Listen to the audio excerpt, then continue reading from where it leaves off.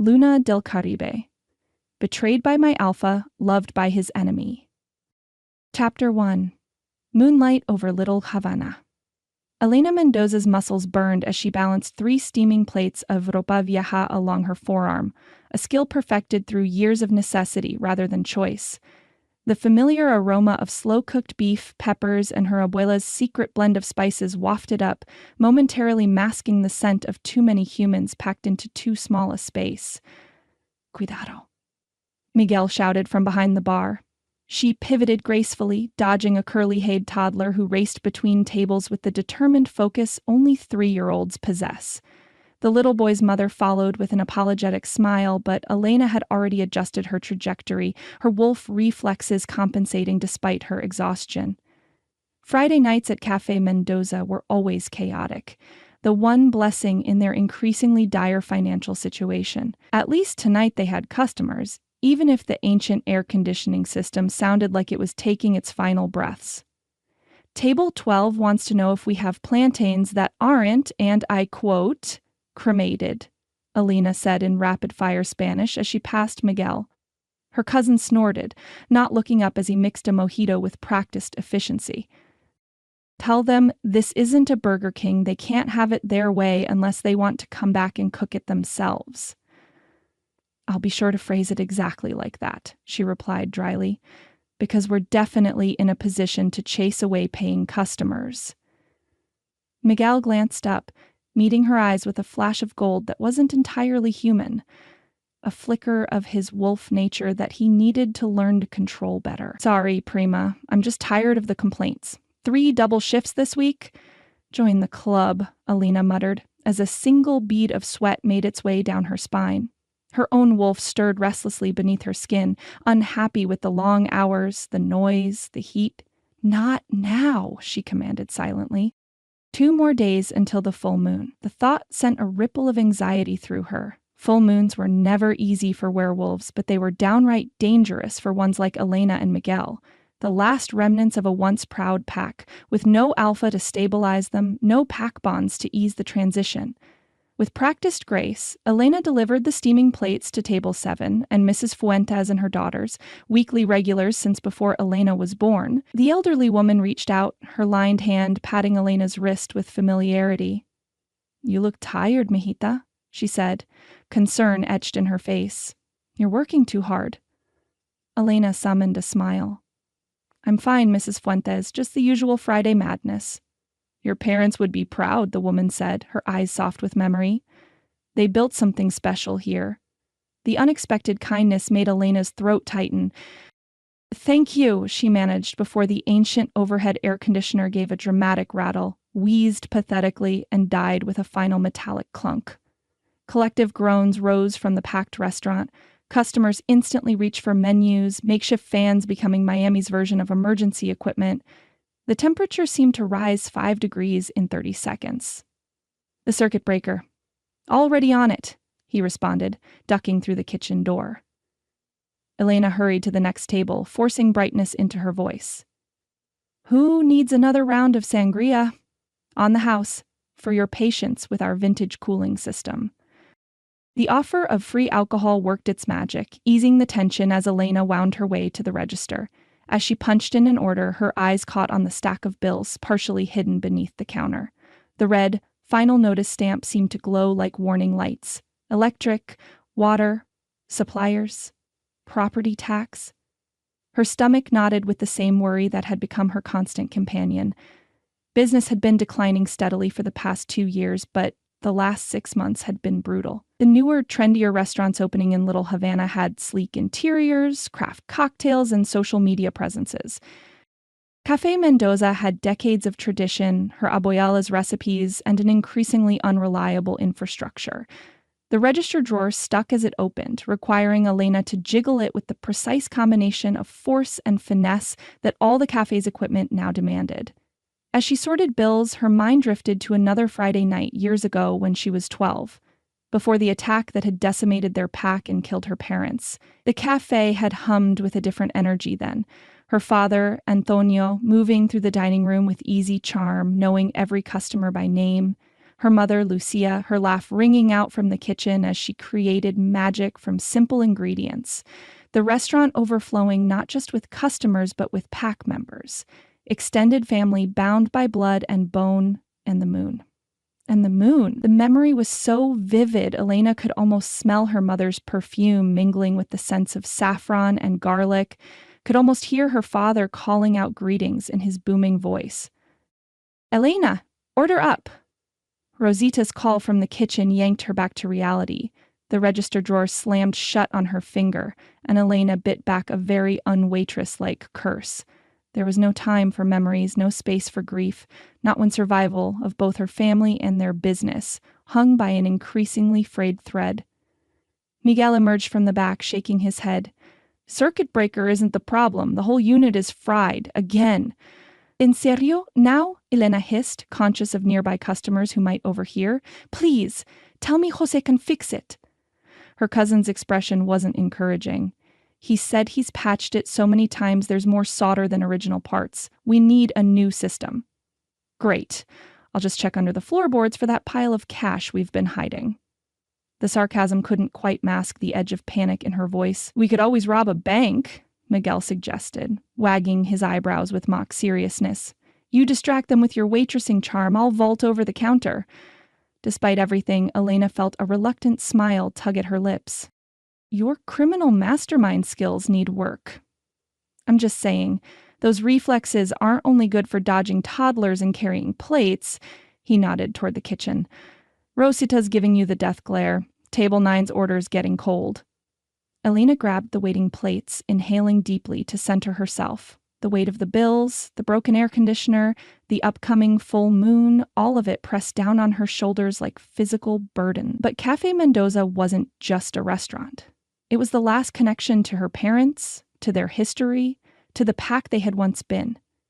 And Elena would be damned if she'd let it slip away without a fight, even if that fight seemed more impossible with each passing day. "Miguel," she said as she balanced the new order, "call that repair guy in Hialeah, the one who gave us a discount last time. Tell him it's an emergency." She cast a quick glance at the front door, where more customers were arriving despite the heat. "And pray that we make enough tonight to at least pay the electric bill." Her cousin nodded, his eyes serious beneath his teasing demeanor. They both knew what was at stake. Not just a business, but their heritage, their home, the last physical piece of the Luna del Caribe pack. As Elena moved back into the crowded dining room, the evening sunlight slanted through the windows, painting the cafe in golden hues that momentarily transformed the worn surfaces and faded photographs into something magical, a glimpse of what once was and what, on her more hopeful days, Elena still believed could be again. Outside, the Miami night was falling, and with it, the faint pull of the waxing moon. 2 days from... Elena straightened her shoulders and pushed forward, ignoring both the moon's call and the wolf stirring beneath her skin. She had tables to serve, bills to pay, and a legacy to protect. The wolf's needs, like her own, would have to wait. 3 hours, 2 minor kitchen disasters, and 1 impromptu a cappella rendition of Happy Birthday later, Elena finally flipped the sign on the cafe door to a close. Her feet throbbed in protest as she leaned against the counter, watching Miguel wipe down the last tables. "Not our worst night," he offered, tossing the rag into a bucket. "Not our best either," Elena replied, pulling her phone from her apron pocket. The moment she unlocked the screen, her heart stuttered. The calendar notification glared up at her, a perfect circle symbolizing tonight's full moon. She'd been so consumed with the air conditioning crisis and keeping the customers happy that she'd lost track of the lunar cycle. A dangerous mistake for a werewolf. "Miguel," she called, a new urgency in her voice. "What's the time for moonrise tonight?" Her cousin checked his watch. "Shit, 20 minutes, maybe less." Elena's skin prickled with pins and needles, the first warning sign. "You need to get home now." Miguel nodded, already grabbing his backpack. Unlike Elena, he had reinforced his apartment with silver-lined walls and multiple deadbolts, expensive precautions that had drained his savings but gave him a safe place to shift each month. "You okay to close up?" he asked, concern evident beneath his hurry. "Go," she insisted. "I'll lock up and head straight home. Abuela's waiting." He hesitated only a moment longer before giving her a quick, rough hug. "Be safe, Primo." The moment he was gone, Alina counted the night's tips with trembling fingers. The total made her wince. Barely enough to cover the emergency air conditioning repair, let alone make a dent in their outstanding bills. She stuffed the cash into the restaurant's ancient safe, muscle memory guiding her through the combination as her focus began to fray around the edges. Her wolf was stirring now, anticipating the moon's rise. She could feel it pacing restlessly beneath her skin, like an animal sensing an approaching storm. She dialed Abuela's number as she shut off the lights and armed the security system. "Elena?" Her grandmother's voice was tight with concern. "Donde estás?" "I'm leaving now, Abuela," she answered, locking the cafe door behind her. "I lost track of time. The air conditioner died again. Hurry, mijita. I have everything ready, but the moon rises early tonight." Elena broke into a jog the moment she ended the call, her wolf lending her speed despite her exhaustion. Little Havana transformed at night, from tourist attraction to living, breathing community. She passed Domino Park, where elderly men still hunched over games despite the late hour, their laughter and Spanish exclamations carrying on the humid air. A group of teenagers lounged on the steps of a building adorned with a vibrant mural of Celia Cruz, their music a pulsing backdrop to her rush. Under normal circumstances, Elena loved these streets, the colors, the smells, the undiluted spirit of her heritage. But tonight, each sensory input felt like an assault. The scent of roasting pork from the 24-hour cafeteria made her stomach clench with sudden hunger. The music from passing cars seemed to vibrate through her very bones. Even the streetlights felt too bright, her pupils contracting painfully as her vision began the subtle shift toward her wolf's superior night sight. A cramp seized her lower back, causing her to stumble. Elena caught herself against a wall, breathing through the wave of pain. The shift was coming faster than usual. "Not here," she whispered to herself, to her wolf. "Just a few more blocks." She pushed herself forward, ignoring the curious glances from passers-by who might mistake her urgent pace and pained expression for something mundane. Too much to drink, perhaps, or the aftermath of a lover's quarrel. If only they knew the truth that hid behind the everyday facade of their neighborhood. By the time Elena reached the small stucco house she shared with her grandmother, sweat plastered her work uniform to her skin, and the prickling sensation had intensified to the point of pain. She fumbled with her keys, biting back a curse as she dropped them twice before managing to unlock the door. "Abuela?" she called, stepping into the familiar warmth of their home. "In the kitchen, Elena. Quickly." The scent hit her immediately, the bitter tang of wolfsbane tempered with sweet basil, cinnamon, and other herbs from Abuela's garden. The traditional tea was already steeping, its steam curling invitingly from a worn ceramic mug. Carmela Mendoza might have been in her 70s, her once black hair now streaked with silver, but she moved with the efficiency of a woman half her age as she gathered supplies. Her hands, gnarled with arthritis but still strong, measured dried herbs into small sachets. "Drink," she commanded, pushing the mug toward Elena. "All of it." Elena didn't argue. The tea tasted as bitter as it smelled, but she'd long ago learned to swallow it without complaint. The blend wouldn't prevent the change, nothing could do that, but it might ease the transition and help her maintain some semblance of control during the night ahead. "The moon rises in 10 minutes, Abuela said, moving to the windows to draw the heavy blackout curtains. "Your clothes are laid out downstairs." Elena nodded, following her grandmother toward the reinforced door that led to their basement. Another cramp hit, this one sharper, and she couldn't suppress a gasp of pain. Abuela turned, her dark eyes softening as she cupped Elena's face in her hands. "It gets worse each month," she observed quietly. It wasn't a question, but Elena nodded anyway.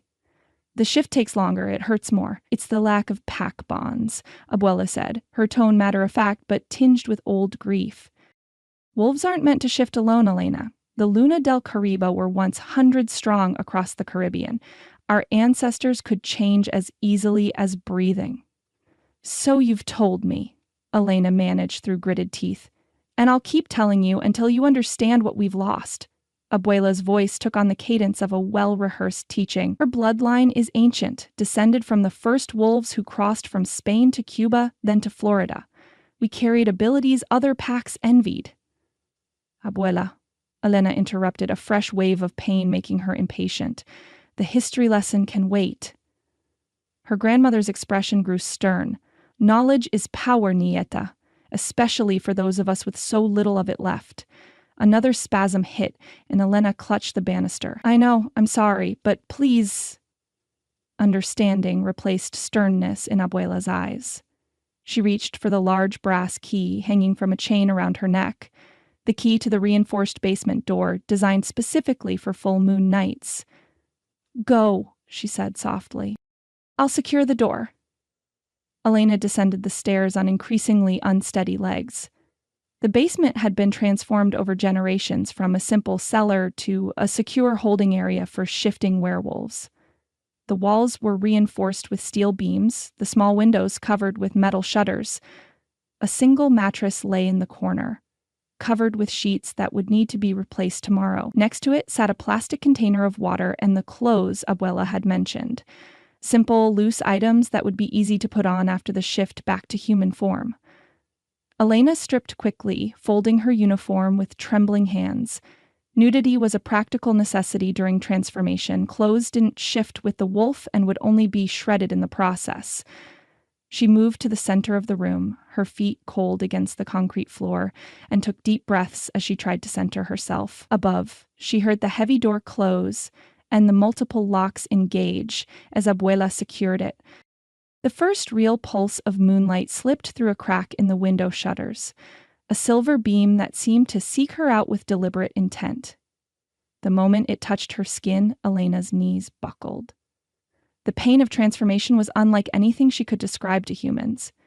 It wasn't just the physical agony of bones reshaping, muscles stretching, organs shifting, though that alone was enough to make her bite through her lip to keep from screaming. It was the psychological toll of having her very essence pulled in two directions, her human mind fighting to maintain control, while her wolf surged forward, wild with the need for freedom.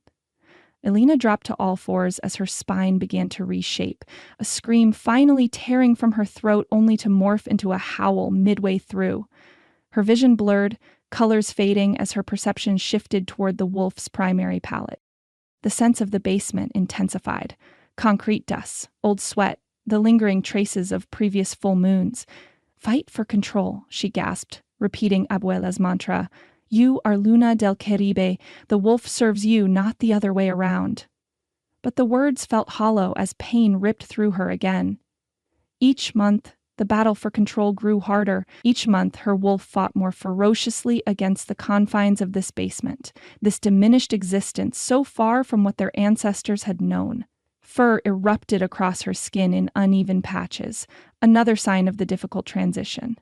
Her face contorted, jaw elongating with agonizing slowness, teeth reshaping into deadly canines. Her fingers curled inward as claws extended, scraping against the concrete floor. A distant part of Elena's mind knew this wasn't right, wasn't how the shift should be. She'd seen her parents transform when she was a child, before the attack that decimated their pack. They had changed smoothly, almost beautifully. The transition from human to wolf a matter of seconds, rather than the torturous minutes she now endured. Moonlight pooled around her as the transformation reached its peak. Elena's last coherent thought before her human consciousness receded was a desperate wish for something, someone, who could ease this monthly torment. Then her wolf surged forward, drowning out human concerns with more primal needs. Freedom, pack, belonging. The wolf that had been Elena threw back her head and howled. A sound of pain, yes, but also of lonely defiance against a world that had left her packless and alone under the merciless light of the full moon. Upstairs, listening to the cries from below, Abuela Carmela closed her eyes and whispered an old prayer.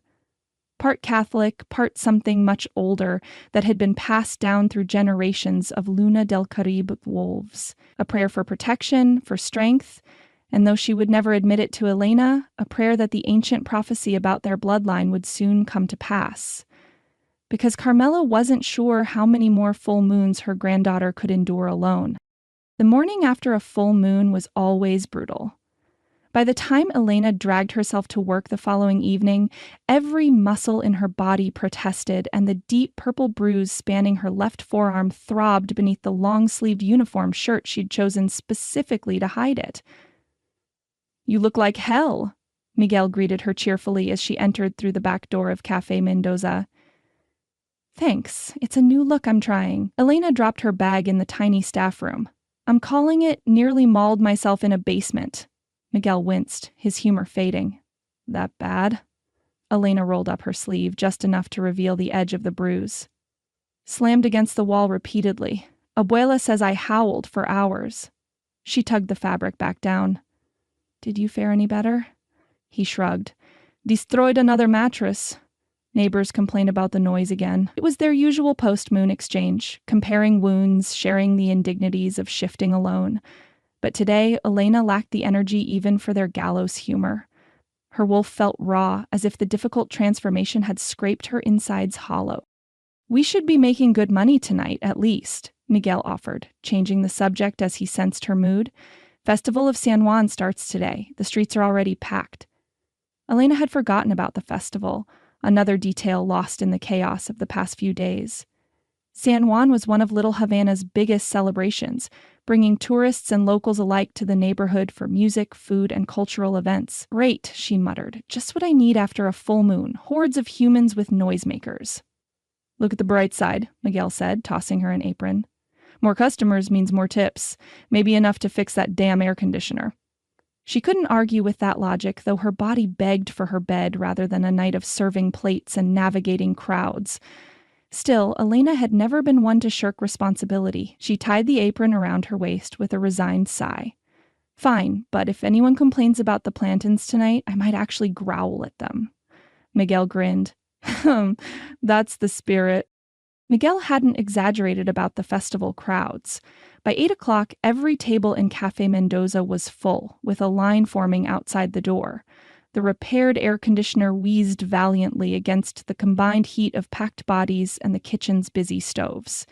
The cheerful chaos would normally energize Elena, but tonight, each noise, each demand, each burst of laughter felt like sandpaper against her overtaxed senses. Table 5 needs more napkins. Table 8 wants to know if we have gluten-free options, and there's a guy at 12 who's been waiting 10 minutes for someone to take his order, Rosita rattled off as they passed each other between tables. Elena nodded, mentally triaging the requests while delivering mojitos to a boisterous group of college students clearly pre-gaming for the festival.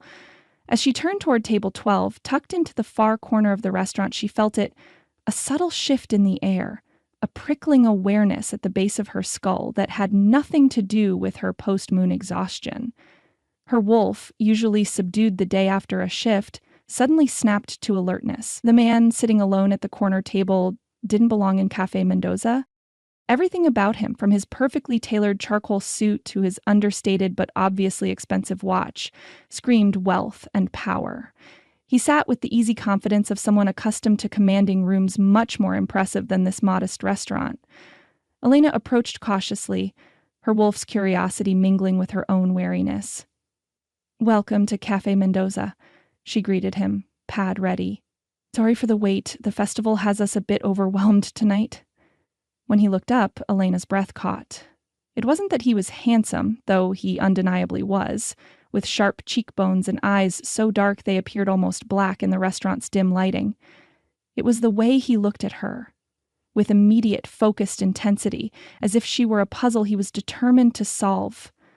"No apology necessary," he replied, his voice a rich baritone that seemed to bypass her ears and vibrate directly against her skin. "Some things are worth waiting for." The comment could have sounded like a cheap line, but there was something in his tone, a certainty, an awareness, that suggested he wasn't speaking about the service. "Can I get you something to drink while you look at the menu?" Elena managed, fighting to maintain her professional demeanor despite her wolf's increasingly agitated state. "I don't need a menu," he said, closing the laminated card without glancing at it. "I'd like the rabo encendido with a side of yuca con mojo, and perhaps some madros, not fried too long. Antonio used to make them perfectly caramelized on the outside, soft within." Elena's hand froze above her notepad. Rabo encendido, spicy oxtail stew. Hadn't been on their menu in years. It had been her father's specialty, a dish few restaurants in Miami still prepared the traditional way. And the casual mention of her father's name, spoken with the familiarity of someone who'd known him personally. "You knew my father?" she asked, protocol forgotten. A small smile played at the corners of his mouth. Miami is smaller than it seems, especially for certain communities. The deliberate pause sent another wave of awareness through Elena. This man wasn't just wealthy and out of place, he was something else, something like her. "We don't serve rabo encendido anymore," she said carefully, testing him. "A shame. Antonio's recipe was exceptional, simmered for hours with just the right blend of spices. His secret was the orange peel, wasn't it? Adds a brightness most chefs miss." Elena stared at him. That detail about the orange peel wasn't something a casual diner would know. It had been her father's closely guarded secret, passed down through generations. "I'll see what we can do," she said finally, turning toward the kitchen with her mind racing. Rosita balked at the off-mute request until Elena mentioned it was her father's recipe. Then the older woman's eyes softened with understanding, and she shooed Elena back to the dining room, promising to see what magic she could work. When Elena returned to take orders from a nearby table, she was acutely aware of the stranger's eyes following her movements. Not in the creepy way some men watched waitresses, but with the calculated assessment of a predator identifying another of its kind. Her bruised arm throbbed under his gaze, as if her wolf recognized a potential threat, or something else entirely. Throughout the evening, Elena found herself drawn back to his table, refilling his water glass more often than necessary, checking on a meal that clearly met with his approval. Each time, he engaged her in brief conversation, asking subtle questions about the restaurant, the neighborhood, her family, questions that seemed innocent on the surface but probed at secrets Elena had been taught to guard. When she delivered his coffee, Cuban, strong and sweet, their fingers brushed briefly against the ceramic mug. The contact sent a jolt of electricity racing up her arm, so powerful she nearly dropped the cup. By his slight intake of breath, she knew he'd felt it too, that spark of recognition, of connection, that occurred when two wolves acknowledged each other. But he wasn't from any Miami pack she knew. Elena had lived in Little Havana her entire life, was familiar with the few werewolves who still called the area home, after most had fled following the attack on her family. This man was a stranger. A wolf without a scent mark she recognized, in territory that, diminished as it was, still belonged to what remained of the Luna del Caribe. When she brought his check, he was waiting with 5 crisp $100 bills folded between his fingers. "The meal was excellent," he said, handing her the money. "Please tell Rosita she honored Antonio's recipe beautifully." Elena stared at the bills in her hand. The meal had cost less than $30. I can't accept." "Consider it an investment," he interrupted smoothly, rising from his chair. Standing, he was even more imposing, tall, with the coiled strength of an alpha barely contained beneath his civilized exterior. "An investment in what?" Elena asked, finding her voice. "The future." He reached into his jacket pocket and withdrew a business card, pressing it into her palm alongside the money. "When you're ready to discuss that future, call this number." The card was minimalist, heavy cream stock with a simple phone number embossed in dark ink. No name, no company, no explanation. "Who are you?" Elena demanded, her wolf's curiosity overriding her human caution. He smiled then, a flash of perfect white teeth that hinted at the canines concealed behind them. "My name is Mateo Fuentes," he said, switching to Spanish that was technically perfect, yet carried an accent she couldn't quite place, older, more formal than the Miami Cuban dialect she'd grown up with. "And I've been looking for you for a very long time, Elena Mendoza." Before she could respond, he moved past her toward the exit, navigating the crowded restaurant with effortless grace. At the door, he paused and looked back, catching her eye one last time across the room. The intensity of his gaze held her frozen in place until he disappeared into the festival crowds outside. Elena stood motionless, the money and card still clutched in her hand, her wolf pacing restlessly beneath her skin despite the recent full moon. Something fundamental had shifted in her world, though she couldn't yet identify what or how. Who was that? Miguel appeared at her elbow, his expression uncharacteristically serious. I could smell him from across the room. Wolf, but not like us. Elena looked down at the card in her hand, tracing the embossed numbers with her fingertip. As she turned it in the light, she caught a subtle design watermarked into the paper. A crescent moon. I don't know, she answered honestly. But I think he knew my father, and I think he knows what happened to our pack. The festival music swelled outside, drums and trumpets blending with laughter and celebration. But inside Alina, a quieter, more primal rhythm had begun. The steady beat of instinct warning her that Mateo Fuentes was dangerous, powerful, and possibly the key to unlocking secrets her family had carried for generations. What he couldn't possibly know was that Elena Mendoza had never backed down from danger in her life, especially when that danger might hold the answers she'd been seeking since the night she lost everything. She pocketed the card and the money. Decision made. Whatever game Mateo Fuentes was playing, she would learn the rules. And then, wolf to wolf, she would play to win. Chapter 2. Scent of Opportunity. The Sunday morning sun beat down mercilessly on Elena's back as she knelt in the rich soil of the community garden, her hands working methodically to separate delicate wolfsbane seedlings. Most gardeners avoided the toxic plant, but for the Mendoza family, properly diluted wolfsbane was essential, one of the few herbs that could help werewolves maintain clarity during a shift. Careful with those, Abuela Carmela instructed, her own gnarled fingers expertly pinching basil leaves nearby. Remember, too much in the tea and you'll be sick for days, too little and your wolf takes too much control. I've been helping you since I was 6, Abuela, Elena reminded her, though without genuine irritation. These Sunday morning gardening sessions had been their tradition for as long as she could remember, one of the few peaceful constants in her life. Their plot sat in the corner of the Little Havana community garden, partially hidden by trellises of climbing jasmine that provided both beauty and privacy. To casual observers, the Mendozas simply grew unusual herbs for traditional Cuban cooking. Only Elena and her grandmother knew the true purpose of the moonflower that only bloomed during lunar cycles, or the rare mountain sage that helped soothe a werewolf's heightened senses after a difficult shift. The lemon balm is doing well this year, Elena observed, moving to the next section of their plot. Should help with your arthritis, Abuela hummed in agreement, though Elena noticed she flexed her right hand with a barely concealed wince. The aftermath of full moons was difficult on them both, but especially hard on Carmela, whose aging body recovered more slowly from each month's sympathetic reaction to her granddaughter's shift. Did you sleep at all? Abuela asked, changing the subject. Elena shrugged. A few hours. The truth was, she'd spent most of the night thinking about Mateo Fuentes, the mysterious werewolf who'd appeared in their restaurant with knowledge of her father and a business card that now burned a hole in her pocket. She hadn't mentioned him to Abuela yet, unsure what to make of the encounter herself. A shadow fell across their garden plot, and Elena looked up to see Señor Morales, their elderly neighbor who managed the community garden assignments. "Buenos días, Carmela," he greeted, deliberately avoiding looking directly at Elena.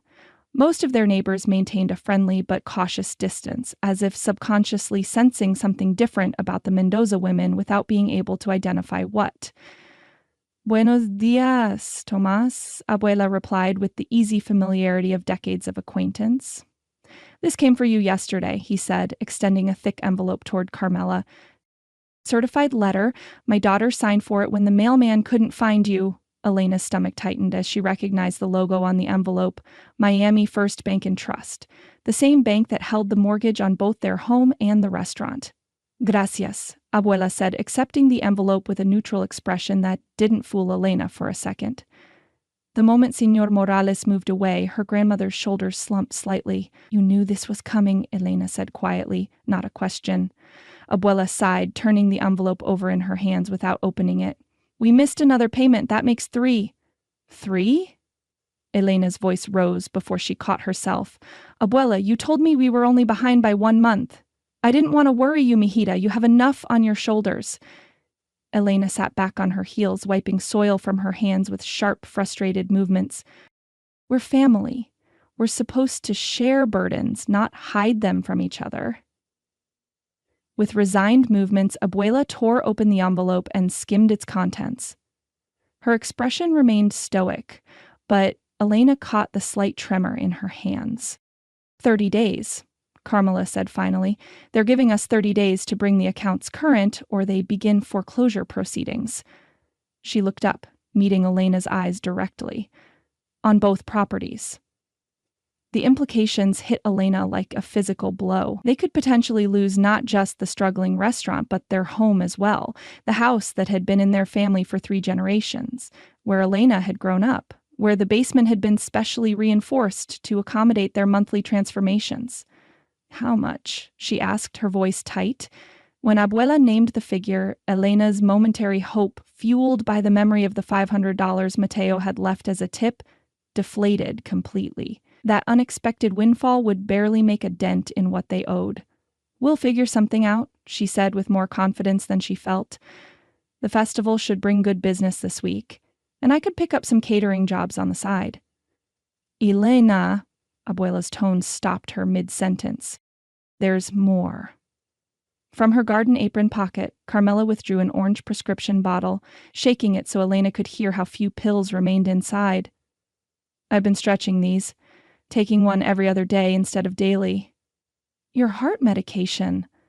Elena stared in disbelief. Abuela, you can't. They're expensive, even with insurance. And the insurance premium went up again this month. A cold fury swept through Elena, not at her grandmother, but at the situation that had forced a proud woman to choose between medication and keeping a roof over their heads.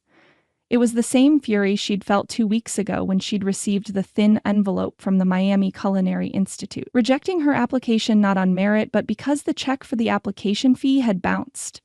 That dream of professional training that might help her modernize the restaurant menu and attract new customers had been quietly shelved, alongside so many others. Elena hadn't even told Abuela about the rejection, not wanting to add to her grandmother's worries. We're not going to lose our home, Elena said firmly, reaching for Abuela's weathered hand. And you're going to take your medication as prescribed, even if I have to pick up another job. Carmela squeezed her hand in return, her eyes reflecting both pride and worry. You already work too hard, Nieta. Your wolf suffers for it. I heard how difficult your shift was this month. Before Elena could respond, her phone chimed with a text from Miguel, a reminder that they needed to finalize next week's inventory order for the restaurant. I have to go handle this, Elena said, rising and brushing soil from her jeans. We'll talk more at dinner, okay? Don't worry, Abuela. I'll figure something out. As she gathered her gardening tools, Elena's fingers brushed against the business card in her pocket. The card she'd been alternately staring at and ignoring since Mateo Fuentes had handed it to her with those cryptic words about the future. Could she really dismiss any possibility of assistance when their situation was this dire?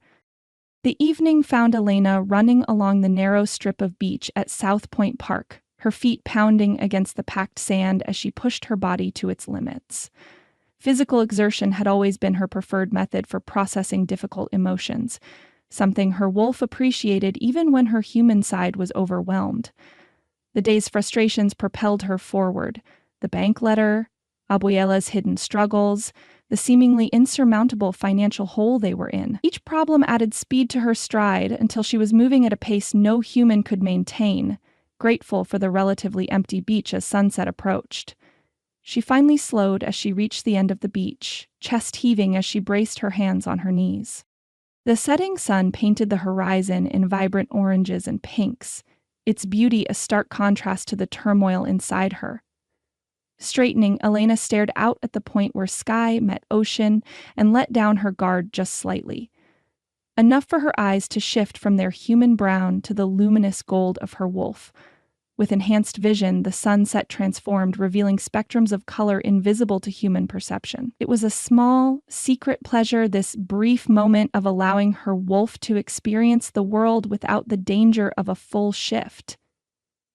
"What are we going to do?" she whispered. The question directed partly to herself, partly to the wolf within, and partly to the vastness of the ocean before her. For once, neither her human ingenuity nor her wolf instincts offered a clear path forward. The restaurant was failing despite their best efforts. Their savings were depleted. Elena had already maxed out her credit cards, paying for repairs and supplies. Unless business dramatically improved overnight, which seemed unlikely given the trendier competition opening in the neighborhood, they were going to lose everything. As the last edge of the sun dipped below the horizon, Elena let her eyes fade back to brown and turned toward home, her pace more measured now. The run had done its job, burning off enough nervous energy that she could think clearly again. She had exactly one unexpected resource that might change their situation: the business card from a werewolf who seemed to know more about her family than he should, offering an unnamed opportunity she couldn't begin to guess at. Whatever game Mateo Fuentes was playing, Elena decided as she jogged home through the gathering dusk, she no longer had the luxury of refusing to play. The business card sat on Elena's bedside table like a challenge, its cream-colored surface catching the morning light that filtered through her curtains. She'd spent half the night staring at it, running her fingers over the embossed numbers, turning it in the light to reveal that subtle watermark, a crescent moon that seemed to change phases depending on how the card was held. No ordinary business card, then. This had been created specifically to intrigue a werewolf recipient. Elena picked it up again, examining it more carefully than she had at the restaurant. The paper was thick and expensive, the printing precise. As she tilted it under her lamp, additional details emerged. Patterns that resembled claw marks forming a border so subtle they were nearly invisible unless you knew to look for them. "What are you playing at, Mateo Fuentes?" she murmured, tracing the moon symbol with her thumbnail. After a nearly sleepless night of weighing options that ranged from bad to worse, Elena had made her decision. Whatever this man wanted, she would at least hear him out. The worst he could offer was nothing, which would leave her exactly where she was now. Taking a deep breath, she picked up her phone and dialed the number. It rang only once before a crisp, professional female voice answered. "Fuentes Enterprises, how may I direct your call?" Elena hesitated, suddenly uncertain what to say. "My name is Elena Mendoza. Mateo Fuentes gave me this number." The briefest pause, then a subtle shift in the woman's tone. "Of course, Ms. Mendoza. Mr. Fuentes has been expecting your call. Please hold while I transfer you." Before Elena could process the implication that Mateo had been waiting for her to contact him, the line clicked, and classical music replaced the assistant's voice. She had barely registered the melody, something Spanish with guitars, when it cut off abruptly. "Elena!" Mateo's voice was even richer over the phone, with a resonance that made her wolf stir alertly beneath her skin. "I'm pleased you called." "You left me little choice," she replied, aiming for professional but hearing the edge in her own voice. "Your visit raised more questions than answers." A low chuckle warmed the line between them. "Directness. I appreciate that quality. It's becoming increasingly rare." "What do you want from me, Mr. Fuentes?" Elena cut to the chase, unwilling to be charmed despite the inexplicable way her wolf responded to his voice. "Please, call me Mateo." A pause, then, "What I want is to offer you an opportunity, Elena. One that could solve several problems at once."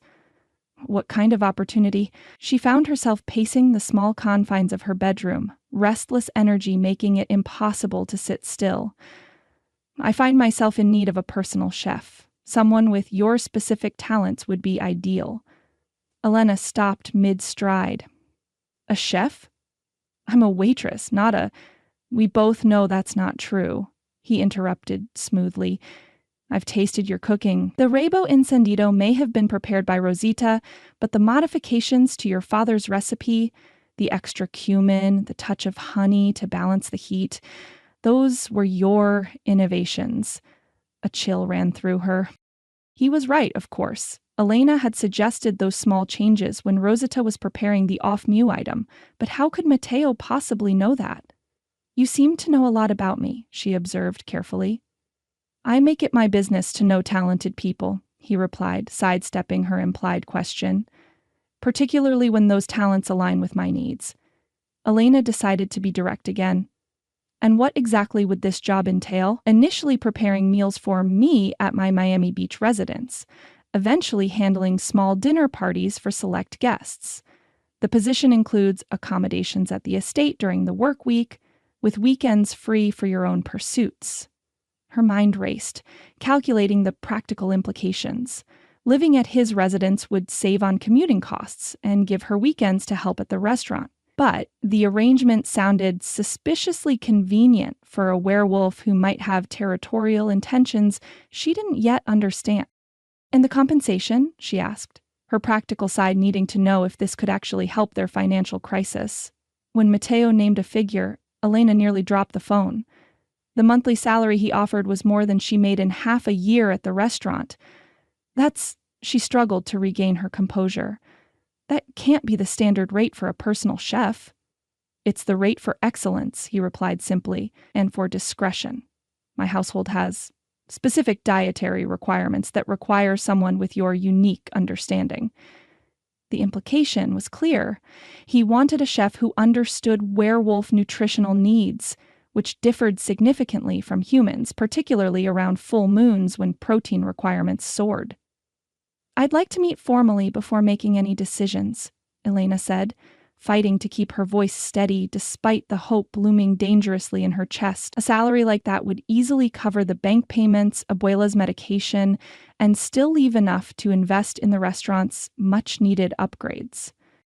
"Of course. My office tomorrow at 10 a.m. I'll text you the address." "Tomorrow works," she agreed, already mentally rearranging her schedule. Miguel could handle the morning prep at the restaurant. "Excellent. I look forward to our meeting, Elena. I believe this arrangement will prove beneficial for us both." The call ended with the same abruptness with which it had begun, leaving Elena staring at her phone in a mixture of disbelief, hope, and suspicion. The offer was too perfect, too well-timed, too generous. Every instinct told her there had to be a catch. No one paid that kind of money without expecting something significant in return. Her phone chimed with an incoming text. An address in downtown Miami's financial district, followed by a calendar invitation for 10 a.m. the next day. The swift efficiency was both impressive and slightly unnerving. With new purpose, Elena opened her laptop and typed Mateo Fuentes Miami into the search bar.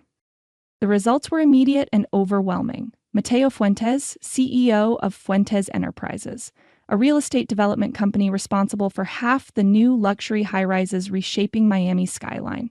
Forbes articles about the Miami Midas with the golden touch in property development. Society page photos of a devastatingly handsome man at charity galas and business awards, always impeccably dressed, often alone despite being surrounded by people. Elena clicked through news stories and business profiles, absorbing details about the enterprise that had apparently made Mateo one of Miami's wealthiest businessmen. Fuentes Enterprises specialized in transforming underperforming neighborhoods into luxury developments, a euphemism Elena recognized all too well. It meant gentrification, displacement, the erasure of cultural landmarks in favor of sterile, high-end retail and overpriced condos. One article in particular caught her attention. Fuentes set sights on Little Havana revitalization. The accompanying map showed planned development zones, including the very block where Cafe Mendoza had stood for 3 generations. Elena sat back, sudden understanding washing over her. This wasn't about hiring a chef. This was about her family's property. A prime corner lot in a neighborhood Mateo Fuentes apparently intended to revitalize, out of its cultural identity and into another playground for the wealthy. Her wolf growled low in her mind, territorial instincts flaring. But the practical human side of Elena recognized the impossible position she was in. The bank would take their property in 30 days regardless. At least this way, she might secure Abuela's future and save something of their legacy. "Know your enemy," she murmured, continuing to scroll through articles about Mateo's business empire. If he wanted to play games, Elena would make sure she understood the board before making her move. Tomorrow's meeting had just transformed from a job interview into a reconnaissance mission. Elena would learn what Mateo Fuentes really wanted from her family, and then she would decide whether to accept his offer or find another way out of their crisis. Either way, she wouldn't be walking in blind. Fuentes Tower thrust into the Miami skyline like a modern spear of glass and steel, its curved facade reflecting the morning sunlight in blinding flashes.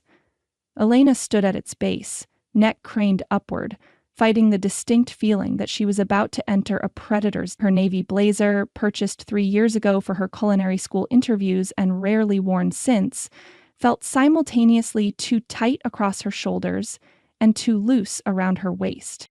The matching pencil skirt restricted her movement in a way that made her wolf deeply uncomfortable. She'd spent 40 minutes that morning taming her curls into a sleek ponytail and applying minimal makeup, attempting to project professional competence rather than her usual casual confidence. The result, according to her reflection in the tower's gleaming entrance, was a woman trying very hard to be someone she wasn't. But the deception was necessary. She needed this job, no matter what game Mateo Fuentes was playing. A blast of air conditioning hit her as she pushed through the revolving doors into a soaring lobby of marble and indirect lighting.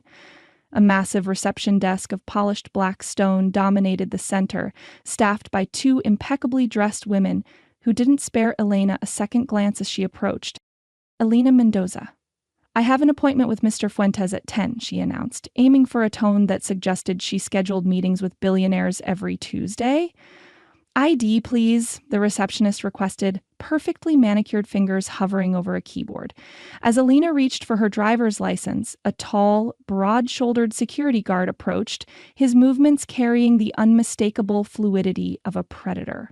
He positioned himself slightly to her left, casual to human eyes but deliberately invasive of her personal space in wolf terms. "I'll escort Miss Mendoza up," he announced to the receptionist, who merely nodded without looking away from her screen. Elena met the guard's gaze directly, refusing to be intimidated despite his obvious attempts. As she suspected, his nostrils flared slightly, scenting her, and his eyes flashed the briefest gold before returning to brown. Werewolf, definitely. "This way, ma'am," he said, gesturing toward a bank of elevators at the far end of the lobby. Elena followed, her heels clicking against the marble in what felt like an unnecessarily loud announcement of her presence. The guard pressed his palm against a biometric scanner, causing a private elevator to open silently. "Mr. Fuentes occupies the penthouse level," he informed her as they stepped inside. 57th floor.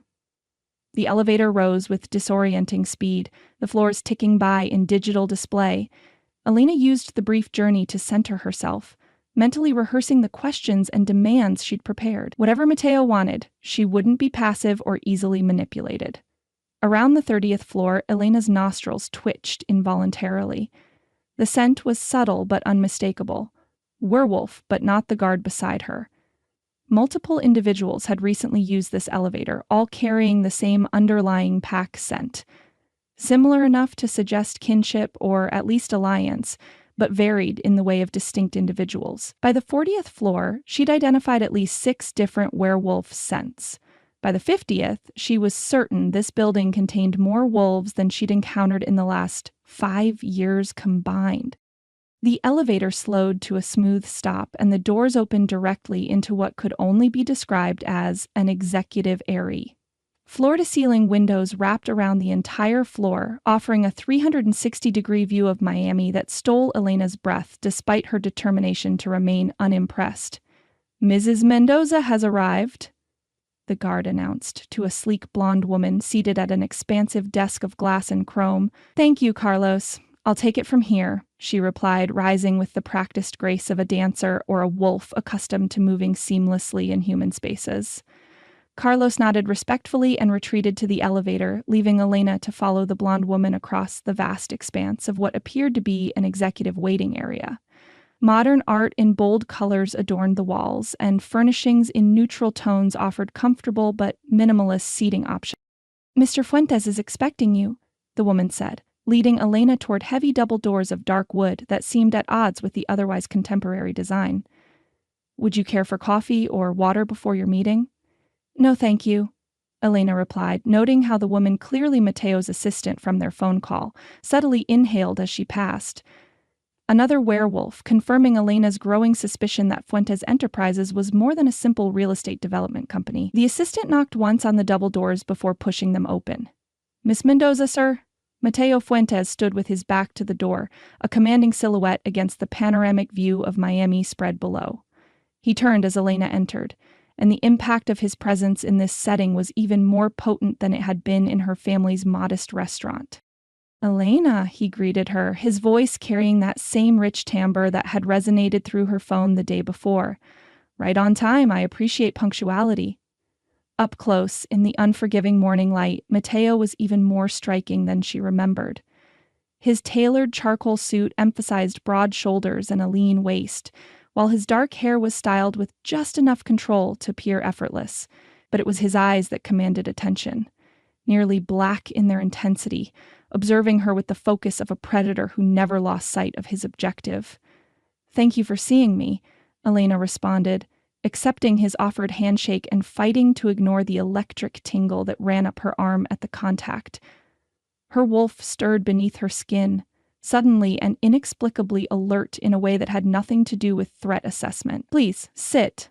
Matteo gestured toward two leather chairs positioned near the windows, rather than the more formal desk arrangement on the other side of the expansive office. "Marina, hold my calls for the next hour." His assistant nodded and withdrew, closing the double doors with a soft click that somehow felt like the ceiling of a vault. Elena moved to the indicated chair, choosing to stand behind it instead, one hand resting on its supple leather back. "Remarkable view," she observed, buying time as she gathered her thoughts. "I find perspective valuable," Matteo replied, moving to stand beside her at the window. "From here, you can see how the city truly functions, the flow of wealth, of people, of opportunity." Elena followed his gaze across the Miami skyline. From this height, the city's neighborhoods were clearly delineated. The glittering wealth of Brickell and Miami Beach, contrasting sharply with the more modest areas where families like hers had lived for generations. Little Havana was visible in the middle distance, its colorful buildings and narrow streets a vibrant pocket amid the encroaching development. "I see boundaries," she noted, "lines drawn between those who have and those who want to keep what little they possess." A smile tugged at the corner of Matteo's mouth. "Perspective indeed." He gestured to the chairs again. "Please, sit. We have much to discuss, and I suspect you have questions beyond the job description I outlined yesterday." This time, Elena complied, perching on the edge of the chair with her back straight, refusing to be engulfed by its comfortable embrace. Matteo took the seat opposite, his posture relaxed yet still exuding authority. "Let's dispense with the charade, shall we?" he suggested, surprising her with his directness. "You know I'm not merely interested in your culinary abilities, impressive as they may be." Elena raised an eyebrow, waiting. "You're a werewolf," he stated simply. "As am I, as are many of the employees in this building." Though she'd suspected as much, having it stated so baldly sent a shock through Elena's system. Werewolves kept their nature hidden from humans at all costs. Revealing oneself to another wolf was never done so casually, so openly. It violated the most basic safety protocols her parents and abuela had drilled into her since childhood. "That's quite an assumption," she replied carefully. Matteo's laugh was warm and genuine. "Elena, we both know it's not an assumption. I recognized your scent the moment I entered your restaurant, Luna del Caribe, one of the oldest bloodlines in the Caribbean. Nearly extinct now, but distinctive to those who know what to detect." Fear flashed cold through her veins. He knew her bloodline, which meant he potentially knew why her family had been targeted, why her parents had been killed, why only she and Abuela remained of what had once been a thriving pack. "Who are you?" she demanded, abandoning pretense. "Matteo Fuentes, as I said, Alpha of the Costa de Oro pack." He stated it matter-of-factly, as though announcing his alma mater rather than revealing his position as leader of what must be a significant werewolf coalition. "My pack holds territory throughout Miami's financial and political districts." Elena's mind raced. She'd grown up believing the Miami werewolf population had been decimated years ago, that her family's small pack had been among the last. The idea that an entire thriving pack existed, hidden in plain sight among Miami's elite, upended everything she thought she knew. "That's not possible," she said, after the hunter raids in the 90s. "A convenient narrative," Matteo interrupted, whom we encouraged. "The truth is more complex. Some packs were indeed destroyed. Others adapted, evolved, found new ways to hide in plain sight." He gestured to the opulent office around them. Wealth provides excellent camouflage, as does power. Elena stood abruptly, moving back to the window as she processed this revelation. Her reflection in the glass looked pale, shaken. Exactly how she felt, and exactly what she couldn't afford to show. "Why are you telling me this?" she asked, fighting to keep her voice steady. "Why reveal yourself and your pact to someone you barely know?" Mateo remained seated, giving her the space her wolf desperately needed in this moment of vulnerability. It was a surprisingly considerate gesture from an alpha. Most would press their advantage rather than allow a potential subordinate to retreat. "Because I'm offering you more than a job, Elena. I'm offering you protection, community, the pack connection your wolf clearly craves." The words struck with devastating accuracy. Elena's monthly shifts were becoming increasingly difficult precisely because wolves weren't meant to transform alone, without the stabilizing energy of pack bonds, but that didn't explain Mateo's interest in her specifically. "You still haven't answered my question," she pressed, turning to face him. "Why me? What do you want?"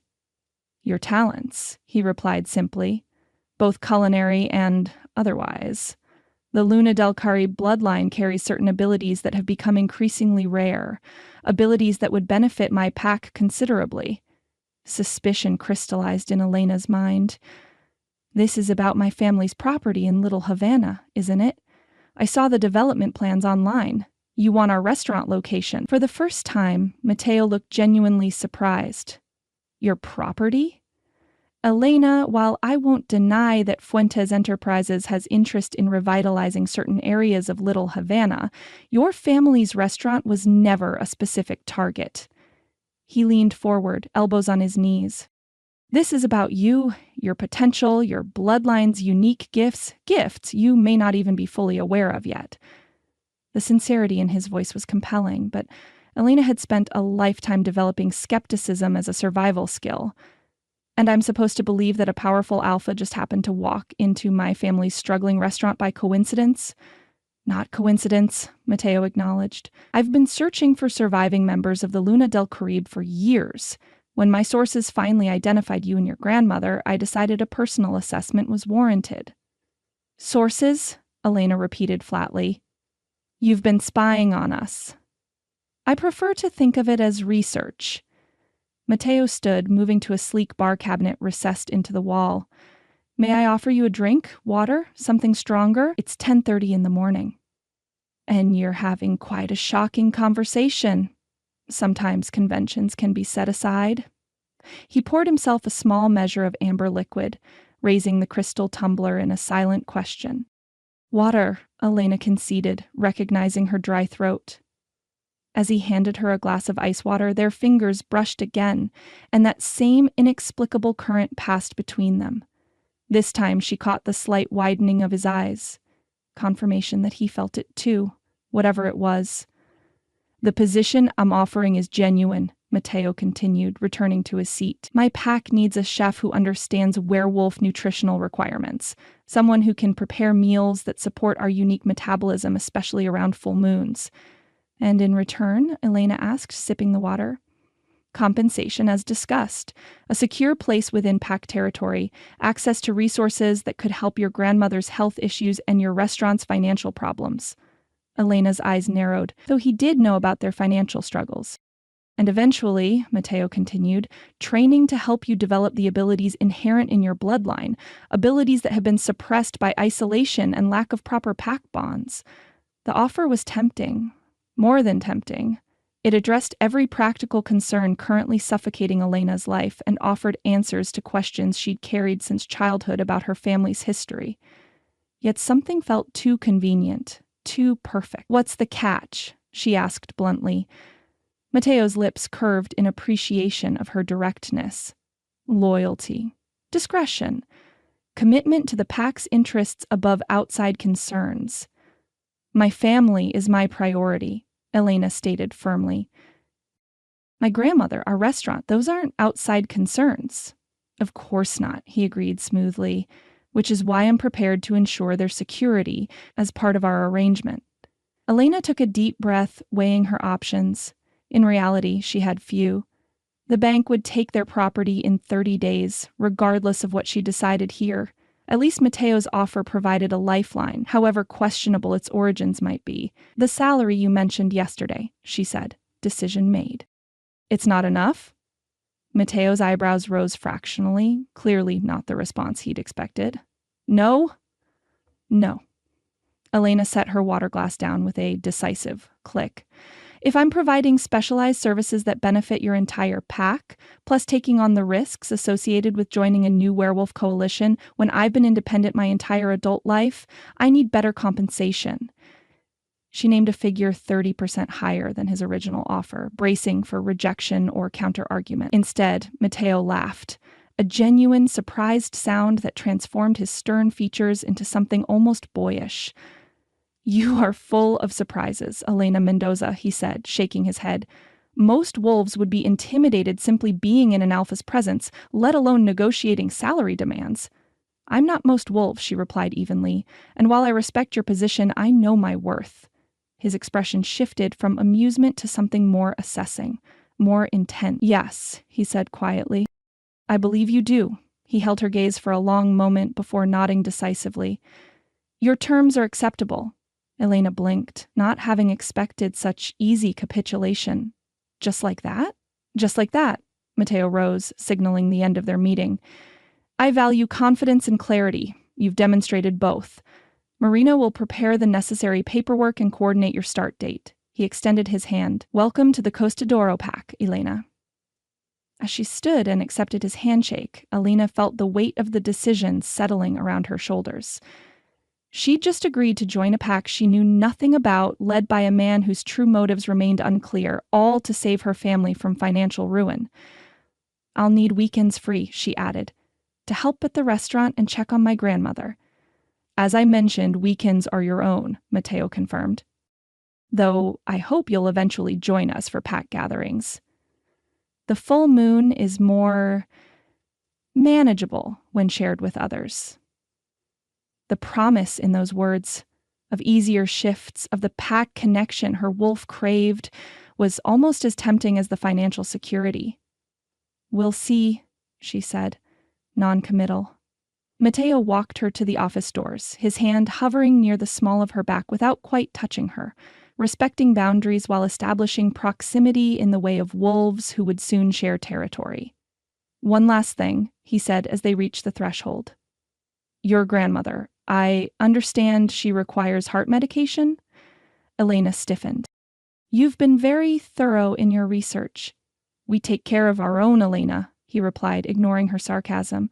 "Pack members have access to medical benefits beyond what conventional insurance provides. I'll have our pack physician contact you about setting up a consultation for her." The unexpected kindness caught Elena off guard, leaving her momentarily speechless. Before she could formulate a response, the office doors opened to reveal Marina waiting to escort her back to the elevator. "I look forward to your culinary creations," Mateo said, his formal tone returning as Marina approached. "And to helping you discover your true potential as Luna del Caribe." As Elena followed Marina across the vast waiting area toward the elevators, her mind whirled with contradictory impressions.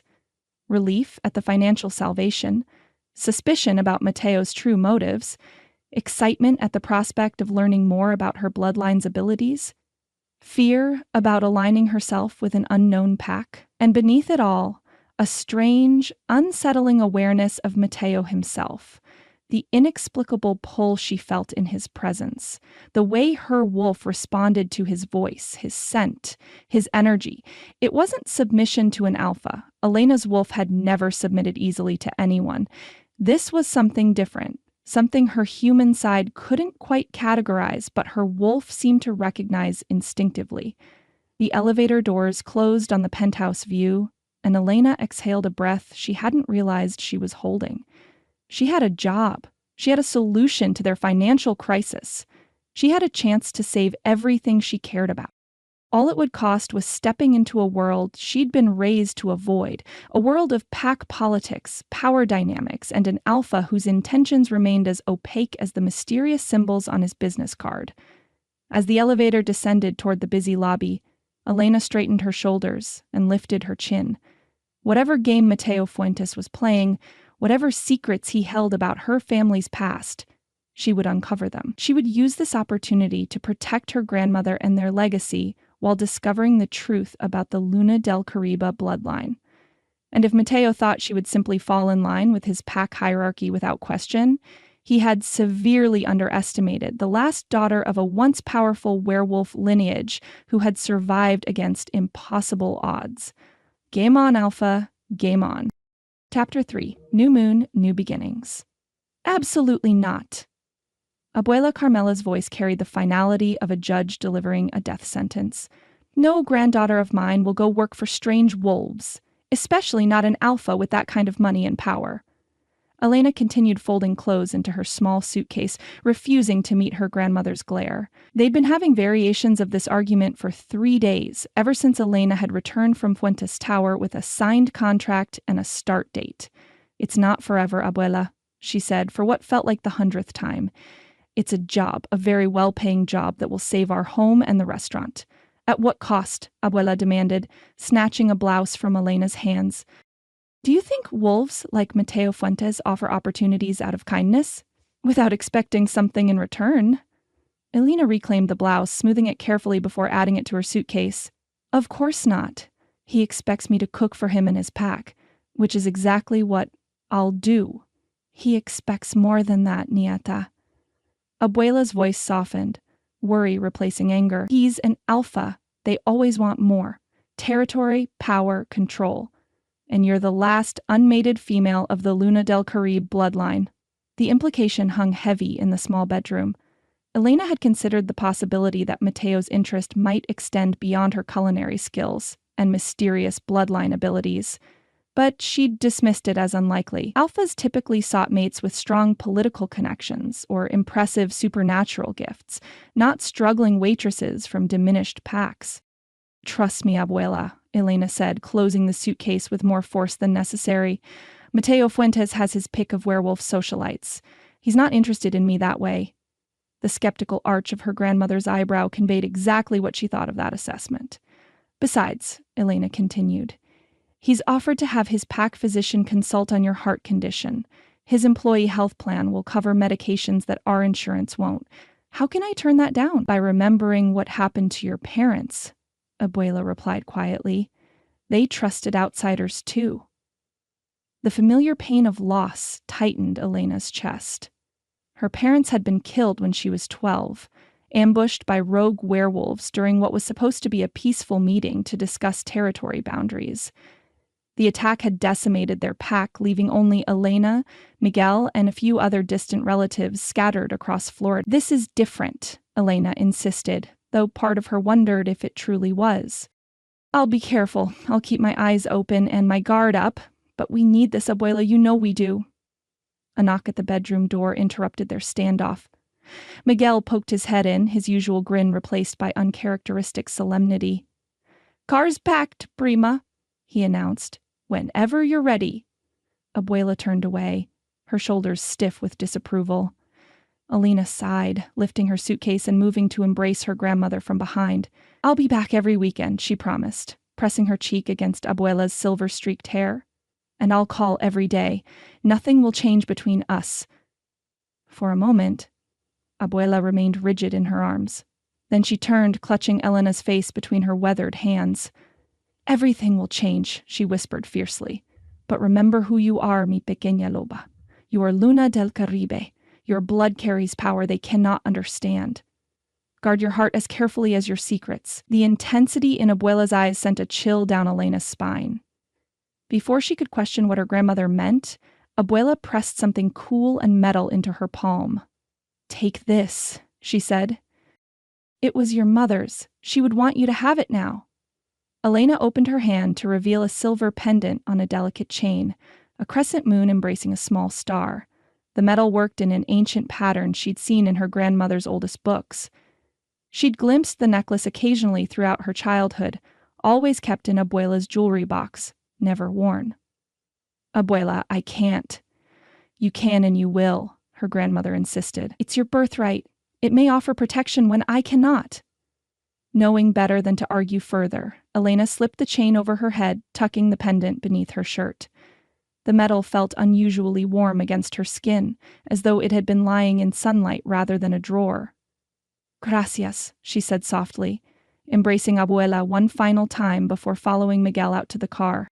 The staff of Café Mendoza had gathered in the small back alley behind the kitchen to see Elena off.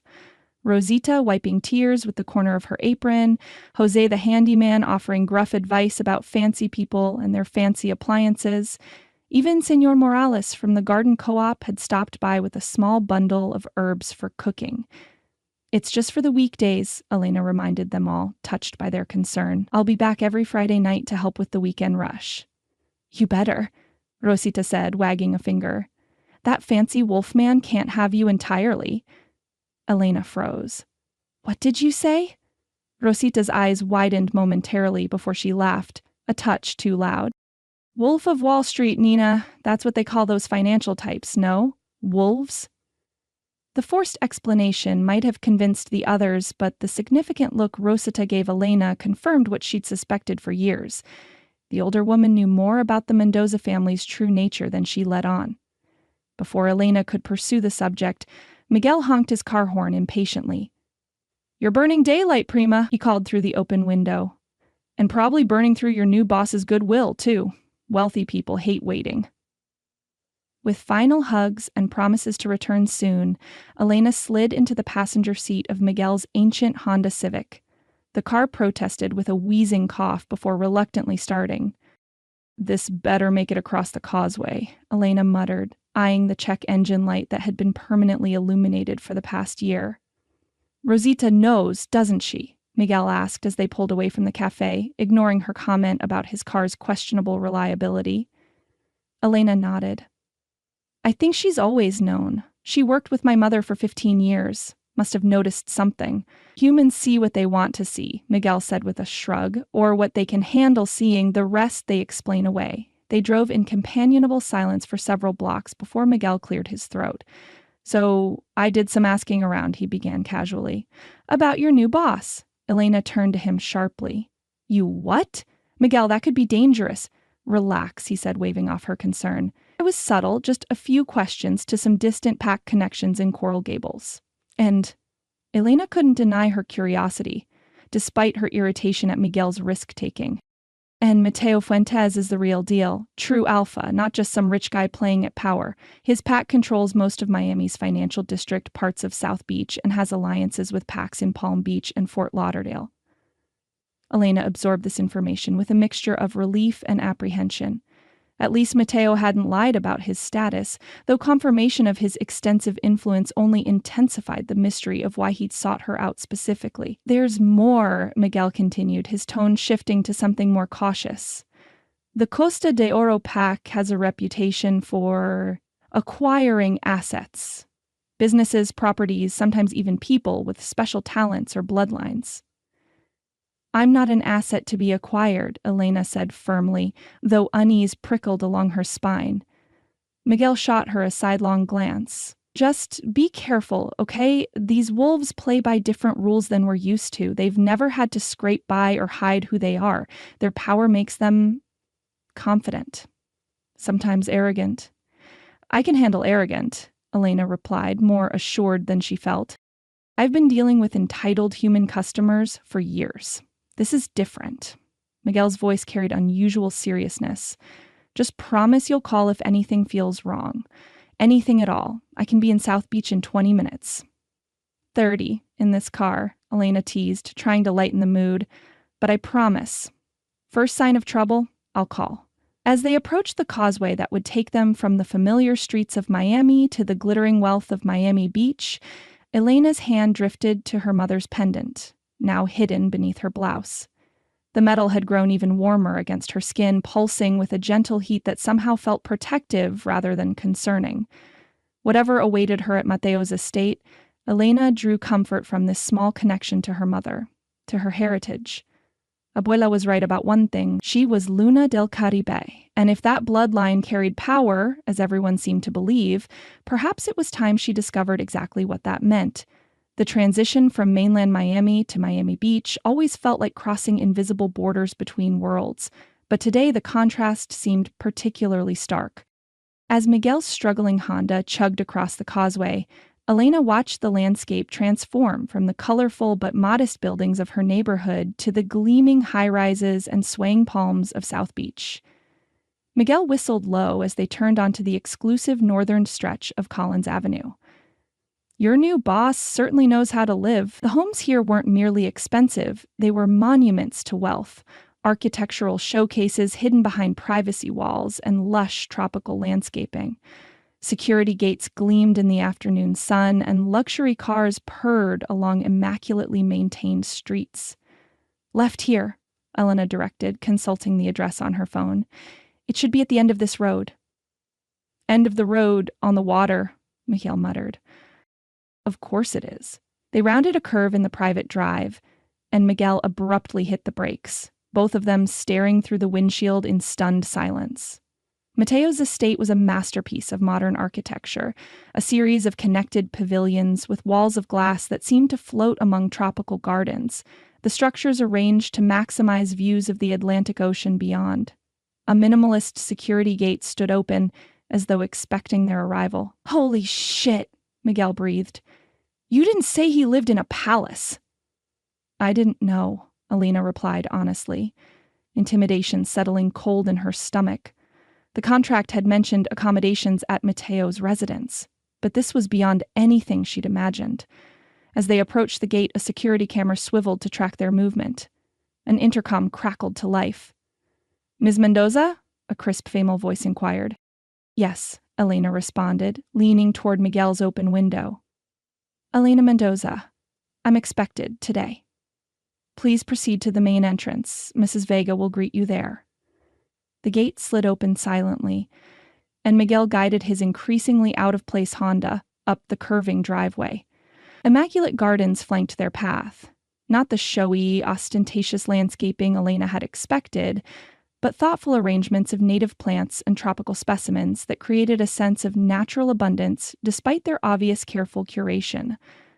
"I feel like we should have dressed the car up for the occasion," Miguel joked as they pulled to a stop before a covered entrance, where steps of pale stone led to glass doors. "Maybe put a little bow tie on the hood." Elena managed a laugh despite her nerves. "Thanks for the ride and the advice." "Any time, Prima." Miguel's humor faded, replaced by genuine concern. "Remember what I said. Call if you need me." With a deep breath, Elena stepped out of the car and retrieved her small suitcase from the back seat. Before she could reach the steps, the glass doors swung open, revealing a woman in her 60s with silver-streaked black hair pulled into a neat bun. Her pressed uniform suggested household staff, but her bearing carried a dignity that transcended any notion of servitude. "Señorita Mendoza," she greeted in Spanish, her accent distinctly from northern Spain rather than the Cuban inflection Elena was accustomed to. "Welcome to Casa Fuentes. I am Mrs. Vega, the head of household staff." As the woman descended the steps to help with Elena's bag, she inhaled subtly, the discreet scenting of one werewolf confirming another's identity.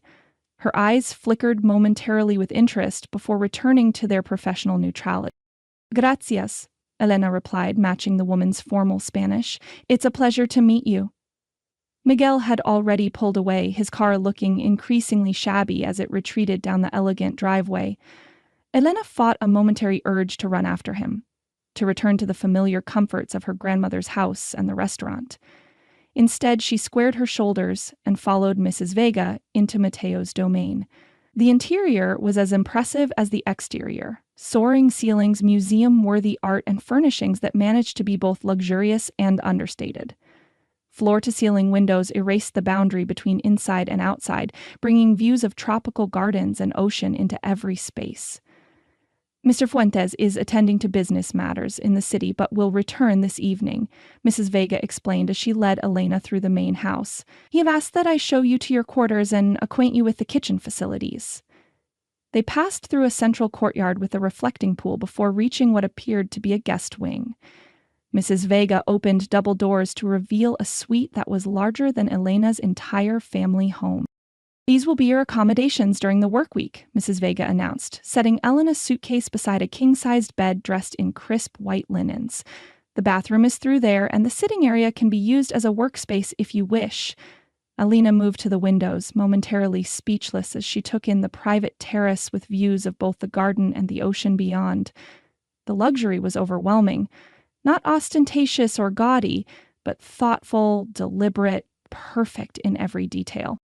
"It's beautiful," she managed finally. "Much more than I expected." Mrs. Vega's professional demeanor softened slightly. "Mr. Fuentes values talent. He ensures those with special abilities are appropriately accommodated." There it was again, that hint of special abilities that everyone seemed to attribute to her bloodline. Elena turned from the window, studying Mrs. Vega more carefully. "Have you worked for Mr. Fuentes long?" she asked casually. "My family has served the Fuentes pack for 3 generations," Mrs. Vega replied with unmistakable pride. "I came to Miami with Mr. Fuentes' father when he established the pack's presence here in the 1980s." The casual reference to pack history, spoken openly, without the careful, coded language Alina's family had always used, was jarring. Within these walls, it seemed, the constant vigilance that had defined Elena's werewolf existence could be temporarily set aside. "I'd like to see the kitchen," Elena said, eager to establish her professional footing in this overwhelming new environment. "Since that's where I'll be spending most of my time," Mrs. Vega nodded approvingly. "Of course. This way." They retraced their steps through the courtyard before veering into a different wing of the house. As they approached what must be the kitchen area, Elena's sensitive nose detected a complex symphony of scents. Spices and herbs, many familiar, some exotic, all of exceptional quality. "Here we are," Mrs. Vega announced, pushing open swinging doors to reveal a kitchen that would make professional chefs weep with envy. Elena stepped inside, turning slowly to take in her new domain. Commercial-grade equipment in gleaming stainless steel, countertops of honed marble, a central island large enough to prepare multiple courses simultaneously, a walk-in refrigerator and pantry, a wood-fire oven installed alongside modern induction cooktops. This is... Words failed her. Elena ran her fingers reverently along the edge of a French-made copper saucepan hanging from the ceiling rack. "Mr. Fuentes appreciates quality," Mrs. Vega said, moving to open the massive refrigerator. "The kitchen is stocked weekly with basics. You'll find this morning's delivery includes proteins, produce, and dairy. If you require specialty items, simply add them to the order form on the tablet there." Elena peered into the refrigerator, her chef's eye automatically cataloging the contents. Premium grass-fed meats, organic produce, much of it local, imported cheeses.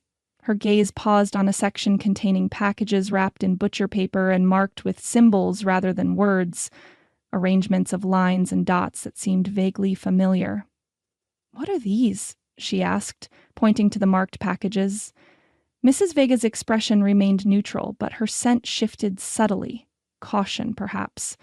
Special dietary items for Mr. Fuentes and certain guests. The previous chef was instructed in their preparation. Werewolf food, Elena realized. Not the everyday proteins they consumed in human form, but the specific cuts and preparations that satisfied their wolves, especially near full moons, when cravings intensified and grew more specific. "I understand," she said simply. Mrs. Vega nodded, apparently satisfied by Elena's comprehension, and moved to the pantry. "In here you'll find dry goods, spices, and specialty herbs." The pantry was as impressive as the rest of the kitchen. Floor-to-ceiling shelves stocked with ingredients from around the world, but what caught Elena's attention was a locked cabinet on the far wall, its glass front revealing jars of dried herbs and roots she recognized from Abuela's most closely guarded recipes. Moonflower, silver sage, wolfsbane in its milder culinary form, bloodroot, herbs that featured in traditional werewolf cuisine. Ingredients that helped maintain balance between human and wolf, that eased the discomfort of approaching shifts, that heightened or dulled specific senses when needed. "You have a key," Mrs. Vega said, handing Elena a small silver key from her pocket. "These ingredients are rare and expensive. Mr. Fuentes has spent years cultivating relationships with suppliers who can provide them discreetly." Elena accepted the key with a sense of surreal detachment. In her grandmother's garden, they grew these herbs in hidden corners, constantly vigilant about human discovery. Here, they warranted a special cabinet and global supply chain. The tablet there also contains upcoming menus and events, Mrs. Vega continued, indicating a sleek device on a counter stand. Mr. Fuentes hosts regular gatherings for PAC members and business associates. Elena tapped the tablet to life, finding a calendar application already open. Her breath caught as she scrolled through the coming weeks. Dinner for 12 this Thursday, PAC leadership meeting with lunch service next Tuesday, a formal gathering for 28 the following weekend with notes about dietary restrictions and PAC affiliations. The scope of what she'd undertaken suddenly crashed down on Elena with physical weight. This wasn't simply cooking for one wealthy werewolf. She would be feeding an entire pack, navigating supernatural politics she barely understood, all while trying to unlock secrets about her own heritage. "Is everything all right, Ms. Mendoza?" Mrs. Vega asked, noting Elena's expression. "Yes," Elena managed, forcing a confidence she didn't feel. "Just taking it all in." Mrs. Vega's expression softened again, and she placed a gentle hand on Elena's arm, the casual touch one wolf might offer another in reassurance. "The Luna del Caribe were once great chefs, as well as healers," she said quietly. "My grandmother spoke of feasts prepared by your ancestors that could ease pack tensions and bring harmony even among rivals. That ability runs in your blood, just as surely as your other gifts." Before Elena could question this unexpected knowledge of her family history, Mrs. Vega straightened, professional mask back in place. "Dinner is at 8. Mr. Fuentes dines alone tonight and prefers to meet new staff informally before they begin official duties. Consider this evening a chance to discuss your approach to the position rather than a demonstration of your culinary skills." With that, Mrs. Vega departed, leaving Elena alone in the gleaming kitchen that would now be her domain. She moved slowly around the space, familiarizing herself with equipment and layout, her mind racing with equal parts excitement and apprehension.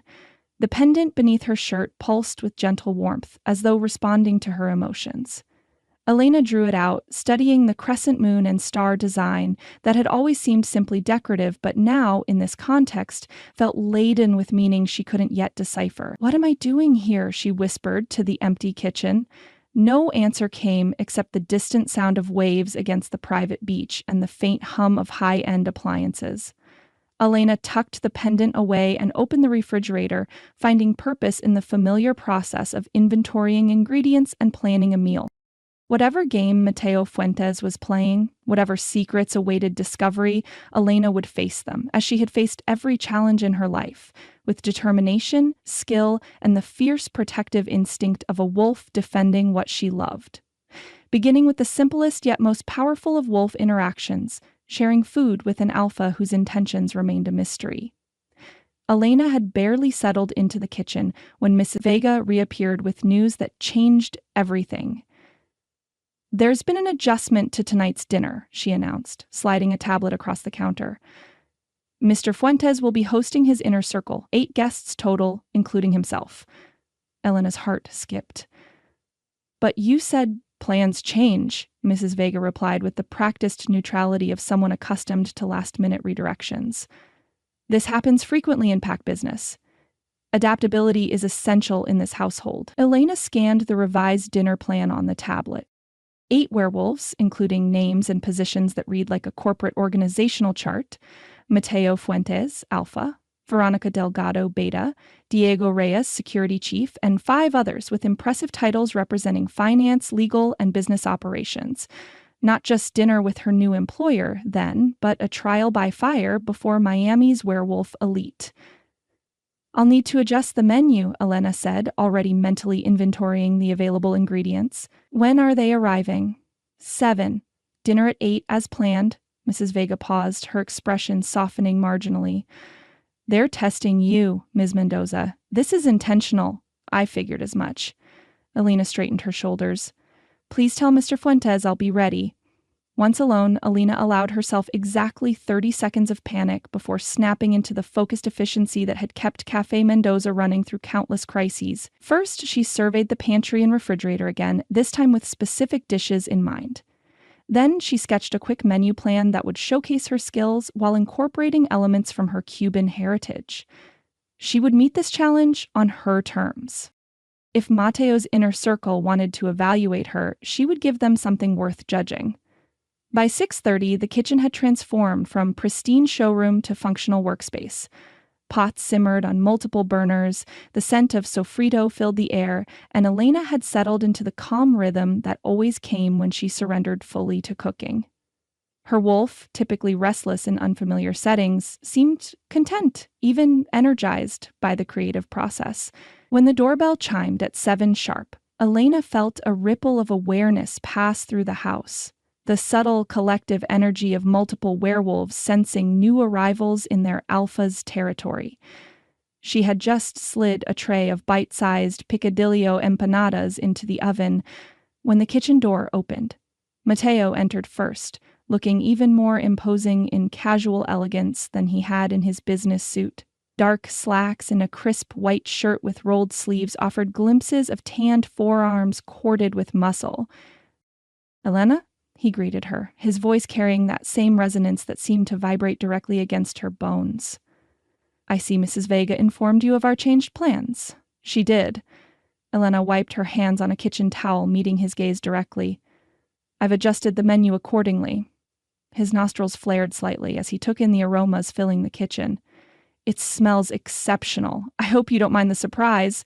When my team heard I'd found a Luna del Caribe chef, they were curious." Before Elena could respond, a woman appeared at Mateo's side. Tall, elegant, with the cool, assessing eyes of a predator. Her sleek black hair fell in a precision cut just below her jawline, and her fitted emerald dress emphasized a figure as formidable as her presence. "So this is her," the woman said, not bothering to address Elena directly. Her accent carried hints of Madrid wrapped in Miami polish. "She's younger than I expected." "Elena, meet Veronica Delgado, my beta," Mateo introduced, a slight edge to his tone suggesting he didn't entirely approve of Veronica's approach. "Veronica has been with the Costa de Oro pack since we were children."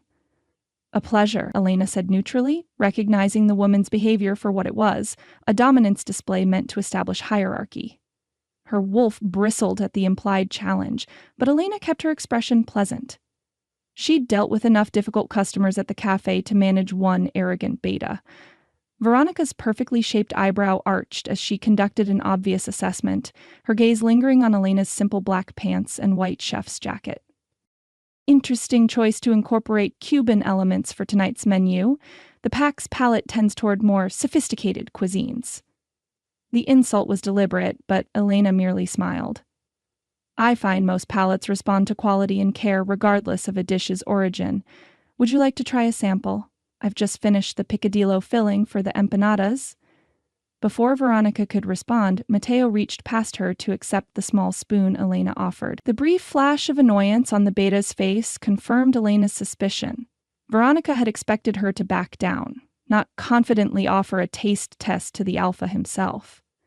Mateo's expression remained impassive as he sampled the filling, but his eyes, those intense, nearly black eyes, lit with unmistakable pleasure. "Perfect balance of sweet and savory," he declared. "The hint of cinnamon is an inspired touch." "My mother's recipe," Elena answered, a small swell of pride warming her chest, "with a few adjustments of my own." "Your mother had exceptional talent," Mateo said, his tone suggesting he spoke from personal knowledge rather than assumption. "As do you. We'll leave you to your preparations. Dinner at 8? "Yes, sir," Elena confirmed, noting the flash of surprise that crossed Veronica's face at Mateo's praise. As they turned to leave, Mateo paused. "And Elena? Don't call me sir. Mateo will do fine." The door swung shut behind them, and Elena exhaled slowly, assessing the interaction. One ally, potentially, Mateo himself. One definite adversary in Veronica, and 6 more werewolves waiting to judge her food and, by extension, her worth to their pack. No pressure at all.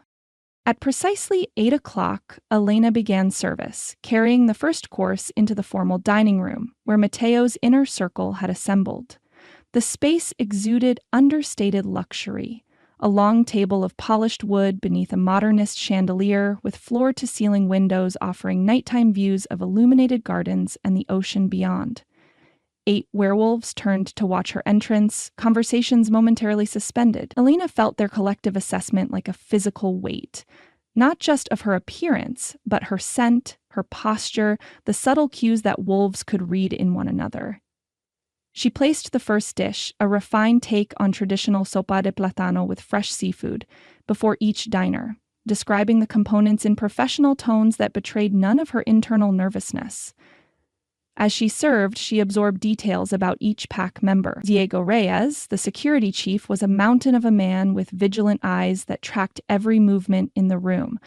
The finance director, Sofia Montalvo, wore her silver-streaked hair in a severe bun that matched her analytical expression. A younger man, who'd been introduced as the pack's technology expert, tapped his fingers constantly, his wolf energy barely contained beneath a human veneer. Elena had nearly completed the circuit when a comment from Veronica caught her attention. Brazenly expanded their territory again along the river district.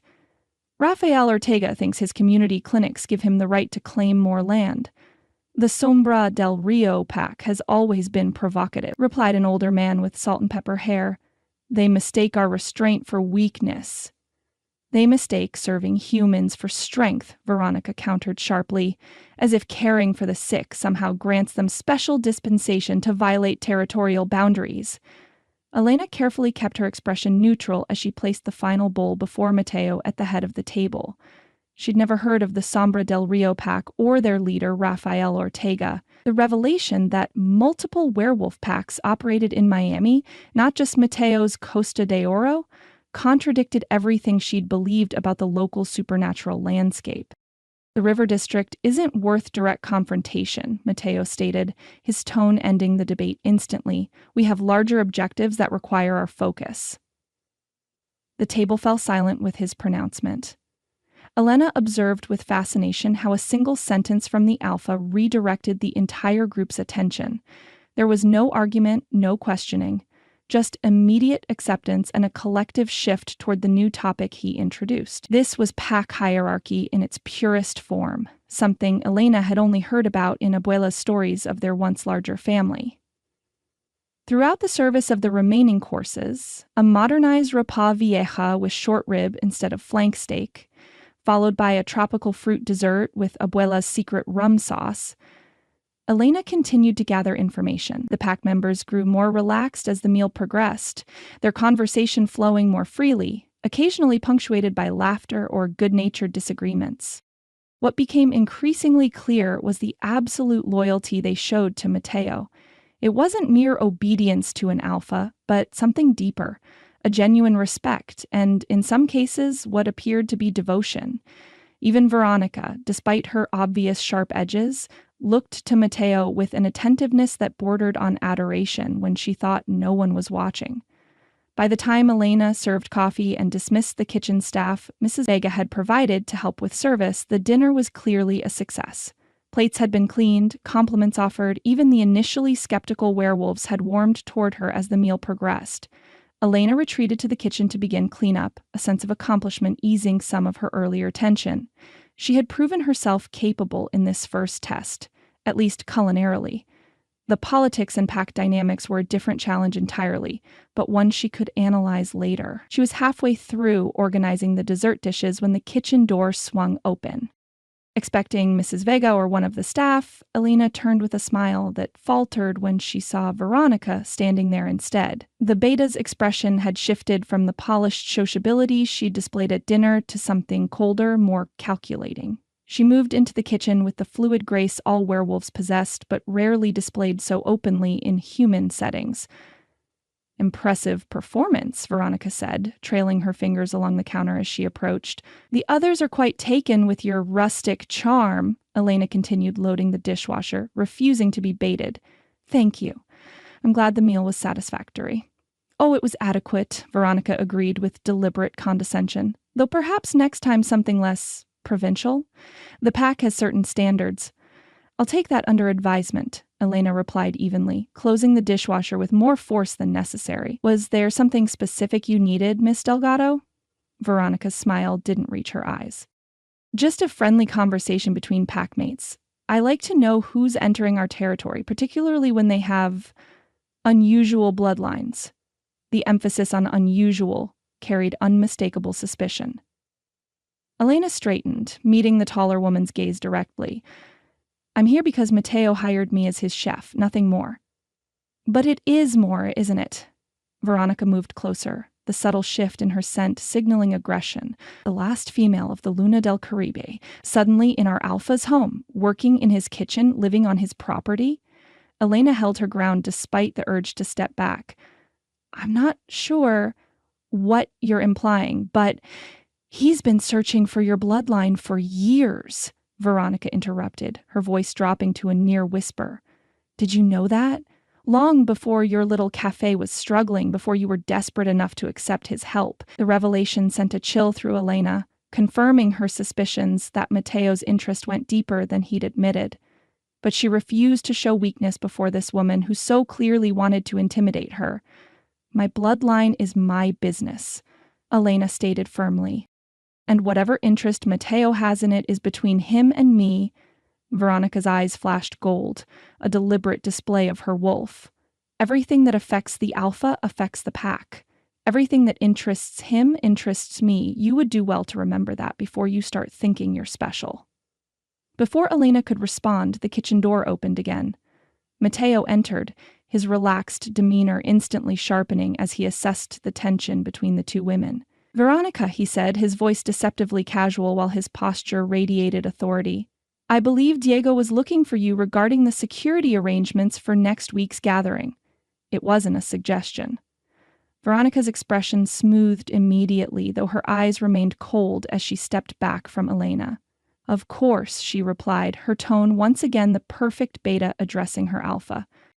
I was just getting acquainted with our new chef. I'm sure Elena appreciates the welcome, Matteo said dryly, but perhaps save the pack politics for when she's had more than 6 hours in the house. The reprimand was gentle but unmistakable. Veronica inclined her head in acknowledgement before slipping past Matteo and out of the kitchen, her posture rigid with suppressed emotion. Once she'd gone, Matteo turned to Elena, his expression softening. I apologize for Veronica. She's protective of the pack, sometimes excessively so. Protective? Elena repeated skeptically. Is that what you call it? A smile tugged at the corner of Matteo's mouth. Among other things, she's been my beta for 15 years and feels a certain proprietary interest in pack matters. Including you? Elena asked before she could stop herself. The smile bloomed fully now, transforming Matteo's stern features into something almost boyish. Especially me, but not in the way you might think. Veronica and I grew up together. She's the closest thing I have to a sister. Elena absorbed this information, comparing it against the worshipful looks she'd observed Veronica giving Matteo during dinner. If the beta's feelings were purely fraternal, Elena would eat her chef's hat. The dinner was exceptional, Matteo said, changing the subject as he moved deeper into the kitchen. You managed to impress even Guillermo, who generally considers anything less than 3 Michelin stars to be peasant food. Despite herself, Elena smiled. I noticed he took seconds of the ropa vieja and asked for the recipe, which in 20 years I've never seen him do. Matteo leaned against the counter beside her, close enough that she could feel the warmth radiating from his body. You have a gift, Elena, not just for cooking, but for understanding what wolves truly crave. The compliment sent an unexpected flush of pleasure through her. My abuela says food is medicine for wolves, that the right combinations can soothe the wolf or strengthen it depending on what's needed. Your abuela is wise, Matteo observed. The Luna del Caribe were known for such knowledge, healing through food, through herbs, through the energy that flows between pack members. You keep talking about my bloodline as if it's something special, Elena said, unable to keep the frustration from her voice. But no one will tell me exactly what that means. What abilities am I supposedly hiding? What power does everyone think I have?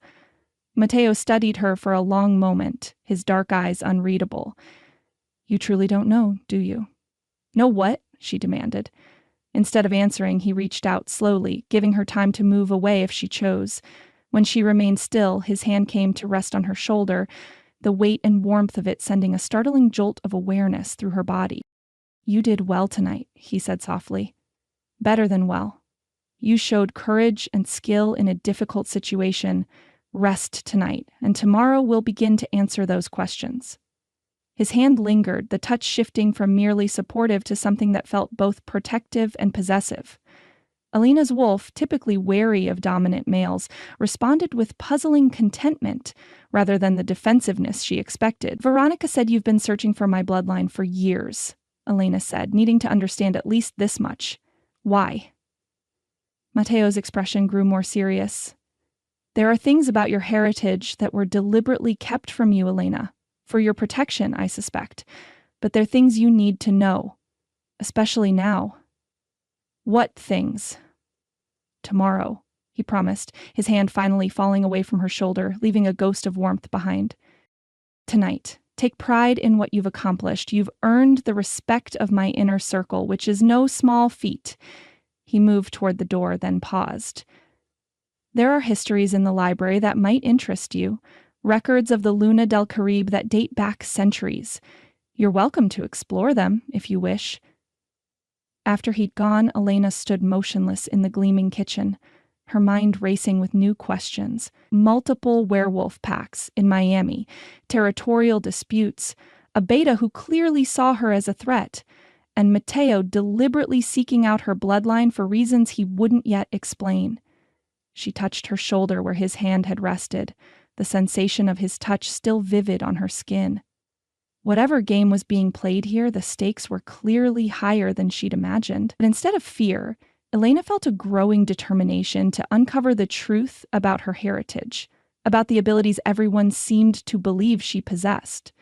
Tomorrow would bring more challenges, more revelations, but tonight she had proven herself equal to the first test, and for now, that was enough. Chapter 4. Rising Crescent. 3 weeks into her new position, Elena had established a rhythm that bordered on comfortable. Weekdays were spent at Mateo's estate, preparing meals that ranged from simple breakfasts to elaborate dinner parties for his business associates and pack members. Weekends found her back in Little Havana, helping at the cafe and checking on Abuela, whose suspicion of Elena's new employer remained undiminished, despite the obvious financial benefits the arrangement had brought. The bank had been paid. Abuela's medications were now covered by the PAC's exceptional health plan. Cafe Mendoza had even seen modest improvements. A repaired air conditioning system, fresh paint, updated menus that Elena designed during quiet afternoons at the estate. But for all these practical victories, Elena couldn't shake the feeling that she'd barely scratched the surface of whatever game Mateo was playing. He remained frustratingly vague about her bloodline's supposed abilities, deflecting direct questions with promises of soon and when you're ready. Sunday evening found Elena packing her small suitcase again, preparing to return to the estate after 2 days of normality in her grandmother's home. The contrast between worlds remained jarring, from the modest stucco house with its weathered furniture and family photos to Mateo's sleek modernist palace with its museum-quality art and spectacular ocean views. "You're different," Abuela observed from the doorway, watching Elena fold clothes with quick, efficient movements. Elena paused, glancing up. "Different how? More confident, more—" Abuela tilted her head, considering. "More wolf." The assessment startled Elena, though she couldn't deny its accuracy. Something had shifted in the balance between her human and wolf sides these past weeks. Her senses seemed sharper, her physical movements more fluid. Even her monthly hormonal cycle had stabilized, no longer spiking wildly as full moon approached. "It's the food," she said, offering the simplest explanation. "Better ingredients, regular meals. Mateo insists the entire household eat properly, especially proteins." Abuela's lips pressed into a thin line. "It's not just food, nieta, it's pack energy. You're absorbing it, even without formal bonds." "Is that dangerous?" Elena asked, a flutter of concern rising. "Not dangerous," Abuela conceded reluctantly, "but complicated. The more you take in their energy, the more connected you'll feel. The harder it will be to leave if that becomes necessary." Before Elena could pursue this troubling observation, her phone chimed with a text from Miguel, who'd offered to drive her back to Miami Beach. With a promise to call tomorrow, she embraced her grandmother tightly, inhaling the familiar scent of herbs and home that had always meant safety. "Be careful of your heart, Elena," Abuela whispered against her hair. "Wolves mate for life." some bloodlines more absolutely than others. The cryptic warning followed Elena out the door and into the warm Miami evening, adding another layer to the mystery she seemed increasingly entangled in. Dawn broke over the Atlantic in streaks of pink and gold that transformed the water into a shimmering canvas. Elena jogged along the private beach that edged Mateo's property, her bare feet sinking into cool sand with each stride. Early morning runs had become her favorite part of the estate routine, a time when the house still slept, and she could pretend, briefly, that the entire stretch of pristine shoreline belonged to her alone. Today, however, she wasn't alone. A familiar figure waited at her usual turnaround point, a boulder formation that marked the property boundary. Mateo stood with his back to the sunrise, barefoot in loose linen pants and a simple white t-shirt that the ocean breeze molded against his broad chest. Elena slowed her pace, using the moments of approach to settle the automatic jump in her pulse that had nothing to do with exertion. 3 weeks of daily interaction hadn't diminished the physical awareness she felt in Mateo's presence. If anything, familiarity had only intensified it. "You're up early," she observed, coming to a stop several feet away, conscious of the sweat dampening her running clothes and the loose braid that had partially unraveled in the wind. "I'm always up at dawn," Mateo replied, his dark eyes taking in her flushed appearance with unconcealed appreciation. "Usually working, though. Today I thought I'd join you, if that's acceptable." The deference in the request, an alpha asking permission rather than simply imposing his presence, was characteristic of the respect Mateo had shown her since her arrival. For all Veronica's warnings about overbearing dominance, Mateo had proven surprisingly considerate of Elena's boundaries. "Of course," she agreed, unable to formulate a reasonable objection. "I usually run to the cove and back, about 3 miles total." Mateo fell into step beside her as she turned to continue her route, effortlessly matching her pace. They ran in comfortable silence for several minutes, the only sounds their steady breathing and the gentle rush of waves against sand. "How was your visit home?" Mateo finally asked as they rounded a curve in the shoreline. "Good. Busy." Elena glanced sideways at him. "The new refrigeration unit you recommended for the cafe is working perfectly." "I'm glad to hear it." A pause, then, "And your grandmother? Is she more comfortable with our arrangement?" Elena laughed softly. "Abuela hasn't been comfortable with anything since 1962, but she's less actively suspicious, which is progress. She has good reason for caution," Mateo acknowledged, surprising Elena with his candor. The Luna del Caribe suffered greatly when packs turned against each other during the territory wars.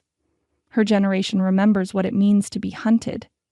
The casual reference to her family's history, spoken with such certainty, prickled Elena's awareness.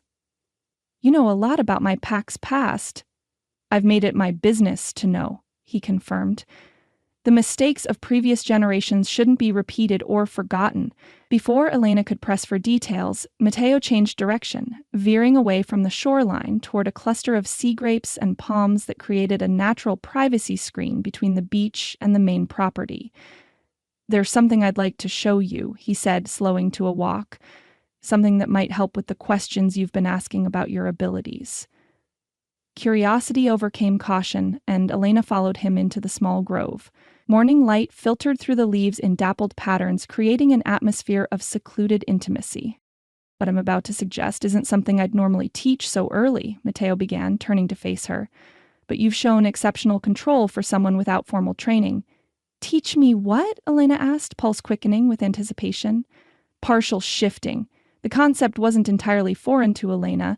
She'd experienced unintentional partial shifts during moments of strong emotion, her eyes flashing gold or claws emerging briefly.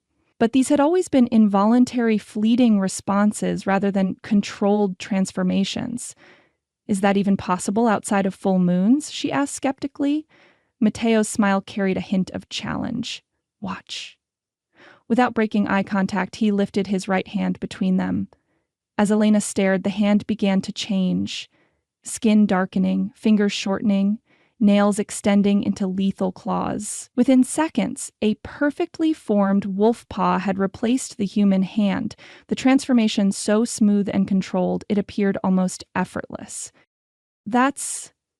Elena struggled for words, fascinated by the demonstration. I've never seen anything like that. Most wolves can't manage it, Matteo acknowledged, reversing the shift with equal control until his human hand reappeared. It requires a strong connection between human consciousness and wolf instinct, a balance many never achieve. The implication was clear. He believed Elena capable of this advanced skill despite her lack of formal training. The vote of confidence both flattered and unnerved her. "Let me try," she said impulsively, extending her own hand. "Not that way," Matteo cautioned. "Start with something simpler, your eyes. The visual shift is usually easiest to control." Elena nodded, taking a centering breath. She had accidentally shifted her eyes many times in moments of stress or anger, but deliberately triggering the change was different. "Close your eyes," Matteo instructed, his voice dropping to a lower register that seemed to resonate directly with her wolf. "Focus on the sensations around you, the scents, the sounds. Let your wolf rise, just enough to enhance your perception."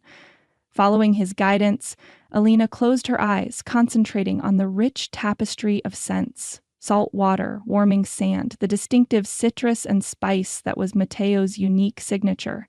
She allowed her awareness to expand, feeling her wolf stir in response. "That's it," Matteo encouraged, his voice closer now. "Feel the boundary between human and wolf, not as separate entities, but as aspects of a single being. Now open your eyes, but keep that awareness." Elena obeyed, her eyelids lifting to reveal a world transformed. Colors intensified, shadows retreated, details sharpened with preternatural clarity. She could count individual grains of sand 30 feet away, distinguish between subtle shades of green in the sea grape leaves that human eyes would register as identical. "Perfect," Matteo murmured, studying her face with undisguised fascination. "Your eyes are extraordinary when shifted." Self-consciousness flared at his intense scrutiny. "What do you mean?" "Most wolves' eyes turn amber or gold, occasionally red in certain bloodlines." He leaned closer, his own eyes reflecting appreciation and curiosity. "Yours are silver with hints of blue, like moonlight on water. I've never seen that color before." Elena blinked, startled by the information. She'd never actually seen her own eyes while shifted, having carefully avoided mirrors during full moons. "Is that normal?" she asked hesitantly. "Normal isn't a concept that applies well to werewolves," Matteo replied with a ghost of a smile. "But it's certainly rare. Another distinctive trait of your bloodline, I suspect." He stepped back, giving her space. "Now, try maintaining the eye shift while we continue running. Control comes from practice, from normalizing the wolf aspects rather than treating them as separate or emergency-only responses." They resumed their run along the shoreline, Elena marveling at the enhanced perception her shifted eyes provided. Birds that had appeared as distant specks now revealed detailed plumage. Fish beneath the water's surface became clearly visible despite the waves. Even Matteo himself seemed somehow more defined, the powerful grace of his movements highlighted by her sharpened vision. "This is incredible," she admitted, as they rounded the cove that marked her usual turnaround point. "I never knew perception could be this precise."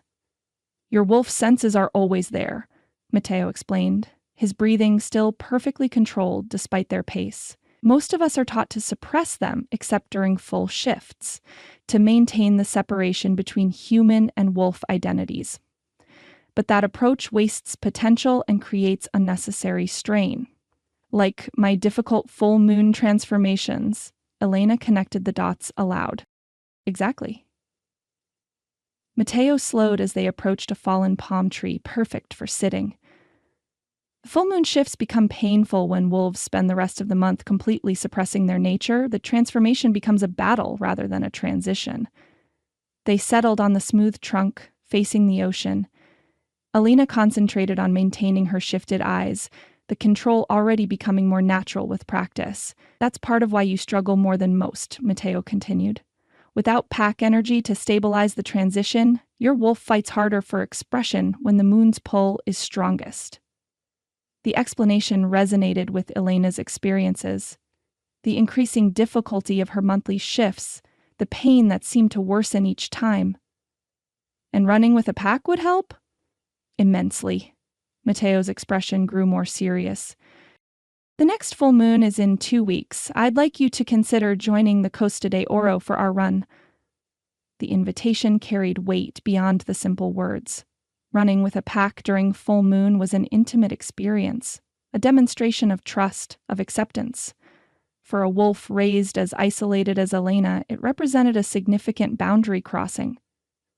"I'll think about it," she promised, unwilling to commit immediately despite the undeniable appeal of an easier transformation. "What about other partial shifts? Can you teach me more?" Mateo studied her for a moment, seeming to weigh her readiness. "Let's try something slightly more advanced. Enhancing your physical abilities without visible transformation." He stood, extending a hand to help her up, an unnecessary courtesy that nonetheless sent a pleasant warmth through Elena as their fingers connected. "Racing improves focus," he declared, stepping back into a ready stance.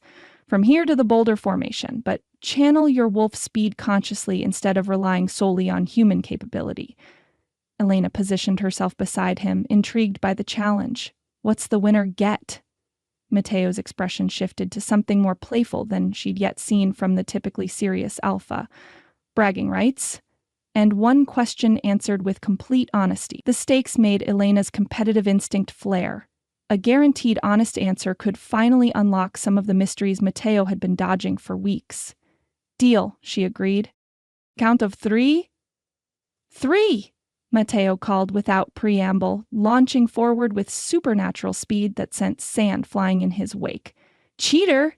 Elena shouted, recovering quickly from her surprise to charge after him. Rather than fighting the indignation his false start triggered, Elena channeled the emotion, feeling her wolf respond with a surge of energy that tingled through her muscles. Her stride lengthened, her feet barely seeming to touch the sand as she accelerated beyond normal human capacity. The sensation was exhilarating, power flowing through her body without the discomfort of transformation, pure speed that felt as natural as breathing. Elena found herself gaining on Mateo despite his head start, the distance between them shrinking with each powerful stride. As they approached the boulder formation that marked the finish line, Elena drew even with Mateo, catching a glimpse of genuine surprise on his face before she pushed harder, calling on reserves of speed she hadn't known she possessed. She crossed the invisible finish line a full body length ahead of him, skidding to a stop in a spray of sand, laughter bubbling up from the sheer joy of uninhibited movement. Mateo arrived a moment later, his expression a fascinating mix of astonishment and something else. Pride, perhaps, or admiration. "That was," he began, then shook his head as if reconsidering his words. "I wasn't letting you win." "I know," Elena replied, still buzzing with residual energy in the triumph of victory. "You're too competitive for that."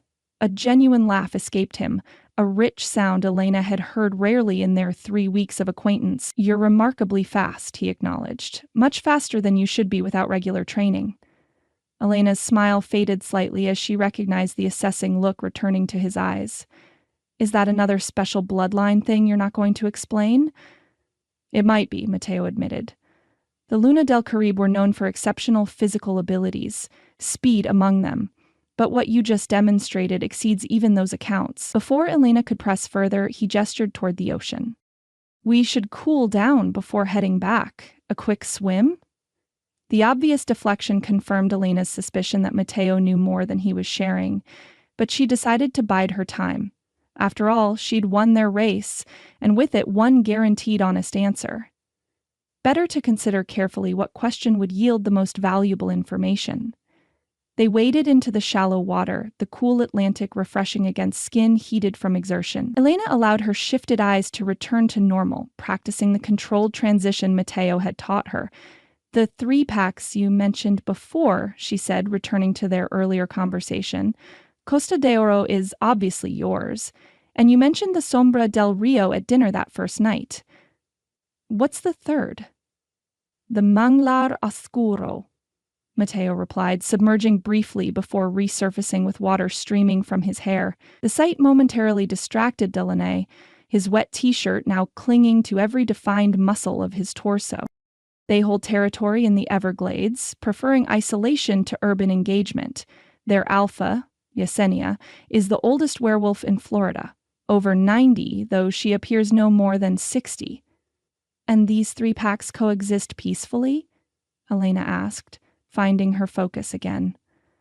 Mateo's expression turned wry. I wouldn't call it peaceful. We maintain an uneasy truce that occasionally fractures along territorial boundaries. The Sombra are the most problematic. Their alpha, Rafael Ortega, has expansionist tendencies disguised as community outreach. His clinics, Elena recalled from the dinner conversation. Precisely. He establishes these community health centers in strategic locations, then claims the surrounding territory as protected pack ground. It's clever but provocative. Elena considered this dynamic as they waded back to shore. 3 established packs, each with territory and power, engaged in a delicate balance that occasionally tipped toward conflict. It was a far cry from the isolated existence she'd known with only Abuela and Miguel as packmates. Ready to head back? Mateo asked, gathering their discarded shoes from where they'd left them by the boulders. Elena nodded, falling into step beside him as they began the walk back toward the main house. The easy silence between them felt comfortable now, a marked change from the wary tension of her first days at the estate. You promised me an honest answer, she reminded him as the house came into view through the trees. Mateo's stride hitched almost imperceptibly before resuming its steady rhythm. So I did. What would you like to know? Elena had considered several options during their swim. Questions about her bloodline's abilities, about why Mateo had sought her out specifically, about what happened to her parents. But one question seemed most pressing in the wake of their morning's activities. You've been teaching me control, showing me how to access my wolf's abilities without full transformation, she began carefully. You've offered to include me in your pack's full moon run. You're investing time and energy in me beyond what any employer would in a chef. That's not a question, Mateo observed, though his tone remained light. What do you want from me, Mateo? Elena asked directly, stopping to face him fully. The complete truth as promised. For a long moment, Mateo simply held her gaze, the morning sunlight illuminating flecks of amber in his dark eyes. When he finally spoke, his voice carried a gravity that raised goosebumps along Elena's arms despite the warm air. What I want, he said slowly, is to help you become what you were always meant to be, a fully realized Luna del Caribe wolf with access to all your inherited abilities. What I want is to prevent those abilities from being exploited by others who would use them for less honorable purposes. He stepped closer, his proximity sending that now familiar current of awareness through Elena's body. But what I truly want, Elena Mendoza, he continued, his voice dropping lower, is to discover if the connection I feel when we're together, the one I can see you feel too, is what I think it might be. Something rare, something neither of us was looking for but might be foolish to ignore. The admission hung in the air between them, more revealing than Elena had expected. Before she could formulate a response, Mateo checked his watch and stepped back, the intimate moment dissolving as quickly as it had formed. We should get back, he said, his tone shifting to something more businesslike. I have a meeting in the city, and you mentioned testing recipes for tomorrow's lunch service. As they walked the remaining distance to the house in renewed silence, Elena processed Mateo's answer with mixed emotions. He had been surprisingly forthright about his interest in her abilities and even the personal attraction between them. Yet she couldn't shake the feeling that something remained unsaid, some deeper purpose behind his interest in the Luna del Caribe bloodline that he still wasn't ready to reveal. One thing was certain, their morning run had changed the dynamic between them in ways that couldn't be reversed. Elena had demonstrated abilities that surprised even Mateo, and in turn, he had admitted to a personal interest that went beyond professional or pack concerns. The game had shifted, the stakes raised, and Elena was no longer certain who was truly in control of the board.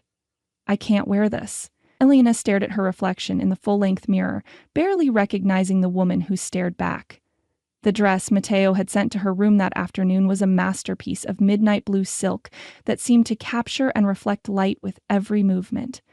It draped over one shoulder, leaving the other bare, and fell to her ankles in a column that somehow managed to suggest rather than display the curves beneath. Mrs. Vega stood behind her, making minute adjustments to the fabric with the practiced efficiency of someone accustomed to preparing others for important events. "You most certainly can wear it," the older werewolf replied, securing a final pin. "And you will. Mr. Fuentes selected this specifically with your coloring in mind."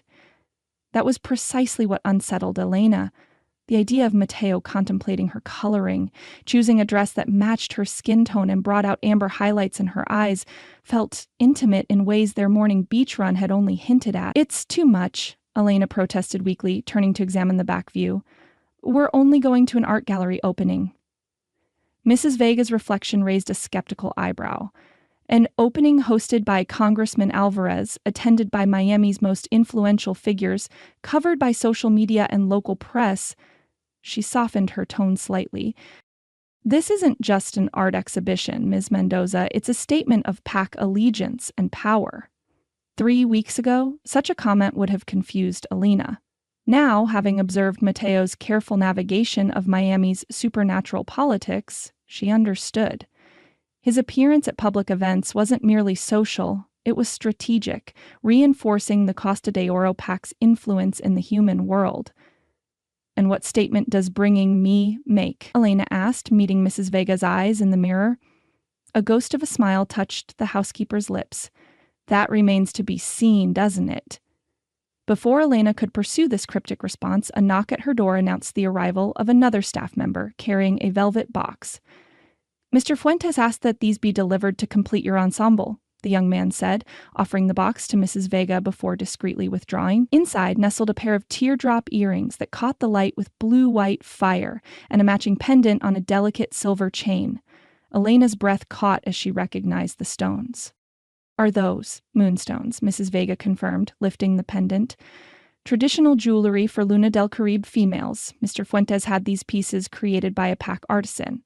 Elena touched the stones with reverent fingers, something deep within her responding to their luminous glow. "They're beautiful."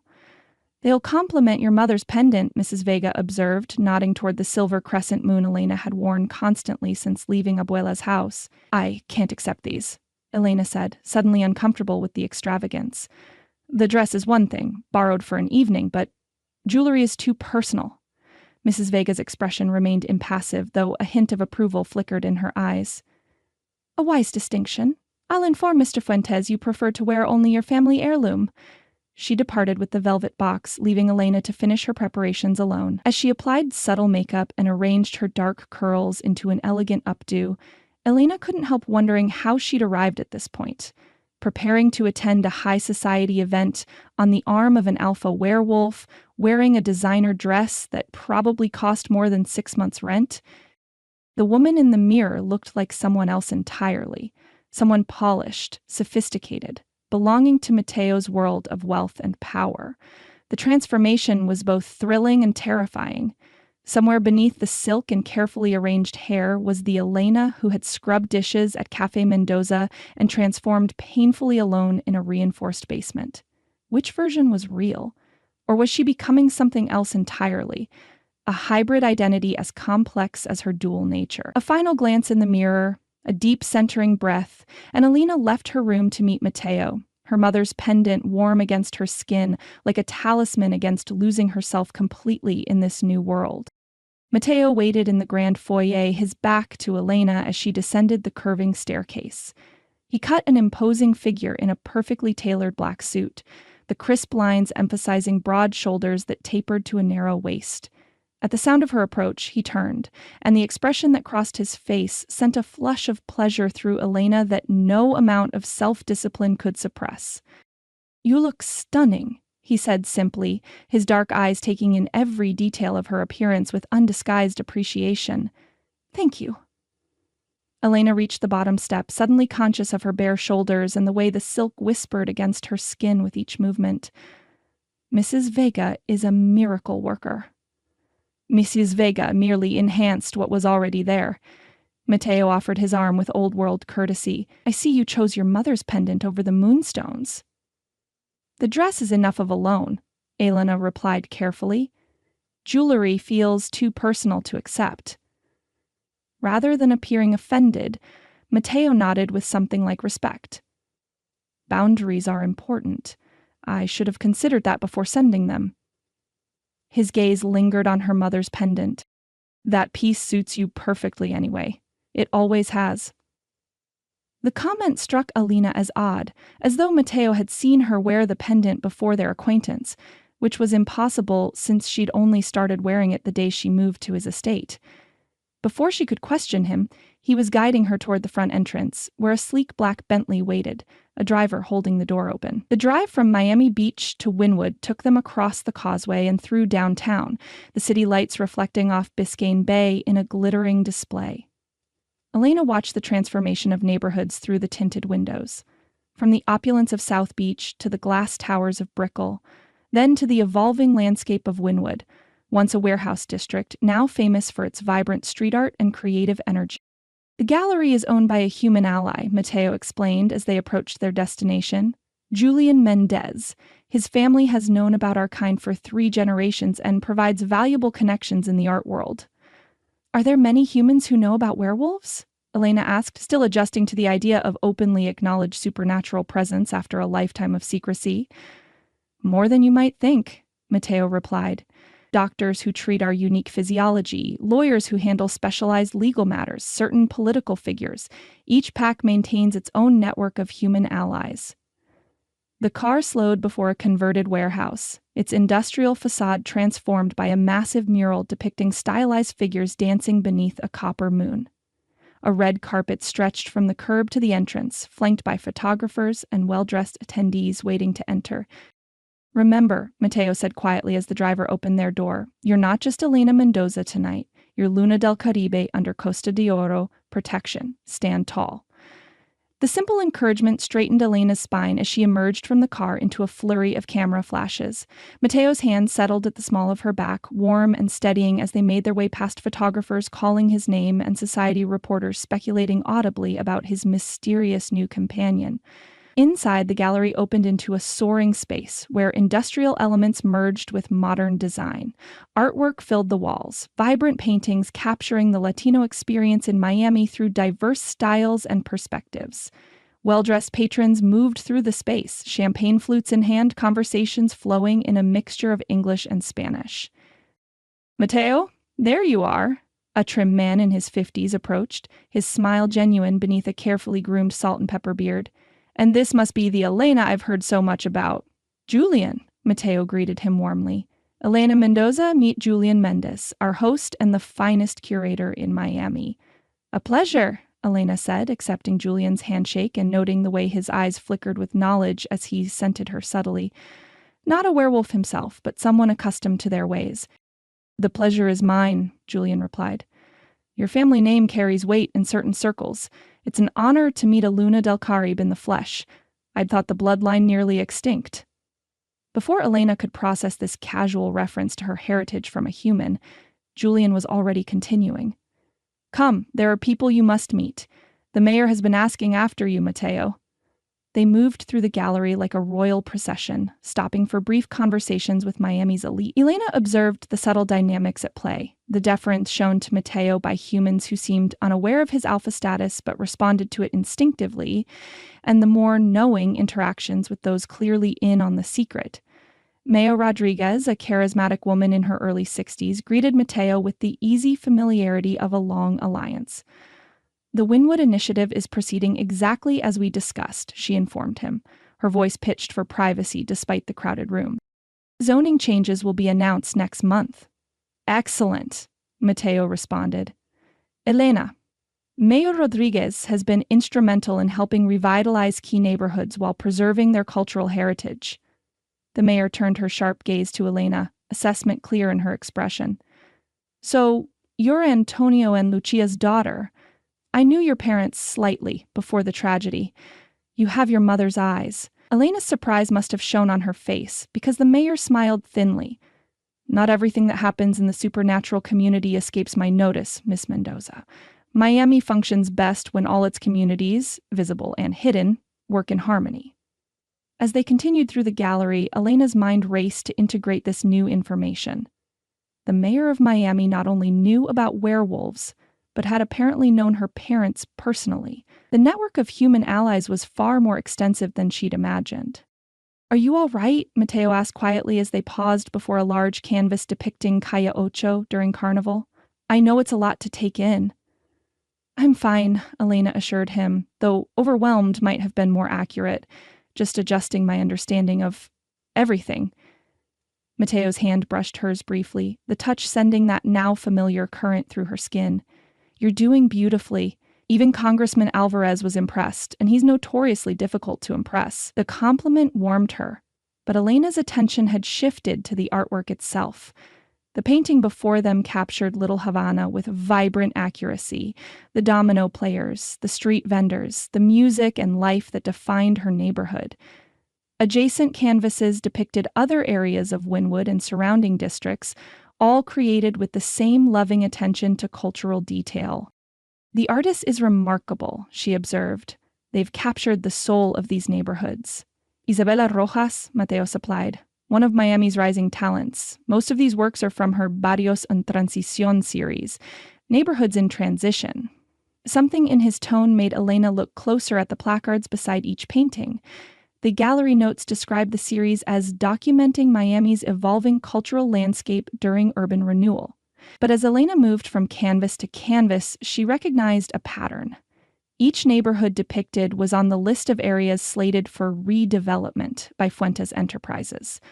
The realization sent a chill through her. These weren't just artistic interpretations, they were visual records of communities about to be transformed, perhaps irrevocably, including her own Little Havana. "The Wynwood Initiative?"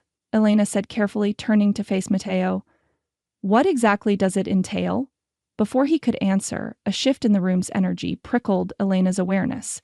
Her wolf stirred alertly beneath her skin, responding to an unfamiliar presence. Following her instincts, she scanned the crowded gallery until her gaze landed on a man standing near the entrance. Tall and powerfully built, with the relaxed confidence of someone completely comfortable in his own skin, he wore a simple but well-cut gray suit that contrasted with the more ostentatious attire of other attendees. His features suggested Colombian heritage: strong cheekbones, warm bronze skin, and dark eyes currently fixed directly on Elena with unconcealed interest. But it wasn't his appearance that had triggered her wolf's attention. It was his scent.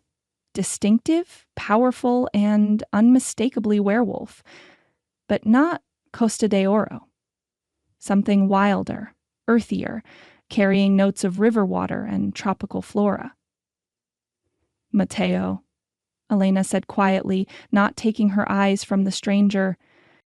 "That man by the entrance." "I see him," Mateo interrupted, his voice dropping to a near growl as he stepped slightly in front of Elena in a protective gesture so subtle most humans wouldn't notice. "Rafael Ortega, alpha of the Sombra del Rio pack, and he has no business being here tonight." The name connected immediately to the conversations Elena had overheard at dinner her first night. The rival pack based in the Miami River District, the territory disputes, Veronica's dismissive comments about their community focus. "Is his presence dangerous?" Elena asked, watching as Rafael continued to observe them without approaching, his stance non-threatening but unyielding. "Not physically," Mateo replied, his hand finding the small of her back again, this time with more possessive pressure. "This is neutral territory. But his appearance is deliberate provocation. He knows this event is important to Costa de Oro interests." Elena studied Rafael with renewed curiosity. If Mateo represented power through wealth and corporate influence, Rafael Ortega projected a different kind of strength, something more grounded, more connected to the city's working-class roots. Even across the room, she could sense the alpha energy radiating from him, distinct from, but equal to, Mateo's more polished dominance. "Come," Mateo said, guiding her firmly toward a side gallery. "There are other exhibits worth seeing." Elena allowed herself to be directed away, though not before catching Rafael's slight nod of acknowledgement, a gesture that seemed meant for her specifically, rather than Mateo. The interaction lasted only seconds, but left her with a strange sense of connection she couldn't quite define. The remainder of the evening passed in a blur of introductions and carefully navigated conversations. Elena met collectors, artists, business leaders, all orbiting Matteo with varying degrees of genuine respect and calculated alliance. Throughout it all, she remained acutely aware of Rafael Ortega's presence in the main gallery, though he never approached and eventually departed without confrontation. By the time they returned to the Bentley shortly before midnight, Elena's feet ached from unaccustomed heels and her facial muscles from maintaining a poised smile through hours of scrutiny. As the car pulled away from the gallery, she slipped off her shoes with a sigh of relief that made Matteo chuckle. "You were magnificent," he said, his voice warm with genuine admiration. Everyone was impressed, especially Julian, who doesn't impress easily. Elena leaned back against the leather seat, watching Miami's skyline slide past. It was educational. I had no idea werewolves were so integrated with human power structures. "It's how we've survived in modern times," Matteo explained. "Adaptation rather than isolation. My father recognized decades ago that true security comes from influence, not separation." The mention of his father, rare in their conversations, caught Elena's attention. "Is that when Costa de Oro established itself in Miami? During your father's time?" Matteo nodded, his expression growing more distant. "He brought KeyPack members from Cuba in the late 970s, established businesses, built connections. By the time he died 15 years ago, the pack controlled significant portions of Miami's financial district. And now you're expanding that territory," Elena observed, remembering the paintings of neighborhoods marked for renewal and the mayor's comments about zoning changes. Something in her tone must have conveyed her unease, because Matteo turned to face her more directly. "You disapprove." It wasn't a question, but Elena answered anyway. "I grew up in a neighborhood like the ones in those paintings. When developers talk about renewal, it usually means displacing the people who give those places their soul." Instead of dismissing her concern, Matteo surprised her by nodding thoughtfully. "It's a valid criticism, and one I've considered carefully. The typical development model discards cultural heritage in favor of profit. But there are other approaches, such as..." "The Wynwood Initiative isn't about replacement but integration," Matteo explained. "My vision includes subsidized spaces for existing businesses, housing requirements that prevent complete gentrification, and cultural preservation standards that maintain neighborhood identity." The concept sounded promising, but Elena had heard similar promises before from developers whose glossy brochures featured diverse communities while their actual projects priced out original residents. "And you believe that's possible?" she asked skeptically.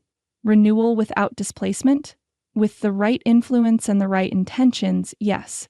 Matteo's gaze held hers with unexpected intensity. "Elena, I didn't build my pack's power to destroy communities. I built it to protect them. All of them, human and werewolf alike." The sincerity in his voice was compelling, making Elena want to believe him despite her ingrained wariness. Before she could formulate a response, Matteo continued in a lighter tone. "Besides, my plans for Little Havana are particularly conservative. The neighborhood's cultural significance is too valuable to compromise." Elena's head snapped up.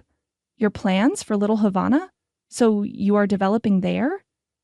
Matteo's expression suggested he'd revealed more than he intended. "Early stages only. The project focuses on infrastructure improvements and business support rather than major redevelopment."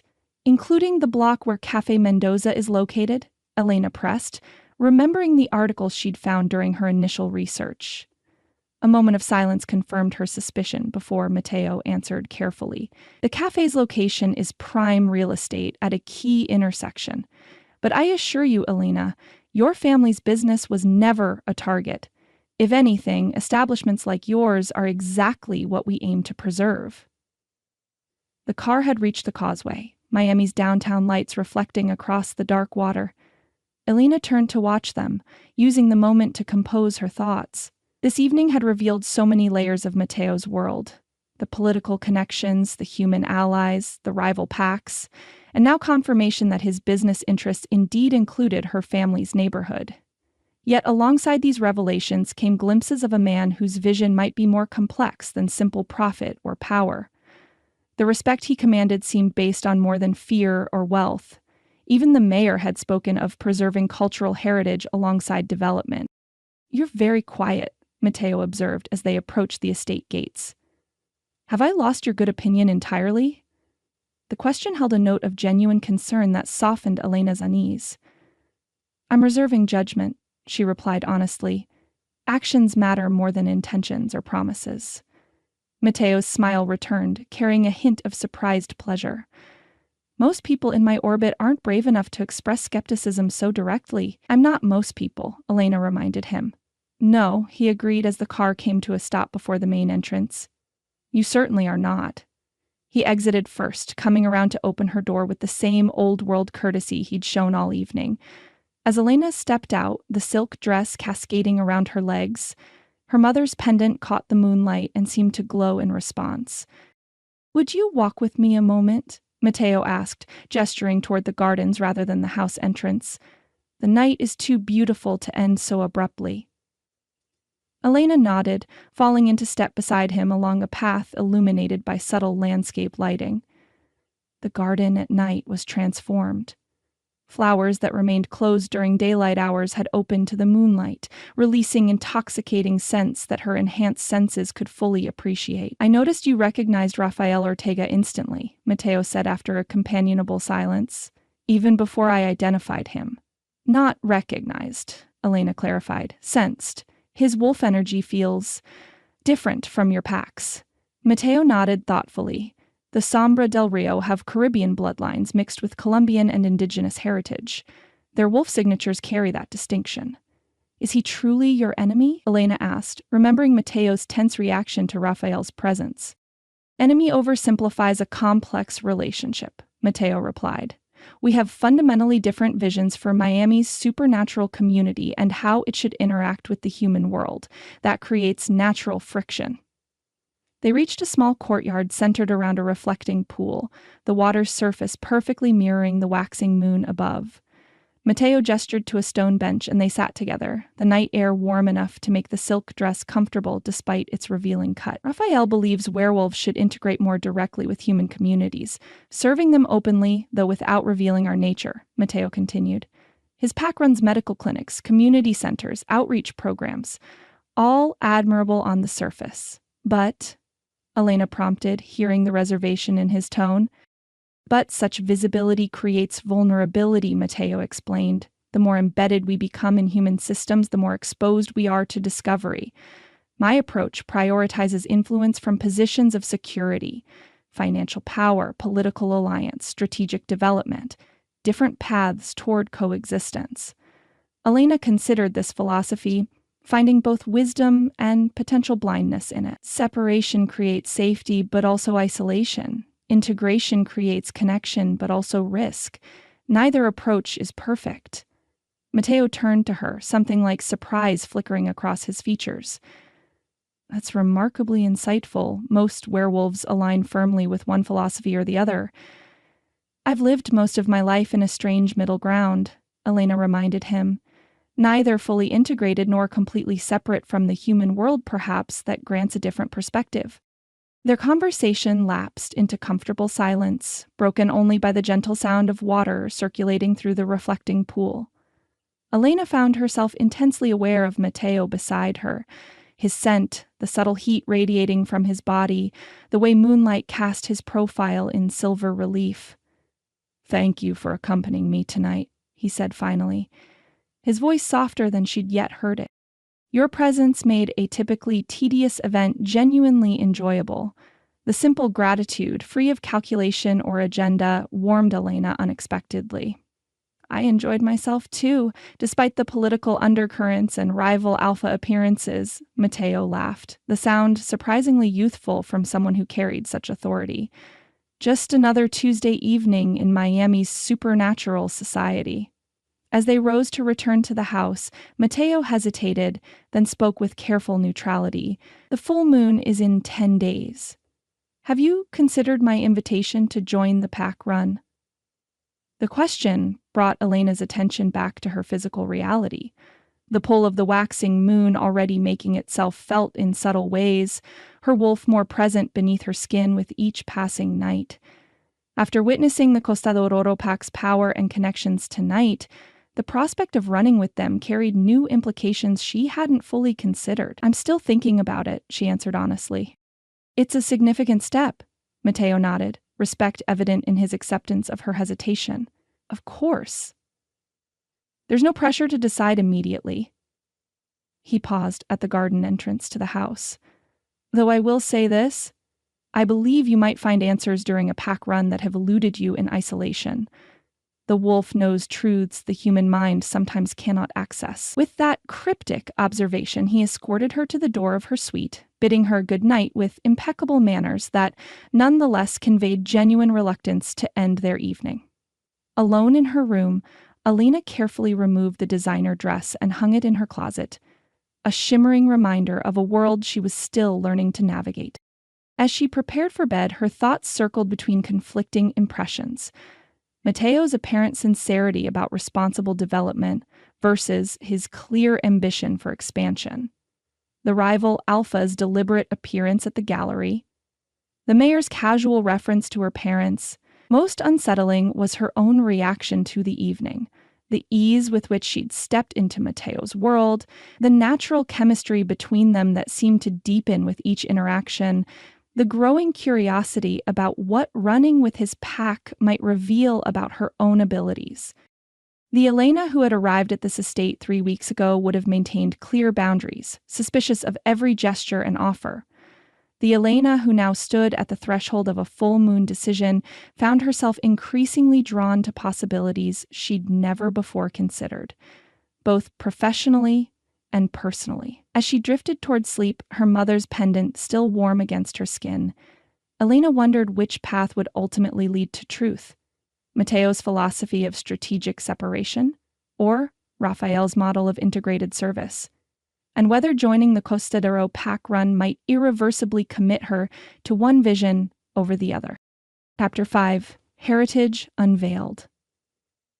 Elena moved efficiently through Matteo's office, arranging cut crystal glasses on the sideboard and ensuring the temperature of the wine was perfect.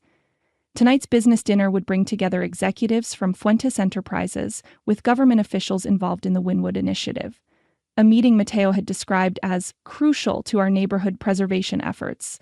After the gallery opening 3 nights ago, Elena had volunteered to personally oversee the food service, partly out of professional pride, but mostly to observe these development plans firsthand. The office itself fascinated her.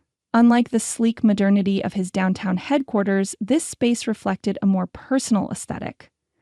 Leather-bound books lined mahogany shelves, artifacts from various cultures occupied glass-fronted cabinets, and the overall atmosphere suggested a blend of contemporary power and old-world scholarship. Elena adjusted a place setting, then paused as a shaft of late-afternoon sunlight illuminated something she hadn't noticed before: a framed photograph partially concealed behind a row of books.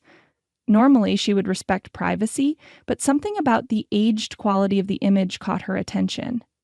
Glancing toward the door to ensure she was still alone, Elena carefully moved the books aside. The photograph, sepia-toned with age, showed a group of 9 people, 6 men and 3 women, arranged formally on the steps of what looked like a government building in Havana.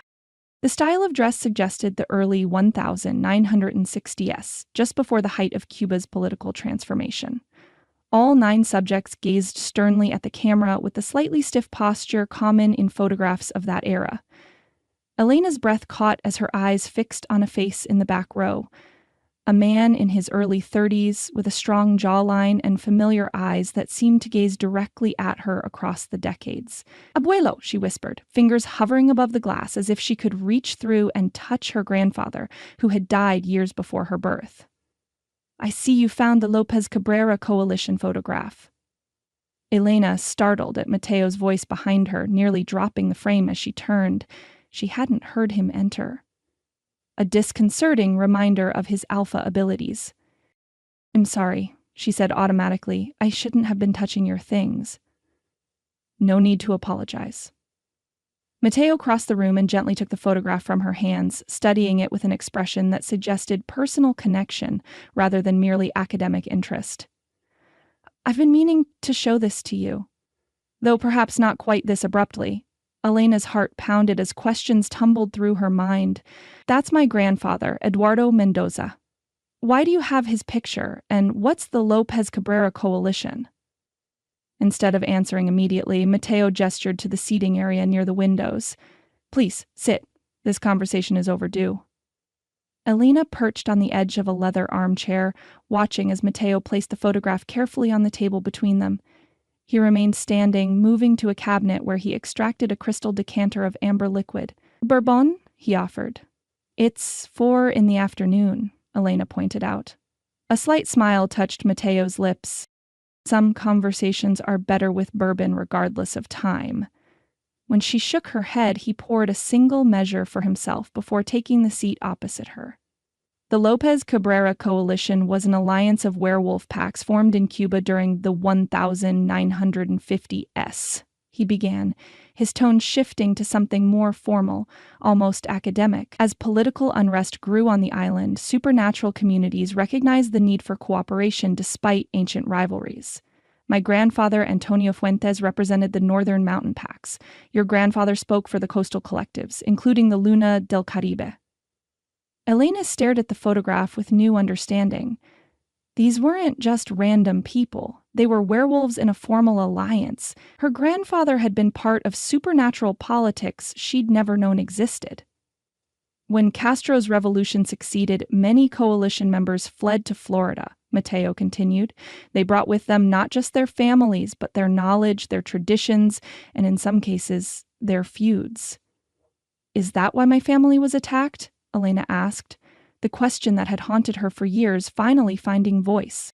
Because of old pack rivalries? Mateo's expression darkened. Not exactly. Your family, your bloodline specifically, was targeted because of what you are. He leaned forward, his dark eyes intense. Elena, I've been researching your family line since before we met, following traces through historical records and pack genealogies. The Luna del Caribe weren't just any werewolves. They were the original wolves of the Caribbean, with gifts that other bloodlines both coveted and feared. Elena's hand instinctively rose to touch her mother's pendant. What gifts? Healing, primarily, Mateo answered. Not just the accelerated recovery all werewolves possess, but true healing. The ability to cure ailments, neutralize poisons, even regenerate damaged tissue in others. Some historical accounts suggest the most powerful Luna del Caribe could heal pack bonds themselves, the spiritual connections between wolves that provide collective strength. He set his untouched bourbon aside and reached for the photograph again. You also carry an immunity to silver, the one substance that can permanently harm most werewolves. Elena frowned, skepticism rising despite the evidence of her grandfather in the image before her. If that were true, I think I would know.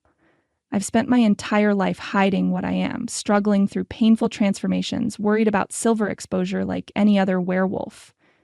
Have you ever actually been exposed to silver? Mateo countered. Not silver-plated items, but pure silver?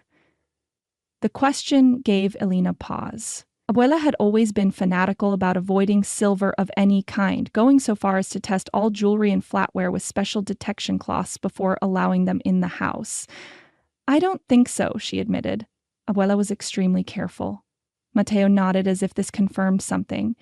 She was protecting you, not just from exposure that might reveal your werewolf nature, but from tests that would confirm your specific bloodline. He hesitated before adding, the attack on your family wasn't random, Elena.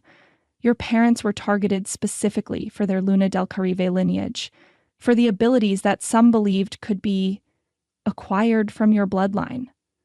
A chill ran through Elena, despite the warm afternoon sun streaming through the windows.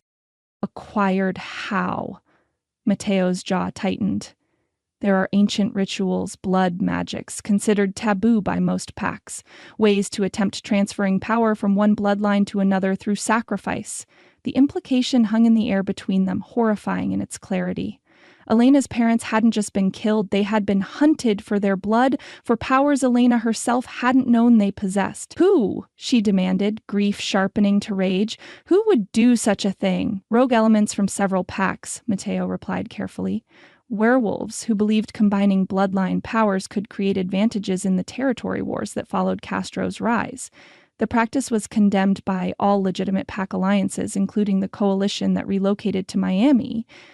Elena stood abruptly, unable to remain still with these revelations churning through her. She moved to the window, staring out at the ocean while trying to integrate this new history with everything she'd been taught. "Why didn't Abuela tell me any of this?" she asked, her voice barely above a whisper. "All these years, she's only said our pack was attacked by rogues, that we needed to hide to survive." "She was protecting you the only way she knew how," Mateo suggested, remaining seated to give Elena the space her wolf clearly needed. "Knowledge itself can be dangerous. If you didn't know what you were capable of, you wouldn't accidentally reveal it." Elena turned back to face him, suspicion flaring. "And how exactly do you know so much about my family? About abilities I don't even know I have?" The question seemed to catch Mateo off guard. For the first time since she'd known him, he appeared momentarily uncertain, as if weighing how much to reveal. "My father was part of the group that helped survivors of the attack," he said finally. "The few remaining Luna del Caribe were scattered for their protection, given new identities, helped to establish themselves in different territories. He kept records, journals documenting what he knew of your bloodline's abilities and history." Elena processed this, finding both truth and careful omission in his explanation. "That doesn't explain why you sought me out specifically, or why you've gone to such lengths to bring me into your household, your pack." Mateo stood, crossing to stand near her at the window, close enough that she could sense his warmth without actually touching. "Initially, intellectual curiosity," he admitted. "The Luna del Caribe are legendary in werewolf history. Finding a living descendant was significant in itself. And now," Elena pressed, turning to face him fully. Something shifted in Mateo's expression, the careful control giving way to something more raw, more genuine. "Now, it's about you. Not just your bloodline or abilities, but you. Elena Mendoza, who challenges me, surprises me, and has become..." He paused, seemingly at a loss for the right word. "Important to you?" Elena suggested, her voice softer than intended. "Essential," he corrected, the simple word carrying unexpected weight. They stood in charged silence, the air between them heavy with unspoken possibilities. Elena's wolf stirred beneath her skin, responding to his proximity and the intensity of his gaze with an interest that matched her own growing attraction. Before either could speak again, a discreet knock at the office door broke the moment. Miss Vega's voice called through, "Mr. Fuentes, the first guests have arrived." Mateo's professional demeanor returned instantly, though his eyes remained warmer than usual. "We'll continue this conversation tomorrow," he promised. "There's much more you should know about your heritage." As Elena moved to leave, his hand caught hers gently. "Elena, I understand this is overwhelming, but please believe that my interest in your bloodline, while initially academic, has become secondary to my interest in you as a person." The sincerity in his voice resonated with something in Elena that had been growing steadily since her arrival at the estate. A connection that transcended employer and employee, alpha and lone wolf, to something both simpler and more complex. "Tomorrow," she agreed, squeezing his hand briefly before slipping out to oversee dinner service, her mind spinning with revelations about a heritage she'd never fully understood. Elena waited until the house had fallen silent well after midnight before making the call. Abuela answered on the second ring, despite the late hour, as if she'd been expecting it. "You found something?" Carmela said without preamble, her voice carrying the resignation of one who had long anticipated an uncomfortable conversation. "A photograph from the 1960s, Elena confirmed, pacing the length of her bedroom. "Abuela with a group called the Lopez Cabrera Coalition. Werewolves from Cuba who fled to Miami." A heavy silence filled the line before Abuela sighed deeply. "So Mateo Fuentes has finally shown his hand." "Why didn't you tell me?" Elena demanded, keeping her voice low despite the privacy of her suite. "About our bloodline, about the Luna del Caribe abilities, about why my parents were really killed?" "To protect you, Nieta," Abuela replied, the familiar answer carrying new significance. "Knowledge is dangerous when others would kill to possess it, or to possess you for having it." "So it's true?" Elena pressed. The healing abilities, the immunity to silver, all of it? Another weighted pause before Abuela answered with clear reluctance. Yes, though your powers lie dormant without training, without the proper rituals that would normally have been performed throughout your childhood. The confirmation sent a wave of conflicting emotions through Elena. Validation that Mateo hadn't been lying, anger at having been kept ignorant of her own heritage, and a strange sense of relief at finally understanding why she'd always felt different, even among werewolves. Mateo claims his father helped survivors after the attack, Elena continued, needing to verify every piece of this emerging puzzle. That the Fuentes pack protected Luna del Caribe refugees? Some Fuentes did, Abuela acknowledged carefully. Not all. Pack politics are never simple, Elena. The very coalition formed to protect supernatural interests also created dangerous knowledge of bloodline powers that some would exploit. The deliberate vagueness in her grandmother's response triggered Elena's suspicion. What aren't you telling me, Abuela? About Mateo specifically? Trust your instincts, Carmela advised instead of answering directly. Your wolf will sense truth or deception better than human reasoning, but be careful what you reveal about yourself. Not all abilities should be demonstrated before you fully understand how to control them. Before Elena could press further, Abuela changed tactics. How is your position otherwise? The restaurant's new equipment is working well? The obvious deflection would normally have frustrated Elena, but she recognized her grandmother's deep-seated fear and decided not to push further tonight.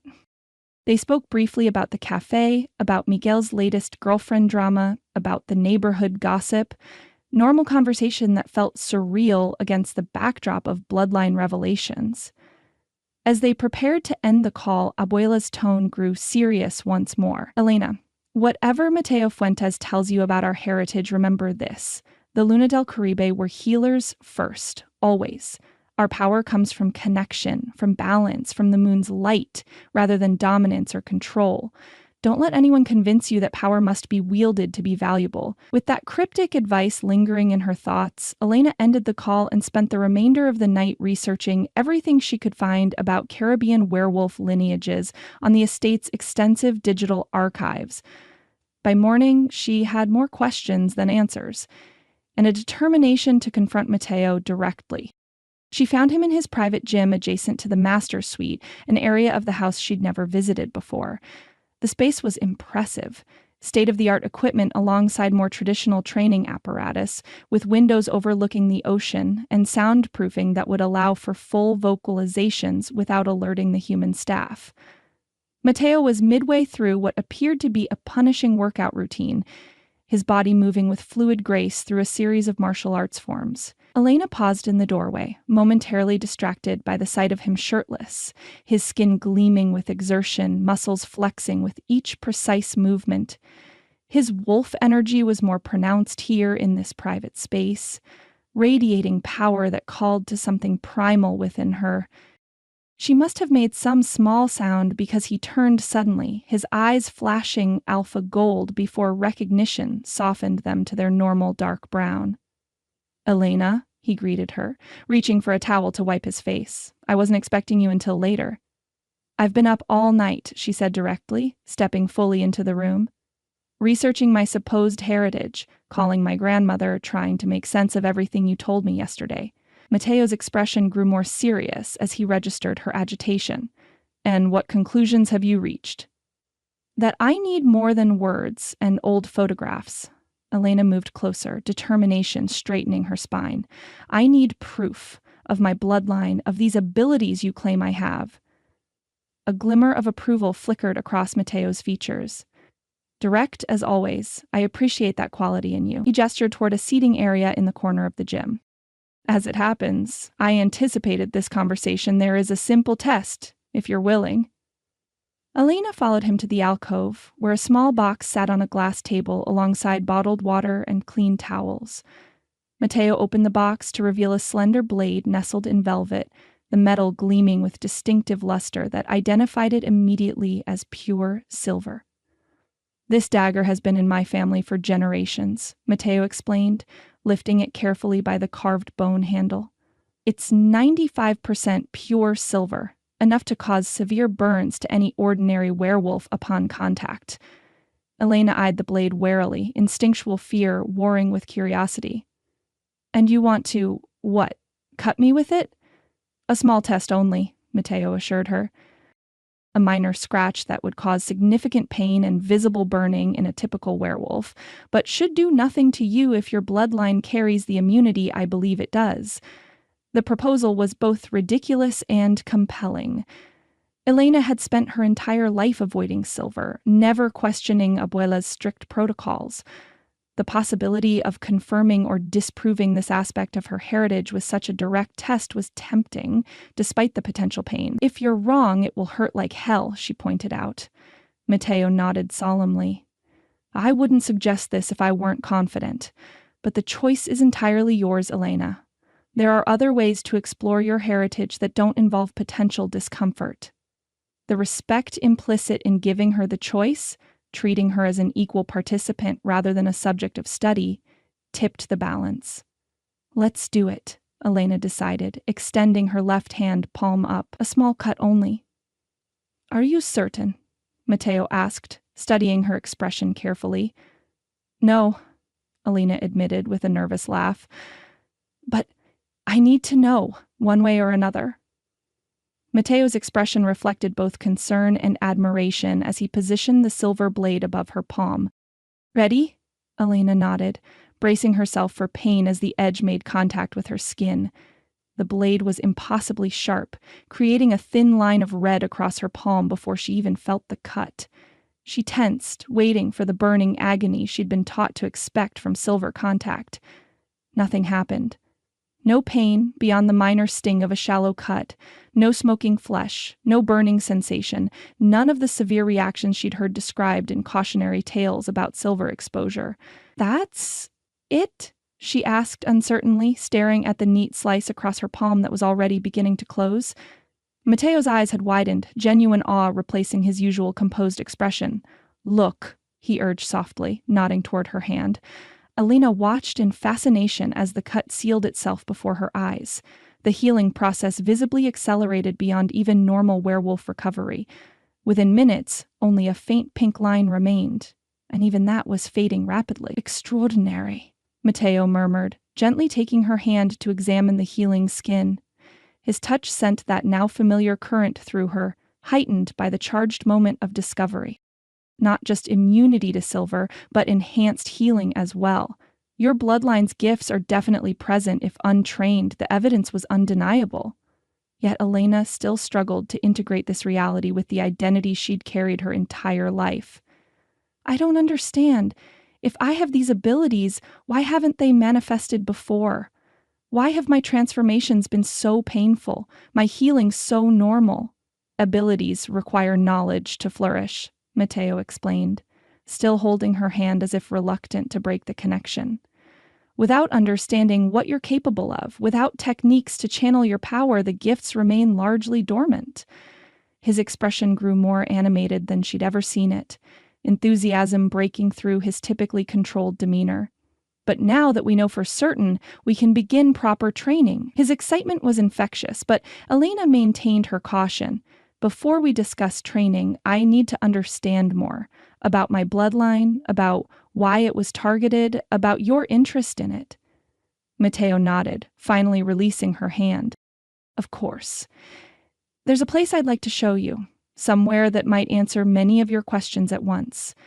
Curiosity overrode wariness, and Lena followed as Matteo led her from the gym, through the main house, and down a corridor she'd never explored before. They reached what appeared to be a dead end until Matteo pressed his palm against a section of wall.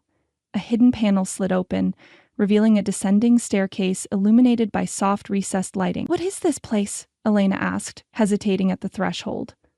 "The true heart of the estate," Matteo answered, extending his hand in invitation. "A repository of werewolf knowledge collected across centuries, including extensive records of the Luna del Caribe." The underground chamber they entered after descending the stairs left Elena momentarily speechless. The space stretched far wider than the footprint of the house above, with soaring ceilings and walls lined with bookshelves from floor to ceiling. Display cases contained artifacts from various eras and cultures, while digital interfaces suggested more modern archives, accessible alongside ancient tomes. "Welcome to the Fuentes collection," Mateo said, a note of pride evident in his voice. 5 generations of werewolf history, preserved and protected from those who would exploit or destroy our shared heritage. Elena moved through the space in awe, her fingers trailing along leather-bound volumes with titles in multiple languages. "I had no idea something like this existed." "Few do," Mateo replied, guiding her toward a specific section where the shelving was crafted from a distinctive reddish wood. Each alpha pack maintains its own records, but most collections are specific to their own bloodlines. My grandfather believed in a more comprehensive approach, gathering knowledge of all werewolf lineages to ensure nothing was lost during periods of conflict or migration. He selected a large volume bound in blue leather and carried it to a reading table in the center of the room. The book's cover bore a silver embossing of a crescent moon embracing a star, identical to the pendant Elena wore. "The Chronicles of the Luna del Caribe," Mateo announced, opening the book with careful reverence. "Compiled initially in the 1700s and updated periodically since, the most complete record of your bloodline's history and abilities outside of whatever oral traditions your grandmother might preserve." Elena leaned over the opened pages, mesmerized by detailed illustrations of werewolves in various stages of transformation, anatomical drawings highlighting differences between Luna del Caribe wolves and other bloodlines, and text in an archaic form of Spanish that was just barely decipherable to her modern understanding. "This says the Luna del Caribe originated when Spanish wolves encountered indigenous Caribbean shapeshifters," she translated slowly, pointing to a passage. "That the bloodline carries dual heritage, European wolf and native island guardian spirits." Mateo nodded, turning pages to reveal more illustrations. "The combination created unique abilities not found in either original bloodline. Enhanced healing, silver immunity, extraordinary speed, all documented traits. But the most significant power was this." He indicated an illustration showing a werewolf in human form with hands extended over injured pack members, a visible energy connecting them. The accompanying text described this as sanación de vínculos, healing of bonds. "Pack bonds are the spiritual connections between werewolves," Mateo explained. "They provide collective strength, stability during transformations, shared sensory input in dangerous situations. In modern times, these bonds have weakened globally. Packs fragmented by migration, bloodlines diluted by necessary outbreeding, ancient rituals forgotten or abandoned." Elena thought of her painful monthly transformations, the struggle to maintain control without pack energy to stabilize her. And Luna del Caribe wolves could heal these bonds, strengthen connections between pack members? "According to these records, yes," Mateo confirmed, his expression intensifying. "They served as spiritual anchors for multiple packs, maintaining harmony and balance across bloodlines that might otherwise compete or conflict." A new understanding dawned as Elena connected this information with her own experiences. "That's why my food affects people so strongly," she realized. "It's not just good cooking. I'm unconsciously channeling healing energy through what I prepare." Mateo's eyes lit with excitement at her insight. "Exactly. Your recent dinner for my inner circle, everyone commented on feeling more energized, more focused afterward. Pack bonds that had been strained by business conflicts were noticeably stronger the following day. The revelation was simultaneously empowering and overwhelming." Elena sank into a chair, trying to process the implications of abilities she'd been unconsciously using throughout her life. "If what you're saying is true," she said slowly, "if Luna del Caribe wolves could heal pack bonds, then I understand why other werewolves might have targeted my family. That kind of power would be incredibly valuable, especially to alphas struggling to maintain control over fragmenting packs." Mateo's expression darkened. It wasn't just valuable, it was coveted to the point of obsession by certain factions. Some believed the power could be transferred through ritual sacrifice, through consumption of Luna del Caribe heart blood at the moment of death. His voice filled with disgust at the barbaric concept. The practice was condemned by all legitimate pack alliances, but rogue elements persisted in hunting your bloodline until they were nearly extinct. Alina shuddered at the grotesque imagery, understanding now why Abuela had been so paranoid about their werewolf nature being discovered. How many of us are left? Verifiably? Only you and your grandmother that we know of, Mateo answered solemnly. Possibly a few others in hiding, their bloodline diluted enough to mask distinctive traits. Your cousin Miguel carries some Luna del Caribe heritage, but not the full bloodline markers. The weight of this legacy settled on Elena's shoulders. The last of an ancient lineage, carrying abilities she barely understood, hunted throughout history for powers she hadn't known she possessed. "Why tell me all this now?" she asked, meeting Mateo's gaze directly. "Why bring me into your household, show me these records, confirm my heritage with the silver test?" Mateo held her gaze steadily, something vulnerable breaking through his alpha composure. "Because pack bonds are weakening everywhere, not just in my territory. Because werewolves are losing connection to their dual nature, struggling through transformations, experiencing diminished abilities. Because what your bloodline offers isn't just power, but healing, restoration of what's being lost." He moved closer, his intensity both compelling and slightly alarming. "And because you deserve to know who you are, Elena, the truth of your heritage, the potential you carry, it belongs to you first before anyone else who might seek to use it." The sincerity in his voice was unmistakable, yet Elena sensed he still wasn't sharing everything. "And your interest in all this? In me specifically?" A complex emotion flickered across Mateo's features, determination mixed with something softer, more personal. Initially, strategic. The possibility of restored pack bonds would strengthen Costa de Oro immeasurably. But now, he hesitated, seemingly struggling to articulate something that didn't fit neatly into his usual calculated approach. "Now," Elena prompted. "Now? I find myself hoping for something I never expected," he admitted, his voice dropping to a near whisper. "Something beyond pack politics or bloodline abilities. Something between us, between Mateo and Elena, not Alpha and Luna del Caribe." The confession hung in the air between them, startling in its vulnerability from a man who epitomized control and strategy. Elena felt her wolf respond with a surge of interest and recognition that matched her own growing attraction to Mateo, complicated now by these revelations about her heritage. Before she could formulate a response, Mateo seemed to gather himself, professional demeanor returning like a shield. "But that's secondary to ensuring you understand your abilities and can protect yourself. The fact that your silver immunity has been confirmed means others might eventually sense it as well. You need to be prepared." "Prepared for what exactly?" Elena asked, still processing the emotional whiplash of his near confession, followed by practical concerns. "For training, for developing conscious control of gifts you've only used instinctively," Mateo explained, his tone shifting to something more businesslike. "And for the possibility that you may eventually face the same threats that nearly destroyed your family. Knowledge of a living Luna del Caribe with active abilities would be significant in certain circles."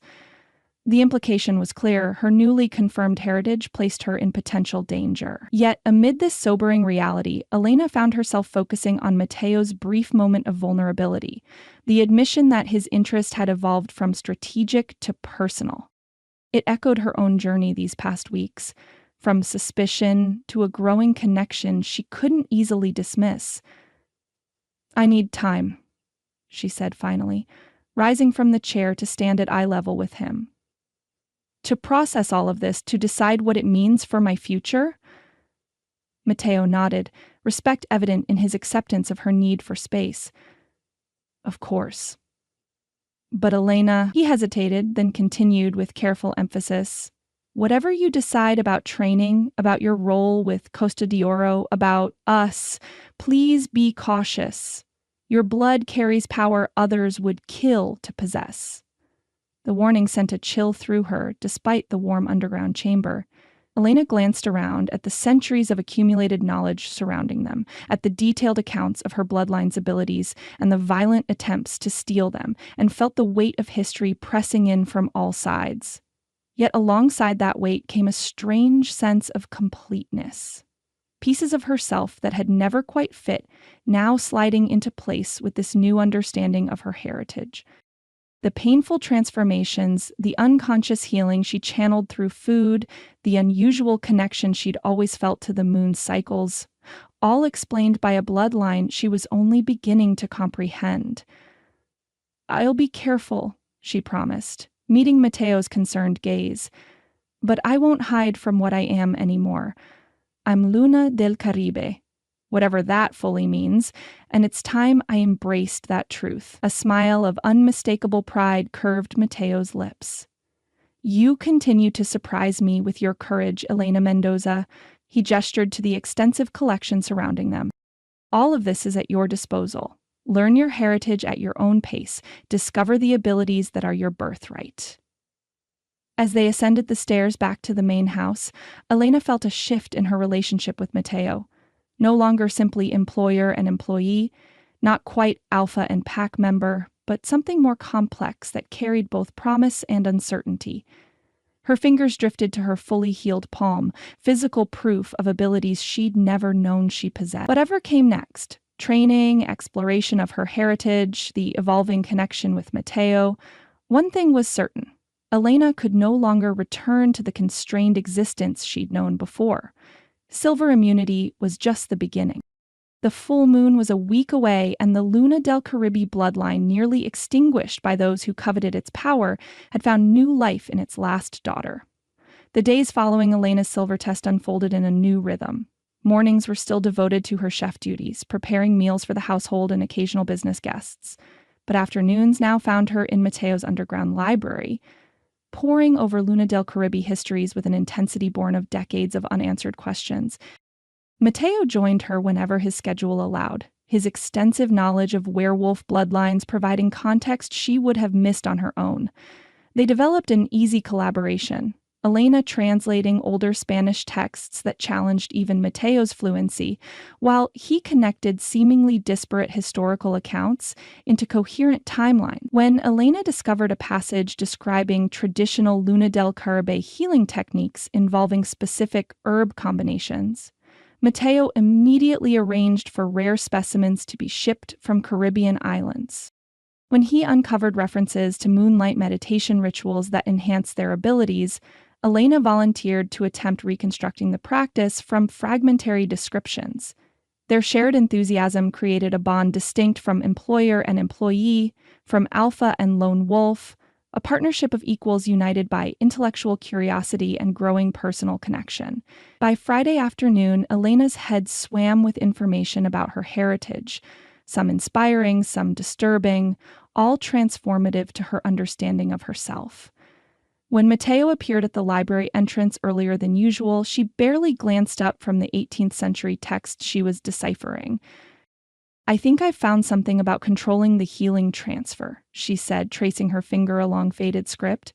"This suggests Luna del Caribe could channel energy through touch or through prepared food, but directing it required specific intent and—" "Elena," Mateo interrupted gently, "you've been researching for 5 hours straight?"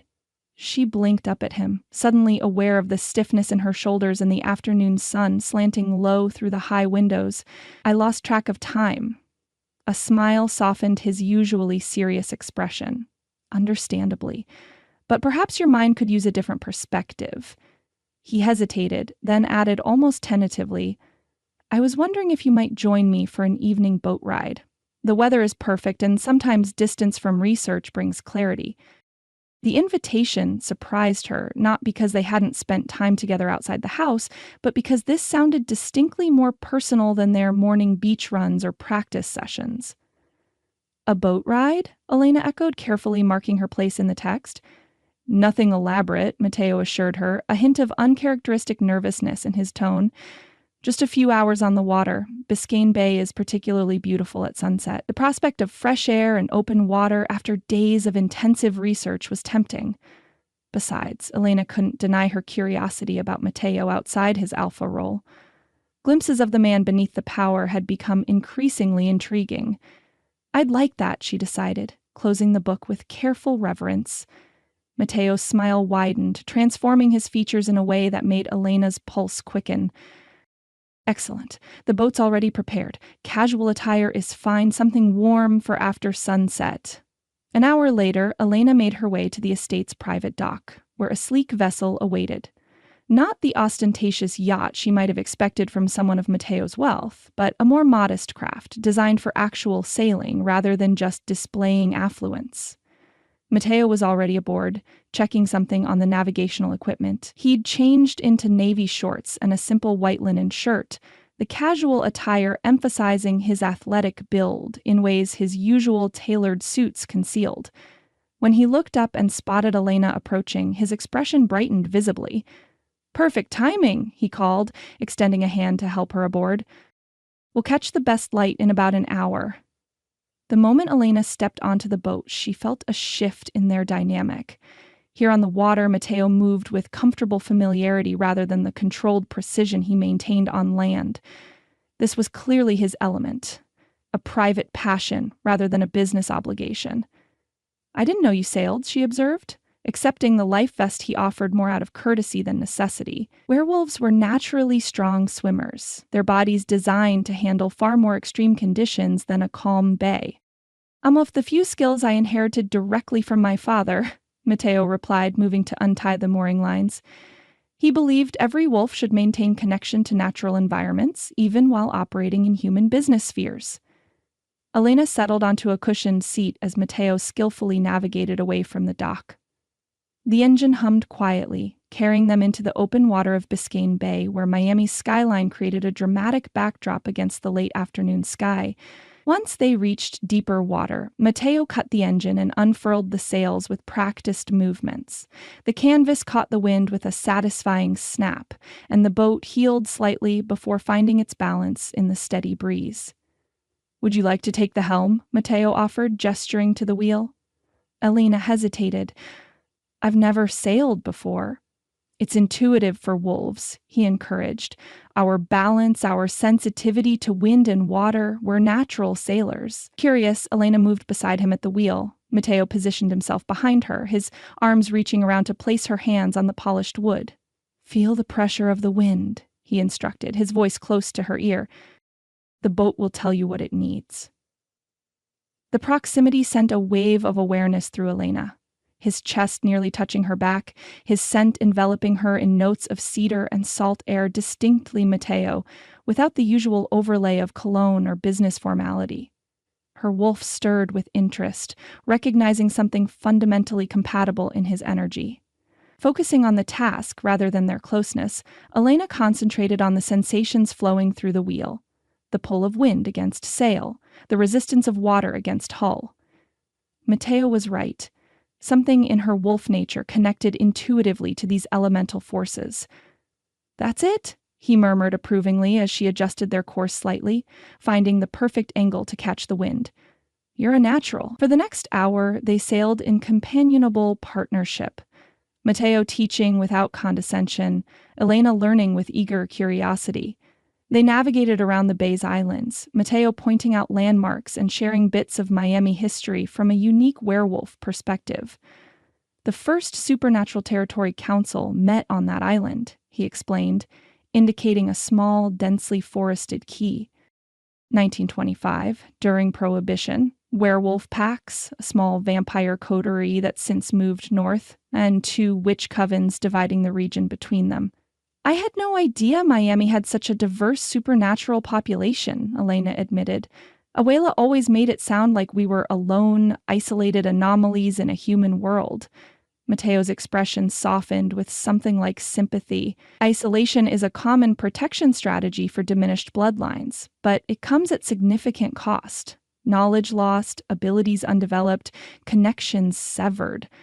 As the sun began its descent toward the horizon, painting the sky in spectacular oranges and pinks, Mateo steered them toward a tiny, secluded cay visible only to those who knew where to look. A natural harbor provided perfect anchoring, sheltered from stronger currents by an outcropping of weathered limestone. "It's beautiful," Elena said as they secured the boat and waded through shallow water to reach the small beach. "Is this part of your territory?" Not exactly, Mateo answered, retrieving a large cooler from the boat's storage compartment. This is unclaimed land, one of the few neutral spaces recognized by all Miami PACs, a sanctuary of sorts where territory disputes are suspended. The information intrigued Elena. The notion that even among competing werewolf factions, certain places remained sacred, set apart from power struggles. At the center of the small island, a clearing among sea grape trees revealed a simple wooden platform with a stone fire pit. Mateo set the cooler down and began arranging items on the platform's surface. A thick blanket, lanterns that cast warm golden light as the sun continued its descent, and finally, covered dishes that released tantalizing aromas when opened.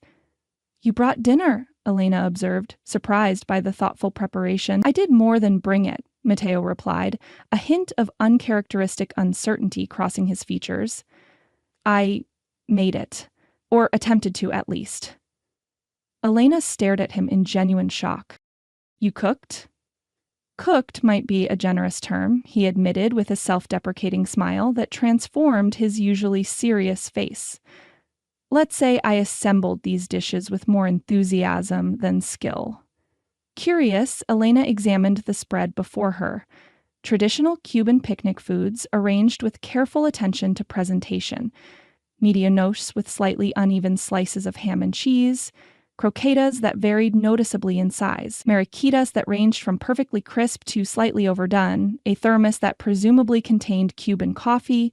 "You made all this yourself," she said, not quite a question, as the evidence was clear in the charming imperfections. Mateo rubbed the back of his neck, a disarmingly human gesture from someone who typically maintained such careful control.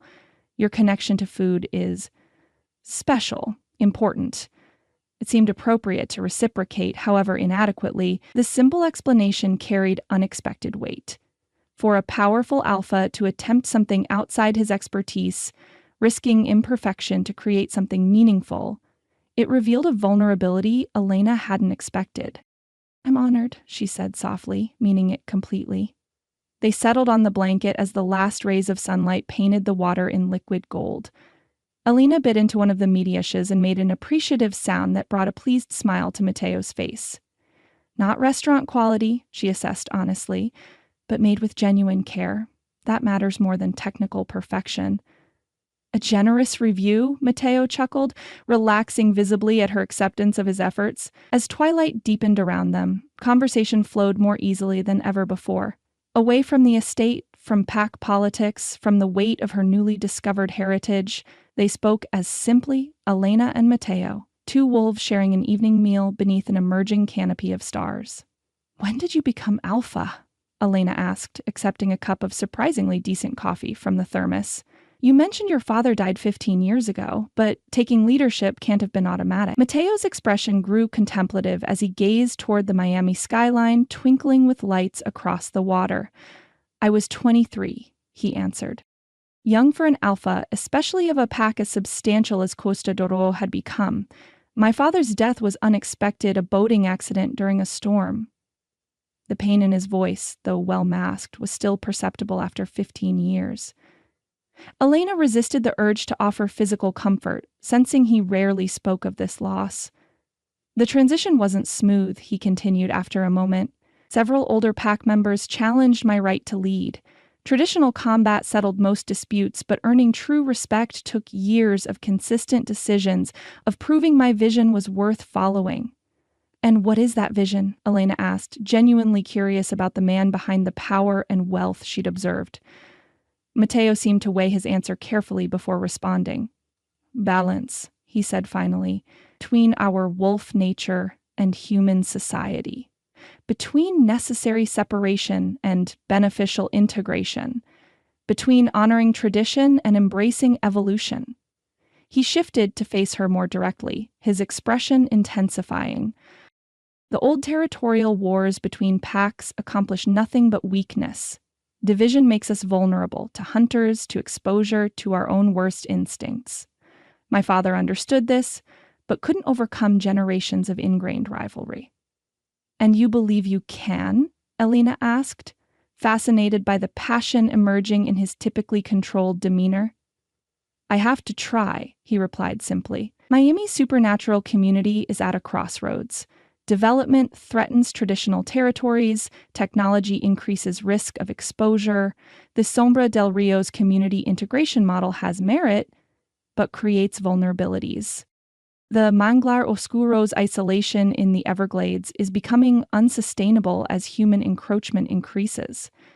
As he outlined challenges facing Miami's werewolf population, Elena recognized something she hadn't fully appreciated before: Mateo's genuine concern for all supernatural citizens, not just his own pack. His business ventures, his political connections, even his interest in her bloodline seemed part of a larger strategy to ensure werewolf survival in a changing world.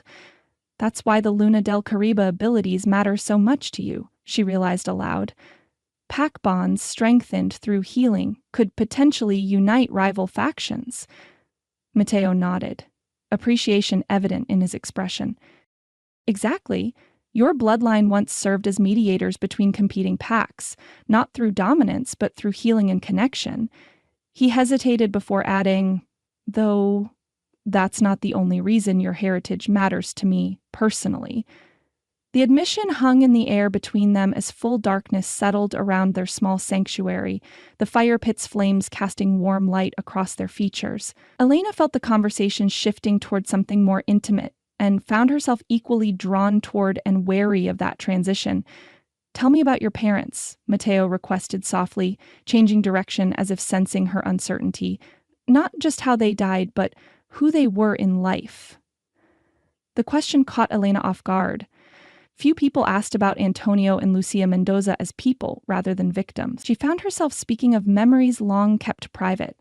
Her father's booming laugh that seemed too big for his body, her mother's gift for knowing exactly what spice a dish needed without tasting it, their obvious devotion to each other, even during disagreements. They were true partners, she recalled, smiling at a particular memory. Equals in everything, which I later learned is unusual among wolf pairs. No dominant-submissive dynamic, just balance.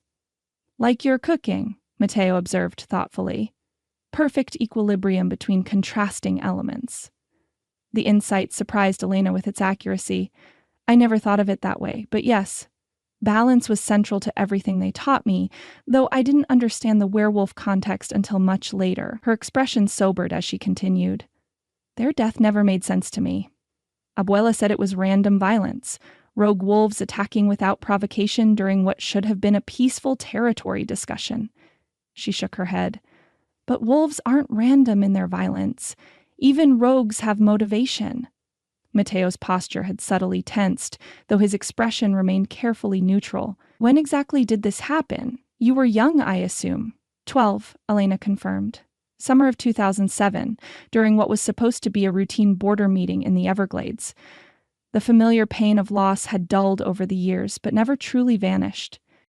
I always wondered why Abuela insisted afterward that we hide our nature completely, that we trust no other wolves. It seemed extreme for a random attack.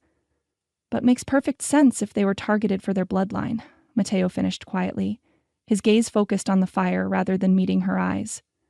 Something in his tone caught Elena's attention, a tension that suggested more knowledge than he was sharing. "Mateo," she said carefully, "do you know something specific about their deaths?" His hesitation was brief but noticeable before he shook his head. "Only what the pack records indicate. That several Luna del Caribe families were attacked during that period. The timing aligns with your account." Elena studied his profile in the firelight, her wolf senses detecting subtle signs of discomfort. Increased heartbeat, minute muscle tension around his eyes, a shift in his scent that suggested emotional distress carefully controlled. Before she could press further, Mateo's attention shifted to her pendant, which had caught the firelight and seemed to glow against her skin. "Your mother's pendant," he observed, reaching out slowly enough that she could move away if she chose. When she remained still, his fingers gently lifted the silver crescent moon and star. "This is no ordinary jewelry." The deliberate topic change wasn't subtle, but Elena allowed it, curious about what he might reveal. "Abuela gave it to me when I left for your estate, said it was my birthright. It's the symbol of the Luna del Caribe Alpha line, Matteo confirmed, his thumb tracing the curved edge of the crescent. Not alpha in the traditional dominant sense, but in bloodline purity. Those who could manifest the strongest healing abilities traditionally wore this symbol. Elena felt a ripple of surprise. My mother wasn't an alpha of anything. We were a small family pack, no hierarchy, no territories. By then, perhaps, Matteo agreed. But this pendant marks her as direct descendant of the original Luna del Caribe founders. In an earlier era, she would have been revered, sought out by packs seeking healing and mediation. The revelation added another layer to Elena's evolving understanding of her heritage. Not just rare abilities, but a leadership lineage she'd never suspected. Which means you carry that same alpha bloodline, Matteo continued, his voice dropping lower as his fingers released the pendant to brush lightly against her collarbone. The pendant recognizes you, responds to you. Haven't you noticed how it warms against your skin at significant moments? Elena had indeed noticed the pendant's strange behavior, warming when her emotions ran high, seeming to pulse when she accessed her wolf's abilities, glowing faintly in moonlight. She had attributed these phenomena to her imagination or ordinary silver properties. "It's reacting now," she murmured, aware of the metal's increasing warmth between them. Matteo's gaze lifted from the pendant to meet hers, and something shifted in the air between them. The careful distance they'd maintained despite growing attraction suddenly charged with possibility. His hand remained near her collarbone, not quite touching, but close enough that she could feel the heat of his skin. "Elena," he said, her name almost a question, the moment balanced on a knife's edge. Retreat to safer professional territory, or acknowledge the connection that had been building since their first meeting? Elena made her decision without words, leaning forward slightly to close the distance between them. Matteo responded instantly, his hand moving to cup her cheek with unexpected gentleness from someone who radiated such power. His touch sent that now familiar current through her skin, heightened by anticipation and the moon's energy washing over their secluded sanctuary. When their lips finally met, the contact was tender rather than demanding. A question rather than a claim. Elena had imagined Matteo would kiss with the same controlled intensity he brought to everything else. Instead, she found a surprising sweetness, a careful exploration that invited rather than insisted. Her wolf responded with immediate, enthusiastic approval, recognizing something fundamentally compatible in his essence. She leaned into the kiss, her hand finding its way to his shoulder, then the nape of his neck, where her fingers tangled in his hair. The contact deepened naturally, Matteo's arm slipping around her waist to draw her closer as the initial gentleness evolved into something more heated. Elena felt herself responding with an intensity that might have been alarming with anyone else, her careful boundaries melting under the perfect pressure of his mouth against hers, the tantalizing hint of canines, slightly sharper than human norm. The intoxicating blend of their scents mingling in the night air.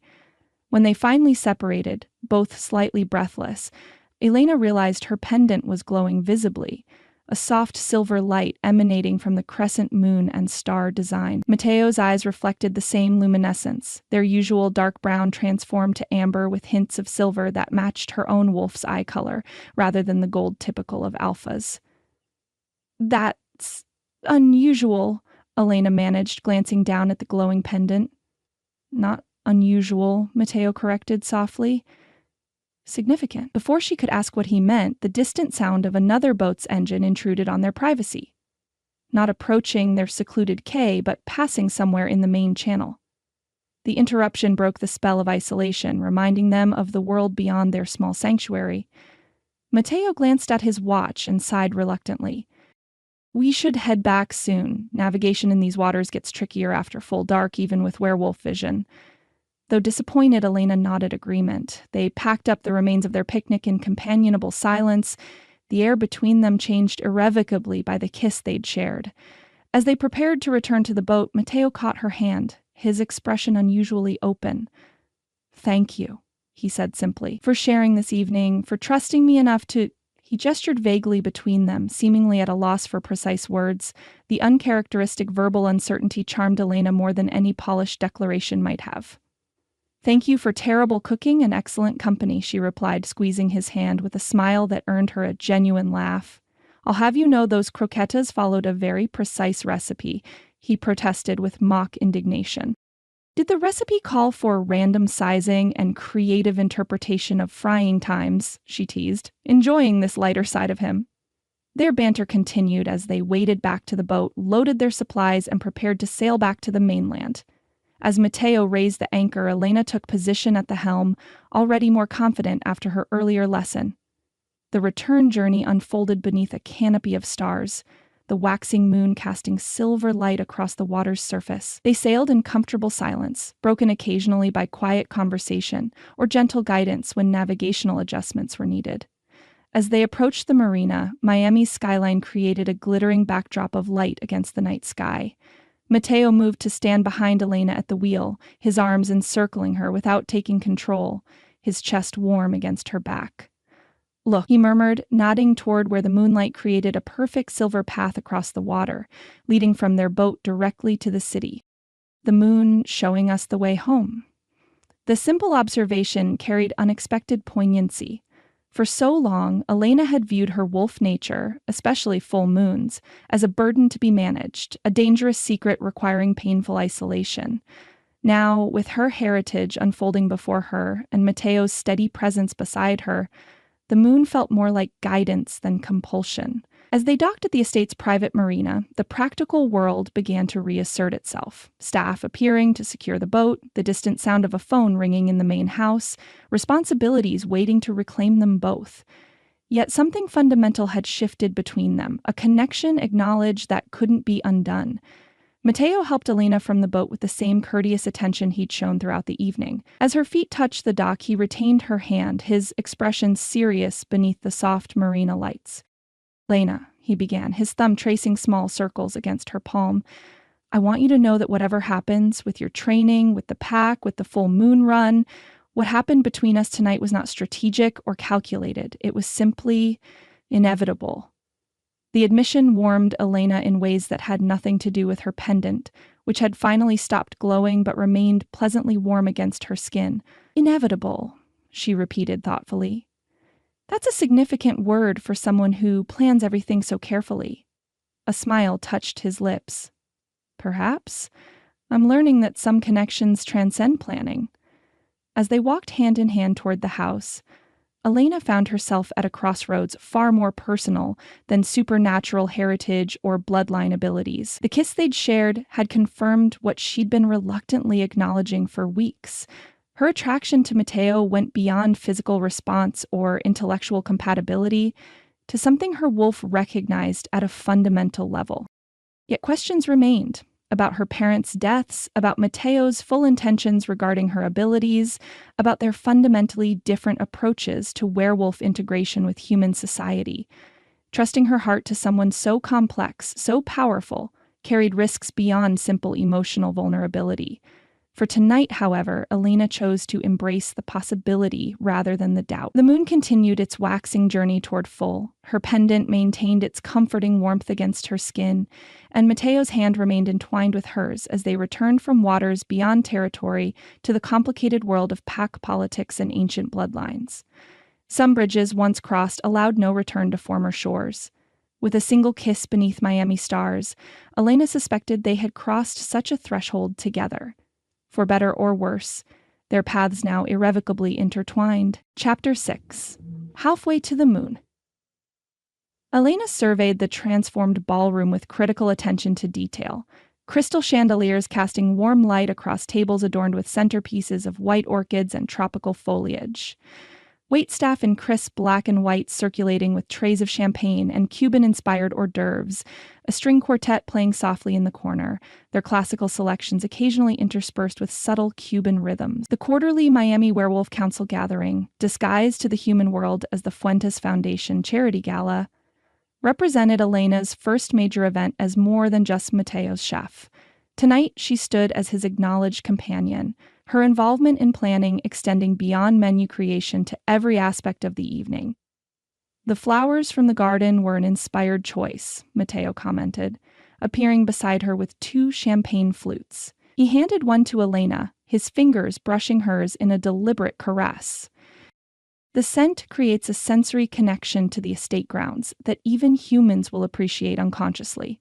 Elena accepted the glass, admiring how the formal black tuxedo accentuated his powerful frame. After their sunset boat ride and first kiss 3 nights ago, something had shifted between them. Tentative attraction evolving into acknowledged connection, though neither had pushed for precise definition of what they were becoming to each other. "The orchids are native to Cuba," she explained, smoothing the midnight blue silk of her gown. Another designer piece, but one she'd selected herself rather than accepting as a gift. "They represent resilience and adaptation, appropriate themes for a gathering of rival packs, don't you think?" Mateo's appreciation showed in his smile, warm and private despite the increasingly crowded room. "Symbolism within beauty. You've considered every detail. I learned from watching you," Elena replied honestly. "Everything you do carries multiple layers of purpose." His expression softened into something more vulnerable than his usual controlled demeanor. Before he could respond, Mrs. Vega approached with professional urgency. "Monsieur Fuentes, Mayor Rodriguez has arrived with the Manglar Escuro delegation. Yesenia is requesting formal greeting protocols." The spell broken, Mateo straightened almost imperceptibly, alpha authority settling around him like an invisible mantle. "Of course. Elena, would you join me? As my companion, your presence is appropriate for formal pack greetings." The simple request carried significant weight in werewolf society. By officially presenting her alongside him to rival packs, Mateo was making a clear statement about her importance. Not just as Luna del Caribe, but as someone connected to him personally. "Are you sure?" Elena asked, suddenly aware of how their relationship might be perceived in the complex political landscape of Miami's supernatural community. "Absolutely," he confirmed, offering his arm with a certainty that steadied her nerves. Together they crossed the ballroom, the crowd instinctively parting before Mateo's presence. Near the grand entrance, a striking group had assembled, their formal attire contrasting with an energy distinctly different from the polished Costa Doro pack members. At their center stood an older woman whose regal bearing commanded attention despite her modest height. Her silver-streaked black hair was arranged in an intricate style, adorned with small wooden combs carved with symbols Elena recognized from her research as Miccosukee tribal patterns. Though she appeared no more than 60 by human standards, something in her eyes suggested far greater age.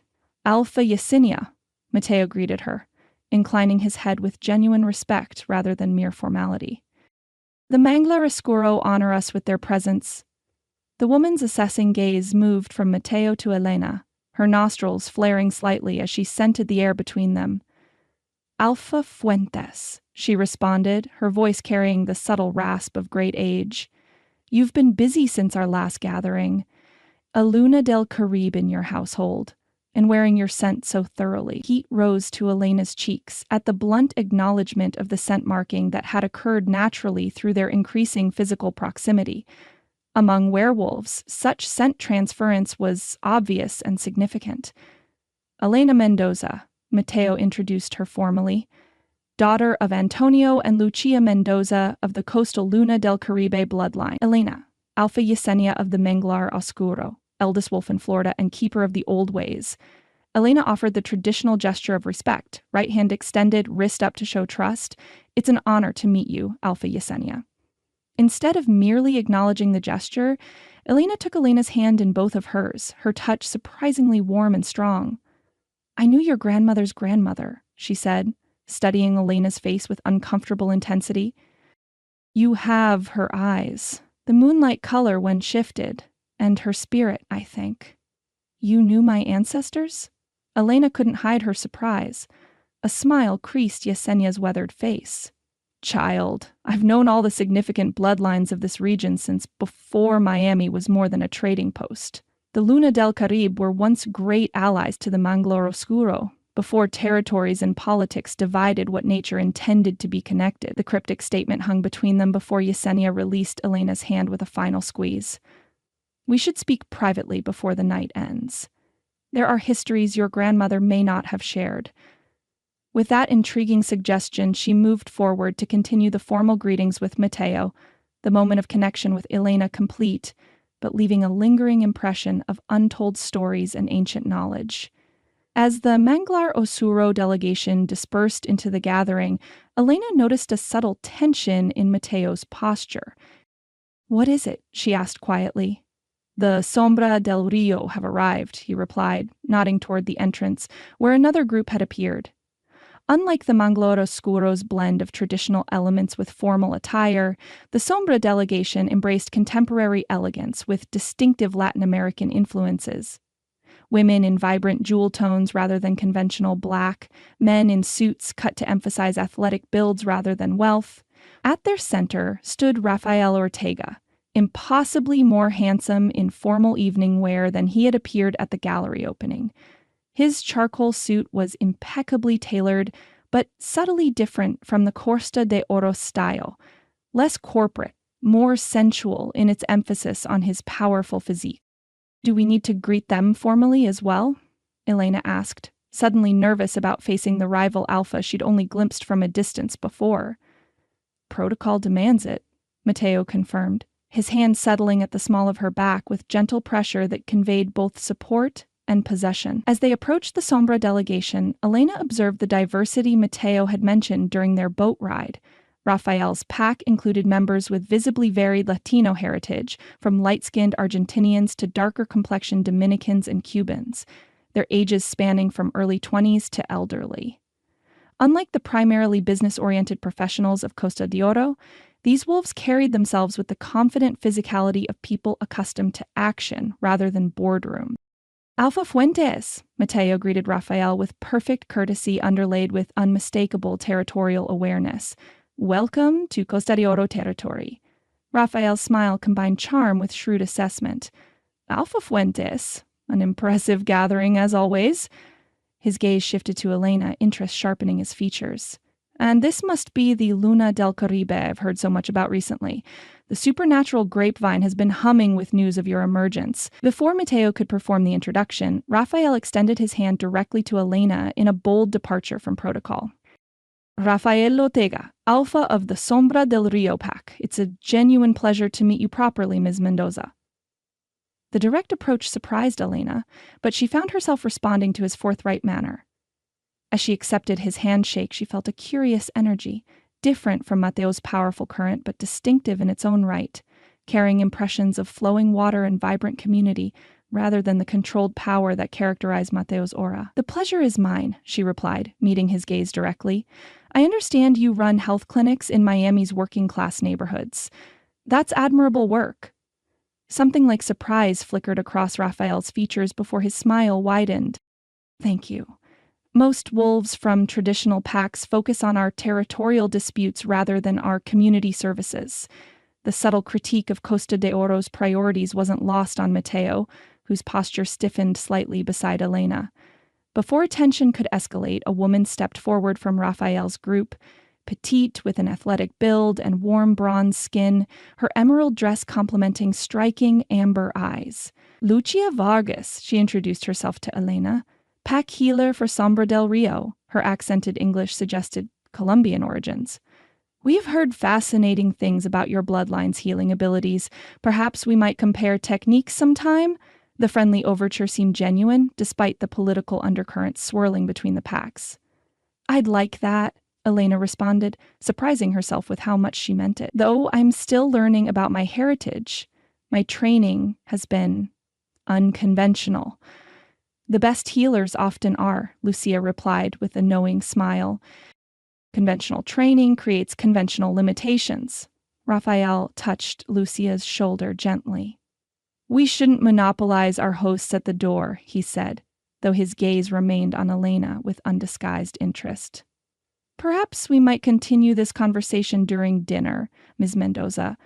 I'd be fascinated to hear your perspective on Miami's supernatural community as someone with unique positioning." The request skated the edge of propriety, suggesting private conversation with the companion of another alpha, but was delivered with such genuine curiosity that refusal would seem unnecessarily rigid. "I look forward to it," Elena replied diplomatically, feeling Matteo's hand tense slightly against her back. As the Sombra delegation moved into the ballroom, Matteo guided Elena toward a quiet alcove, his expression carefully neutral. "Rafael is being unusually direct in his interest."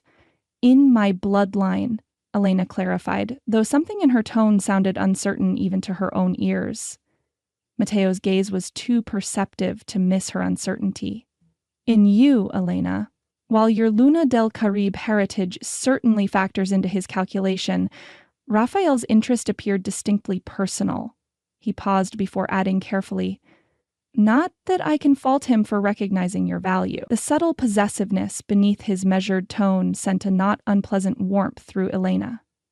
Before she could respond, the string quartet transitioned to dinner music, signaling guests to find their assigned tables. "We should join our guests," Mateo said, offering his arm once more. The seating arrangements were diplomatically complex. "You'll be between me and Yesenia, with Raphael across from you. I apologize in advance for placing you at the center of pack politics." Elena squared her shoulders, determined to meet the challenge with the same grace she'd applied to planning the event. "I can handle pack politics. Just watch me charm them all with dessert." The hint of humor earned her a genuine smile from Mateo, one of those increasingly frequent breaks in his alpha persona that revealed the man beneath the power. "Of that I have absolutely no doubt." Dinner unfolded with the superficial harmony and underlying tension that characterized all political gatherings, supernatural or human. 3 long tables arranged in unformation allowed the 36 attendees, 12 representatives from each pack, to maintain formal hierarchy while encouraging cross-pack conversation.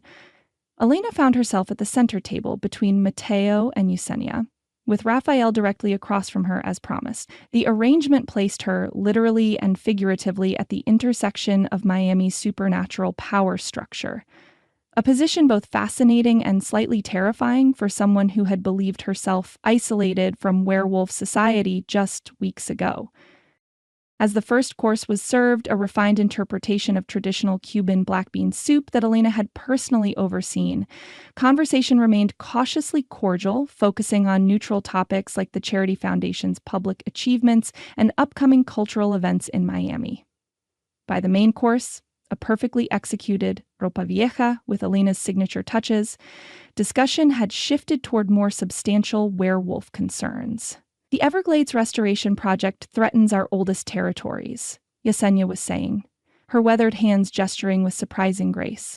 "Human environmental scientists, with their cameras and monitoring equipment, invade spaces that have been sanctuary for centuries." Raphael nodded in agreement, surprising Elena with this alignment between the normally disparate packs. "The same surveillance issues affect urban territories, security cameras, doorbell cameras, cell phones recording everything. Maintaining secrecy becomes more challenging each year, which is precisely why my approach of influence through legitimate business and political channels offers the most sustainable path forward," Mateo countered smoothly. "When we control the systems, we can ensure they don't expose us." "Control and influence are not the same, Mateo," Raphael replied, his use of the alpha's first name a subtle assertion of equal status. "Your strategy consolidates power among a select few, leaving most wolves vulnerable to systems they can't access." Elena observed the diplomatic sparring with fascination, noting how each alpha presented a fundamentally different vision for werewolf survival in the modern world. Yesenia advocated preservation of ancient traditions and territories, Raphael promoted community integration while maintaining supernatural secrecy, Mateo pursued influence through wealth and power structures to protect from above. Each approach had merit, each carried inherent limitations. None seemed completely adequate to address the challenges of maintaining a supernatural society within an increasingly connected human world. What do you think, Ms. Mendoza? Raphael's question pulled Elena from her observations. As someone who has lived both within and outside established pack structures, how do you see our kind navigating these challenges? All eyes turned to Elena, including Mateo's, whose subtle nod encouraged her to speak freely despite the political implications. "I think each approach offers something essential," she began carefully, setting down her fork to give the question its due consideration. "Preservation of tradition provides identity and purpose. Community integration creates protective networks and meaningful contributions. Strategic influence offers security and resources." She paused, gathering her thoughts. "But perhaps the weakness in our current situation isn't in any particular strategy, but in the division between them. Wolves are strongest in unified packs, drawing on collective strengths rather than isolated specialties. A thoughtful silence followed her observation. Yesenia's eyes gleamed with something like approval, while Raphael studied Elena with undisguised interest. Mateo's expression remained carefully neutral, though Elena sensed his pride through the subtle pressure of his knee against hers beneath the table. "The Luna del Carbi perspective emerges," Yesenia commented finally. "Your bloodline always did possess unique insight into balance and connection. A diplomatic answer worthy of your heritage," Raphael added with a genuine smile. "Though I note you didn't specifically endorse any single approach." Elena met his gaze directly. "Because I haven't seen enough of any PAX operations to offer informed judgment. I've experienced Costa de Oro's structure most directly, glimpsed Sombra del Rio's community approach from a distance, and only read historical accounts of Manglaro Scaro's traditions." "Then perhaps that should change," Raphael suggested, leaning forward slightly. "I'd be honored to show you our community clinics personally. Seeing different models might help crystallize your perspective." The invitation hung in the air like a challenge, not just to Mateo's authority, but to Elena's emerging understanding of Miami's supernatural landscape. Before Mateo could intervene, Yesenia surprised everyone by addressing Elena directly. "The quarter moon approaches 3 days hence.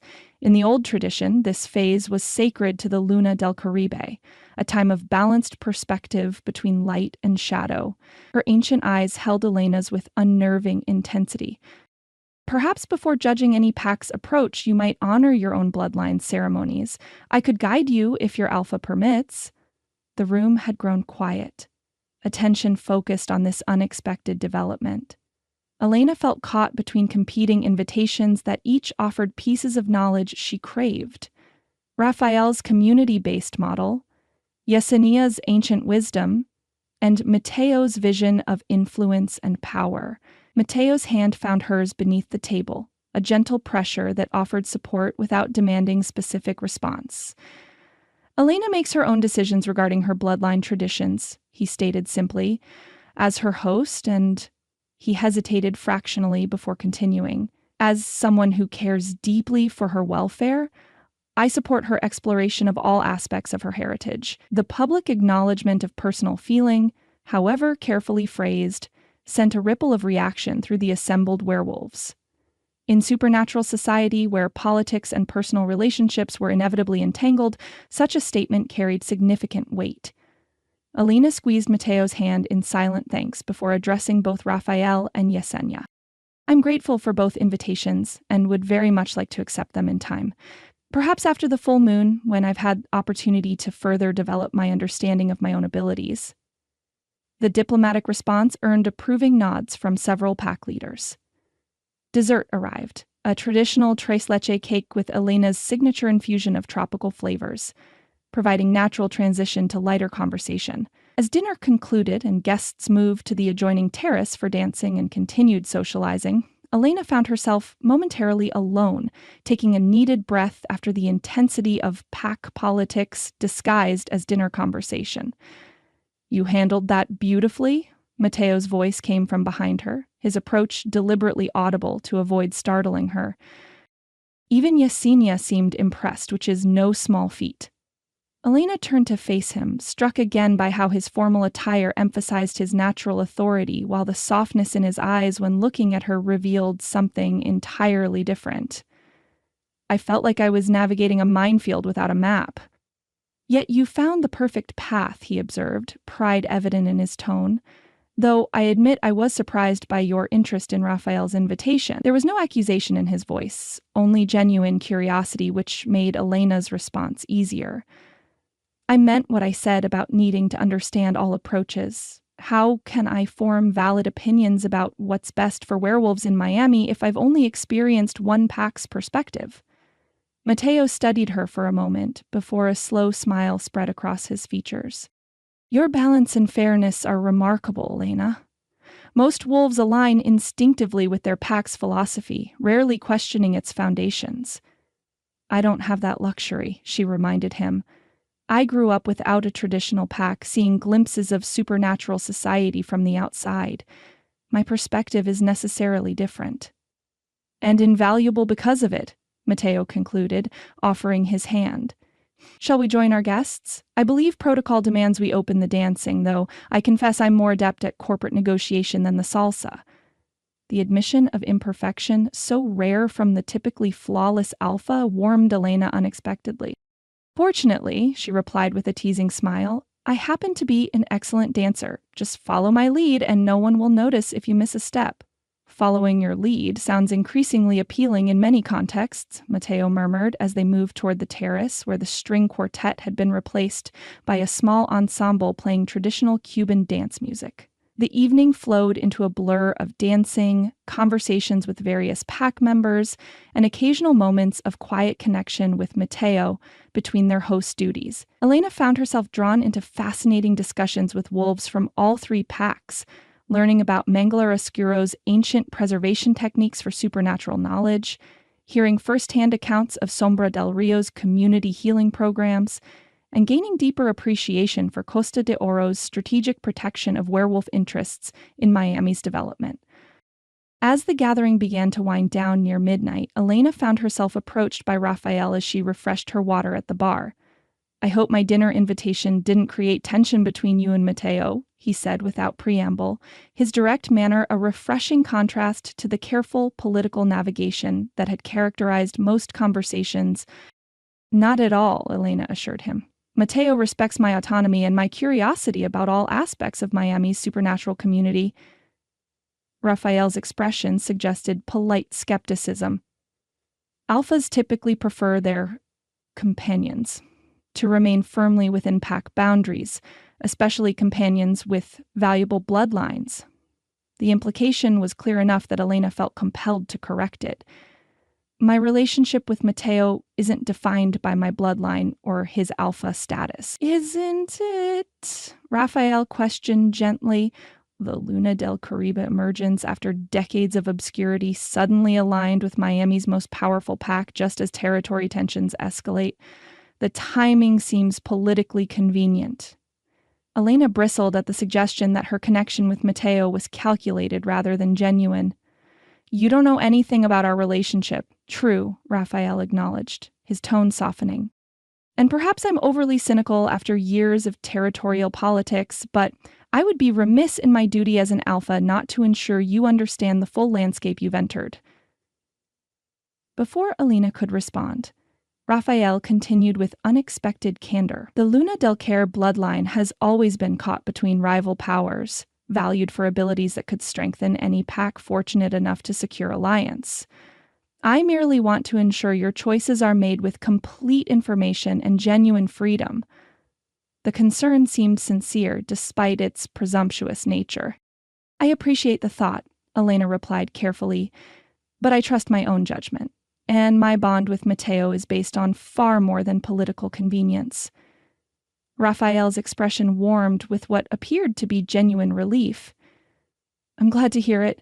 True bonds are rare enough in our world without politics undermining them. He reached into his jacket pocket and extracted a business card. Nevertheless, my invitation to visit our community clinics stands. Whenever you're ready to see a different approach to werewolf integration, call this number. No political agenda, just an opportunity to witness another model. Elena accepted the card, noting it contained both a phone number and an address in the Miami River District. Thank you. I may take you up on that after the full moon. With a respectful nod that acknowledged both her response and Matteo's approach from across the terrace, Raphael rejoined his pack members, leaving Elena to consider the complex dynamics at play in Miami's supernatural society. Everything all right? Matteo asked as he reached her side, his tone casual though his eyes tracked Raphael's departure with alpha awareness. Fine, Elena assured him. Just another perspective on werewolf politics. This evening has been quite educational. Matteo's expression softened as he surveyed the remaining guests, most now departing with formal farewells to their hosts. It has indeed, and largely successful, I think. Yesenia's agreement to discuss Everglades territory boundaries is significant progress. You've been working toward that for some time, Elena guessed, recognizing the satisfaction in his tone. Years, he confirmed. The Mangler Oscuro rarely engage in territorial negotiations. Having you here made a difference. Your presence seemed to open possibilities that were previously closed. The observation reminded Elena of what she'd learned about her bloodline's historical role as mediators between rival packs.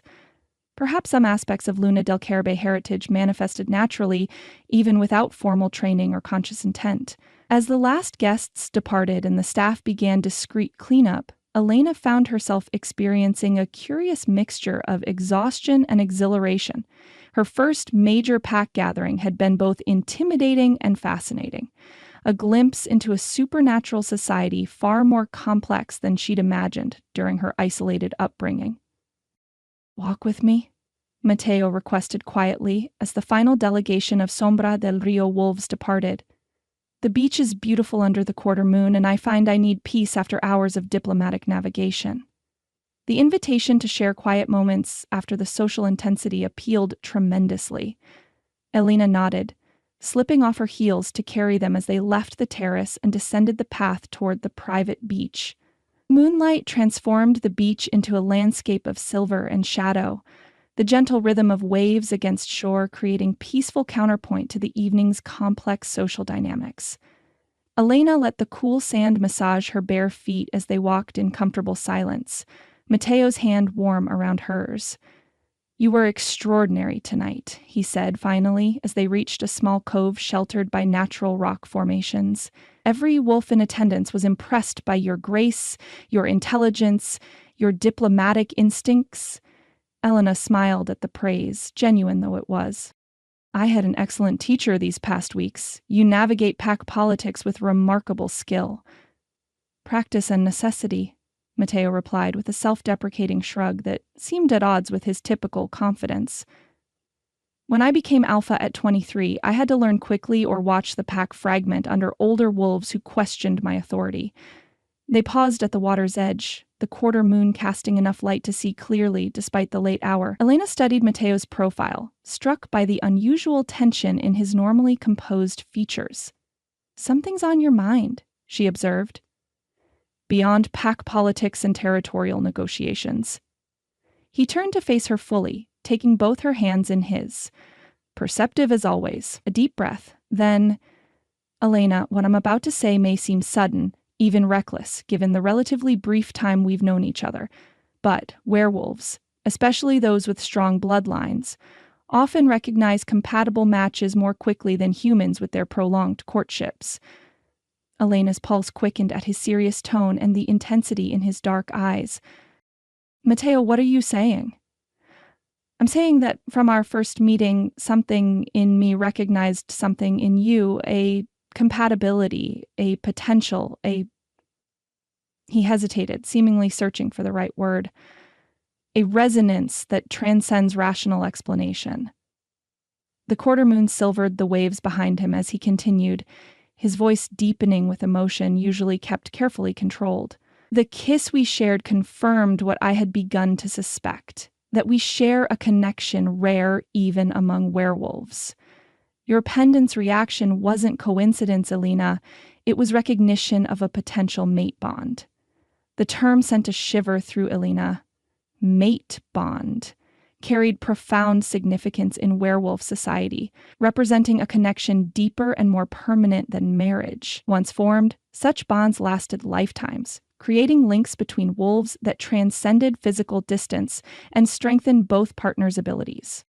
"That's significant terminology," she managed, her voice steadier than she expected given the thundering of her heart.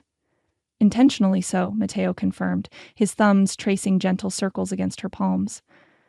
"I'm asking you to consider a formal mate bond, Elena. Not immediately, but as a declared intention that would give us time to explore the connection between us, with proper recognition from both packs and the wider supernatural community." The proposal, for that's what it was, despite the careful phrasing, left Elena momentarily speechless.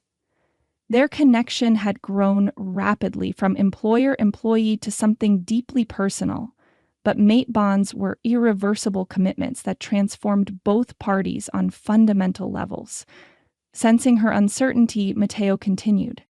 There would be practical advantages, of course. A mate bond between Costa de Oro and Luna del Caribe bloodlines would create unprecedented stability in Miami's supernatural community. Your healing abilities, linked with my pack's resources, could address the declining pack bonds that threaten all werewolves. Together, we could potentially bridge rival factions in ways neither could accomplish alone. Political advantages, Elena noted, a small part of her disappointed that his reasoning began with practical benefits rather than purely emotional connection. Mateo's expression softened immediately. Those matter to the alpha in me, yes. But Elena, his voice dropped lower, more intimate, the man in me simply wants you. Your intelligence, your compassion, your courage, your perspective that challenges and complements my own. I find myself thinking of you constantly, measuring decisions against what you might think or say, wanting to share both triumphs and concerns in ways I've never experienced before. The raw honesty in his admission melted Elena's momentary reserve. This wasn't the calculated proposal of an alpha seeking advantageous alliance, but the genuine request of a man who had found something unexpected and precious. Mateo, she began, before he gently interrupted. I'm not asking for an immediate answer, he assured her. A decision of this magnitude deserves proper consideration. Consultation with your grandmother, reflection on what it would mean for your personal ambitions and freedoms. He released one of her hands to reach into his pocket, withdrawing a small box of dark blue velvet. But I would be honored if you would wear this while considering my proposal. It's been in my family for generations, traditionally offered when a Fuentes wolf recognizes their potential mate. Opening the box revealed a breathtaking ring, platinum band, intricately carved with wolf imagery surrounding a large oval moonstone that seemed to glow with inner light beneath the quarter moon. It's beautiful, Elena whispered, genuinely moved by both the ring's beauty and the significance of such an offer from a traditionally private man. Like its potential wearer, Mateo replied simply. The moonstone changes with lunar phases, brightest at full moon, mysterious during new moon, perfectly balanced during quarters. Much like you, adapting to circumstances while maintaining your essential nature. He removed the ring from its velvet nest, holding it between them like an offering rather than a claim. Will you wear it while you consider? Not as acceptance, but as acknowledgement that you're contemplating the possibility of what we could become together. The moment balanced on knife's edge. Not quite commitment, but significantly more than casual exploration. Elena found herself wanting to accept, despite the rational part of her mind counseling caution about such a life-altering decision. I'll wear it while I consider, she agreed finally, extending her left hand, with the understanding that this is contemplation, not confirmation. Relief and joy transformed Mateo's expression as he slipped the ring onto her finger. The moonstone seemed to pulse once against her skin, a sensation similar to her pendant's occasional warmth but distinct in its particular energy. Thank you, he said simply, raising her hand to press a kiss against her knuckles just above the ring, for being willing to consider a future I never expected to find. The tenderness in the gesture brought unexpected tears to Elena's eyes. Whatever political advantages might accompany their potential union, Mateo's emotional investment was undeniably genuine. Their kiss beneath the quarter moon carried new significance, not just exploration of attraction, but acknowledgement of possible lifetime connection. Elena found herself responding with depth of feeling that both thrilled and frightened her, her wolf nature recognizing compatible strength, while her human mind cataloged unanswered questions and potential complications. When they finally separated, Mateo rested his forehead against hers in a gesture of intimate connection. Whatever you decide, he promised softly, my respect for your autonomy remains absolute. A mate bond must be freely chosen by both wolves to achieve its true potential. The walk back to the main house unfolded in comfortable silence, their entwined hands and shared glances communicating more than words could express. At the door to Elena's suite, Mateo kissed her once more, gently, with promise rather than demand, before bidding her goodnight. Alone in her room, Elena stared at the moonstone ring glinting on her finger, its opalescent depths shifting with every movement. The weight felt both foreign and strangely right, as though her hand had been waiting for precisely this adornment. She should call Abuela immediately, she knew. A potential mate bond with an alpha of Mateo's power and influence required family consultation, especially given the still mysterious circumstances surrounding her parents' deaths and the complex politics of Miami's werewolf community. Yet something kept her from reaching for her phone. Instead, Elena found herself drawn to the open balcony doors where moonlight spilled across the threshold. Stepping outside, she tilted her face toward the quarter moon, feeling its balanced energy washing over her as Yesenia had described during dinner. Neither full illumination nor complete shadow, but perfect equilibrium between opposing forces. The moonstone ring caught the light, seeming to absorb and amplify it simultaneously. On impulse, Elena slipped it off to examine it more closely in her palm. The carved wolves chasing each other around the band appeared almost animated in the moonlight, their detailed forms suggesting movement despite the solid metal. As she studied the intricate craftsmanship, the moonstone began to glow with increasing intensity, warmth building against her skin until it matched her pendant's energy. The combination of the two, her mother's crescent moon pendant and Mateo's family moonstone, created a curious resonance that hummed through Elena's consciousness. Without warning, the world around her blurred and shifted. The familiar balcony disappeared, replaced by lush tropical forest bathed in moonlight. Elena felt herself moving through dense vegetation, her perspective low to the ground as though running on four legs rather than standing upright.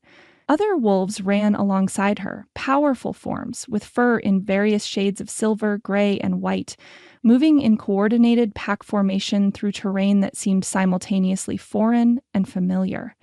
She recognized the Cuban Sierra Maestra Mountains from childhood stories, though she had never visited them personally.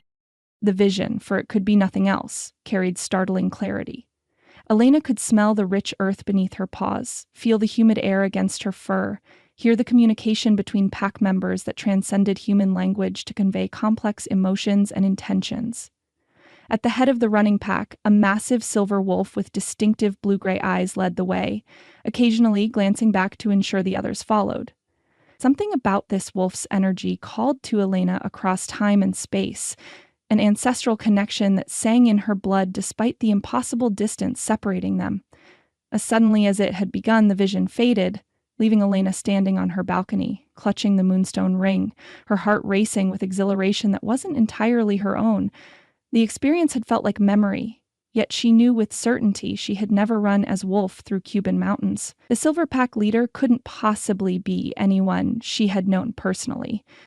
Yet the connection had felt undeniably real, as though the ring had temporarily granted access to experiences carried in her bloodline. Memories passed through generations of Luna del Caribe wolves that normally remained locked in cellular memory rather than conscious recollection. With slightly trembling fingers, Elena slipped the ring back onto her left hand. The pulsing energy settled into gentle warmth that complemented rather than competed with her pendant's familiar presence against her skin. Whatever decision she ultimately made regarding Mateo's proposal, tonight had revealed dimensions to her heritage she had never imagined, connections to past and potential future that transcended rational understanding. The mate bond Mateo described wasn't merely political alliance or even romantic partnership, but something far more profound, a linking of bloodlines, abilities, and destinies that could reshape not just their lives, but the entire supernatural landscape of Miami.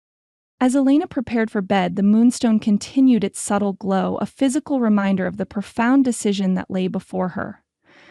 The ring represented far more than a simple proposal. It was an invitation to join bloodlines that history had declared both perfectly matched and dangerously volatile. She placed the ring carefully on her nightstand, where its opalescent surface caught the quarter moon's light streaming through her window. Even at this distance, she could feel its energy. A subtle pull that resonated with her pendant in ways that defied logical explanation. Tomorrow she would speak with Abuela, seeking wisdom from the woman who had guided her through the complexities of werewolf existence since childhood. Tonight, however, Elena allowed herself to simply experience the possibilities unfolding before her, a future where isolation gave way to connection, where hidden abilities might fully awaken, where ancient bloodlines could either heal ancient wounds or reopen them with fresh power. As sleep finally claimed her, Elena's dreams were filled with silver wolves running beneath tropical moons, their paths converging and diverging through landscapes that existed both in distant memory and possible future. The past and potential of the Luna del Caribe, flowing through her bloodline like the moon's own light through midnight waters. Elena tucked the moonstone ring safely into her pocket as Miguel's battered Honda turned onto Calle Ocho. After a sleepless night filled with swirling thoughts about Mateo's proposal and the strange vision triggered by his family ring, she'd decided to keep both to herself until she could speak privately with Abuela. Miguel, for all his loyalty, couldn't keep a secret to save his life, especially one as momentous as a potential mate bond with Miami's most powerful alpha. "You've been quiet the whole drive," Miguel observed, navigating around a delivery truck double-parked outside a bodega. "Fancy wolf parties? Not as fun as they look on Instagram?" Elena mustered a smile at his teasing. "Just tired. Planning and hosting 36 werewolves from rival packs is more exhausting than a month of full moons." "I bet," Miguel replied, then whistled low as they approached Café Mendoza. "Whoa, what happened here?" Elena followed his gaze to find the cafe transformed from its previous weathered state. Fresh paint in the same traditional turquoise brightened the exterior walls. New signage featuring hand-painted lettering matched the original style, but without the fading and chipping. Planters bursting with vibrant tropical flowers lined the entrance, and through freshly cleaned windows, Elena could see new chairs and tables replacing the mismatched furniture they'd accumulated over decades. "Surprise," she said, unable to keep pride from her voice despite her complicated feelings about Mateo following last night's revelations. "I used some of my salary to invest in improvements. The rest went to paying off the bank loans." Miguel stared, clearly stunned. "This took more than a chef's salary, Prima. Even a fancy chef to rich wolves." Elena sidestepped the implied question as they parked. "Let's see what Abuela thinks of the changes." Inside, the transformation continued. New tile flooring that mimicked the original pattern, updated lighting that maintained the warm atmosphere, a state-of-the-art espresso machine gleaming behind the counter where the ancient model had wheezed its last only months ago. The kitchen doorway revealed glimpses of commercial-grade equipment that would make any restaurant owner envious. Rosita emerged from the back, her face lighting up at the sight of Elena. "You're back." She enveloped Elena in a tight hug that smelled of sofrito and café con leche. "Your abuela is at home waiting for you. She said to send you straight there when you arrived." "Is everything okay?" Elena asked, immediately concerned. "Better than okay," Rosita beamed. "The lunch crowd yesterday was twice normal size. Everyone wants to see the renovations, and 3 tourist groups stopped because the building finally looks as good as the food tastes." Pride and unease battled within Elena. The improvements were necessary, the financial salvation crucial, but the speed and scale of the transformation triggered questions about what else might change with Mateo's influence and resources. After promising to return for the dinner shift, Elena left Miguel helping Rosita and walked the 4 blocks to her grandmother's house, taking in the familiar neighborhood with new eyes.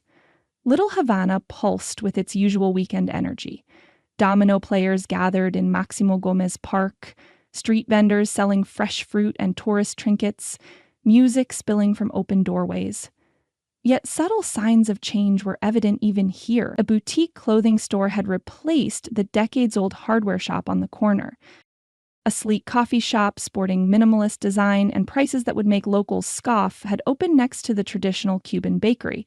A coming soon sign announced luxury condominiums where a family grocery had stood until recently. As Elena approached her grandmother's modest house, she noticed several neighbors gathered in animated conversation on Senora Jimenez's porch across the street. They waved to Elena with unusual enthusiasm, beckoning her to join them. "Elena Nina?" Senora Jimenez called. "Have you heard about the offers?" "What offers?" Elena asked, crossing the street with growing concern. "Developers," Mr. Rodriguez explained, tapping his cane for emphasis. "Coming door to door with buyout proposals for the whole block, offering double market value to start. My cousin on 7th Street said they are doing the same there, added Senora Jimenez. Some fancy revitalization project. They say we can stay in the neighborhood in new apartments they'll build. I've heard nothing about this, Elena replied, unease growing in her stomach. Mateo had mentioned the Wynwood initiative during their boat ride, but nothing about specific buyout offers in Little Havana. Your abuela will know more, Mr. Rodriguez suggested. A man in an expensive suit visited her this morning, very polite, very interested in the history of the neighborhood. With a promise to return with any information she gathered, Elena hurried to Abuela's house, questions multiplying with each step. Had Mateo sent representatives already? Was this why he'd proposed a mate bond so suddenly? To secure her cooperation in development plans affecting her own neighborhood? The familiar scent of Abuela's special tea greeted Elena as she approached the front door. The blend reserved for family gatherings and important conversations, its mixture of traditional Cuban herbs and subtle werewolf additions, creating a calming effect during potentially intense discussions. But beneath it lay another scent that stopped Elena in her tracks. River water, tropical wood, and a distinctive male energy she'd encountered just last night. Rafael Ortega was inside her grandmother's house. Elena pushed open the door without knocking, maternal protective instincts overriding courtesy. The sight that greeted her in the small living room defied all expectations. Abuela Carmela sat in her favorite armchair, animated in conversation with Rafael, who occupied the couch opposite, a delicate china cup in his large hands. Spread between them on the coffee table were old photographs, maps of Little Havana marked with notes, and what appeared to be architectural sketches. Both turned at her entrance, Rafael rising immediately with the fluid grace that marked him as something more than human despite his casual attire of dark jeans and a simple button-down shirt. Elena, Abuela greeted her with genuine warmth but no surprise. Right on time. Rafael has been sharing some interesting proposals for neighborhood preservation. Alpha Ortega, Elena acknowledged, unable to keep wariness from her tone as she placed herself slightly between him and her grandmother. This is unexpected. Just Rafael here, he corrected gently. I come as community advocate, not pack leader. His smile carried a disarming sincerity that even Elena's heightened suspicion couldn't entirely dismiss. Your grandmother has been gracious enough to share historical perspectives on Little Havana that will strengthen our preservation initiatives, which you've apparently been planning without consulting any of the Costa de Oro pack, Elena noted, setting down her bag with deliberate calm despite the territorial tension radiating from her wolf. Abuela's sharp look conveyed clear disapproval of her tone. Rafael's pack has been operating community support programs in Little Havana for years, Elena. The free clinic on 7th Street that treated Miguel when he had no insurance, Sombra del Rio initiative. The legal aid office that helped the Gonzalez family fight eviction last year, their program as well. The information startled Elena. She'd known these services existed, but had assumed they were non-profit human organizations. The idea that another werewolf pack had been quietly supporting her community while she remained oblivious challenged her understanding of Miami's supernatural landscape. Please sit, Rafael invited, resuming his own seat with careful deference to the household's true authority, Abuela Carmela, rather than himself or Elena. I understand your caution. Territory boundaries between packs create natural tension, especially when one enters another's perceived space. Little Havana isn't Costa de Oro territory, Elena corrected, though she did sit beside her grandmother, noting the subtle scent marking Abuela had already placed on Rafael. The lightest touch on his wrist when serving tea, a traditional gesture of temporary pack acceptance that Carmela had only ever extended to family before. Not officially, Rafael agreed. Traditional boundaries place it in disputed territory, which is precisely why both Mateo's development initiatives and our preservation efforts are currently focused here. A knock at the door interrupted what promised to be a complicated conversation. Abuela nodded to Elena, who rose to answer, finding a delivery person holding an enormous arrangement of tropical flowers and a large basket of imported delicacies. Spanish chorizo, fine wines, specialty sweets from Cuba that were nearly impossible to obtain in Miami. Lyra for Carmela Mendoza, the young man announced, clearly impressed by the lavish gift. Elena accepted it with murmured thanks, bringing the items inside where Abuela had already risen to inspect them. A small card nestled among the exotic blooms confirmed Elena's suspicion about their origin. To honor family traditions with respect and appreciation, Mateo. He doesn't waste time, Raphael observed, his tone carefully neutral, though Elena detected a hint of something darker beneath the composed exterior. Abuela's expression remained unreadable as she examined the gifts, finally placing them on the side table with neither rejection nor particular enthusiasm. "Sit, both of you," she instructed in the tone that had commanded obedience from Elena since childhood.